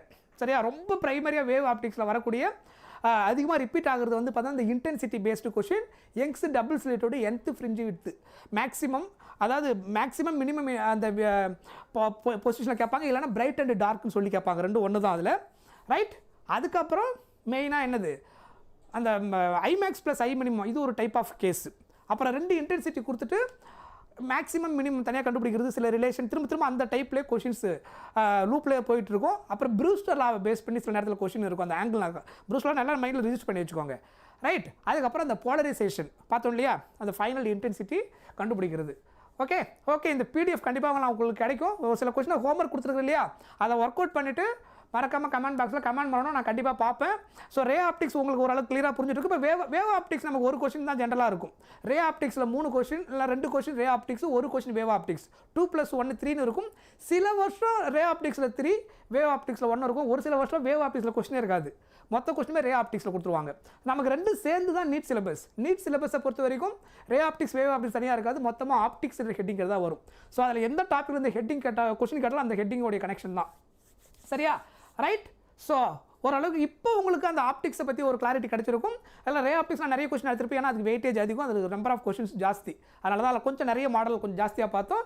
இதில் இருக்கிற பேட்டர்ன் இவ்வளோ தான். இது ஐடியா வச்சுக்கிட்டு நீங்கள் அப்படியே அப்ளை பண்ணிக்கலாம். தேரி கொஞ்சம் ஹைஜென்ஸ் பிரின்சிபல் படிச்சுக்கோங்க. பட் அது வந்து நீட்டில் அதிகமாக கொஸ்டின்ஸ் கேட்குறதுல நமக்கு அதில் டேரெக்டாக அது கான்செப்ட்ன்றதுனால கேட்டால் ஸ்டேட்மெண்ட் பேஸ்டாக கொஸ்டினாக தான் இருக்க முடியும். அதில் ப்ராப்ளம் அதிகமாக நம்ம கான்சன்ட்ரேட் பண்ண மாட்டாங்க, அதில் கிடையாது. யங்ஸ் டபுள் ஸ்லிட் எக்ஸ்பெரிமெண்ட் தான் இதில் மெயின். அதுக்கப்புறம் டைஃப்ராக்ஷன் பேட்டர்ன் சிம்பிள் ஃபார்முலா தான். அதில் ஸ்டேட்மெண்ட் பேஸ்டு கொஸ்டின் ரிலேட்டாக வேணால் கேட்கறதுக்கு வாய்ப்பு அதிகமாக இருக்குமே தவிர, மித்தபடி இப்போ நான் என்ன நடத்திருக்கணும் அதுதான் திரும்ப கேட்குறது. இன்டென்சிட்டி பேஸ் பண்ணி ஃப்ரீக்வெண்ட்டாக வேவ் ஆப்டிக்ஸில் நிறைய கொஸ்டின்ஸ் வந்திருக்குது. அது நீட்டோ ஜேயோ ரிப்பீட்டடாக வந்திருக்குது அதில். ரைட்? ஸோ புரிஞ்சுதா? ஓரளவுக்கு இப்போ ஒரு ஆப்டிக்ஸை மேனேஜ் பண்ணுவீங்க இல்லையா. நாளைக்கு நமக்கு வந்துட்டு மூவிங் சார்ஜஸ் அண்ட் மேக்னட்டிசம் அந்த சாப்டர் இருக்குது. ஸோ நம்ம சீக்கிரமாக சிலபஸை முடிக்கணும். ஸோ ஆல்மோஸ்ட் கொஞ்சம் 12th முடிச்சிருவோம் நம்ம இன்னும் ஒரு 2-3 டேஸில். 12th முடிஞ்சதுக்கப்புறம் அப்புறம் 11th மீதி முடிச்சோன்னா அப்புறம் நம்ம ஃபுல் கொஸ்டின் பேப்பர் டிஸ்கஷன், அதுக்கப்புறம் அந்த என்ட்ரன்ஸ் எக்ஸாமுக்கு ஏற்ற மாதிரி நம்மளை எப்படி இன்னும் தயார்படுறது, 3 hours எப்படி ப்ராப்பராக யூஸ் பண்ணி மேக்ஸிமம் நம்பர், அது பர்டிகுலராக ஃபிசிக்ஸ் எப்படி 45 minutes எஃபெக்டிவாக யூஸ் பண்ணுறது, அதை நம்ம இன்னும் டீட்டெயிலாக கொஞ்சம் பார்ப்போம். ஓகே? ஸோ ஓரளவுக்கு எல்லாருமே நிறைய சப்போர்ட் பண்ணிங்க. Very good. எல்லோரும் ரொம்ப சீரியஸாக ப்ரிப்பேர் பண்ணுறங்கிறது அதிலே தெரியுது, ஃபுல் செஷன் ஸ்கிப் பண்ணாமல் பார்க்கும்போதே. So I am very happy. So கண்டிப்பாக செஷன் முடிஞ்சதுக்கப்புறம் as usual what ever your feedback, what ever your other doubts, இல்லை அடுத்து என்ன சாப்டர் எக்ஸ்பெக்ட் பண்ணுறீங்க எதுவாக இருந்தாலும் டேரெக்டாக நீங்கள் என்ன பண்ணலாம், கமெண்ட் பண்ணலாம். So I will reply. உங்கள் கண்டிப்பாக எல்லாருடைய கமெண்ட் நான் ரிப்ளை பண்ணுவேன், எல்லாத்தையும் நான் படித்து பார்ப்பேன். ஸோ எந்த வீடியோ இருந்தாலும் நான் எப்பவுமே அதை ரிவைஸ் பண்ணிட்டே இருப்பேன். ஸ்டூடெண்ட்ஸ் என்ன, ஏன்னா நீங்கள் லேட்டாக கூட சில நேரத்தில் பார்த்துட்டு டவுட் கேட்பீங்க. So I will be reply. So அதனால் எதுவுமே நான் ஸ்கிப் பண்ண மாட்டேன், எப்பயுமே உங்களுக்கு நான் ஆக்டிவாக தான் இருந்துகிட்டே இருப்பேன். Okay thank you so much. PDF வந்து உங்களுக்கு நாளைக்கு கிடச்சிரும், ஷேர் பண்ணிவிடுவாங்க. ஸோ அப்புறம் டவுன்லோட் பண்ணிக்கோங்க. ஓகே? ஸோ நாளைக்கு கிளாஸில் பார்க்கலாம். பாய்.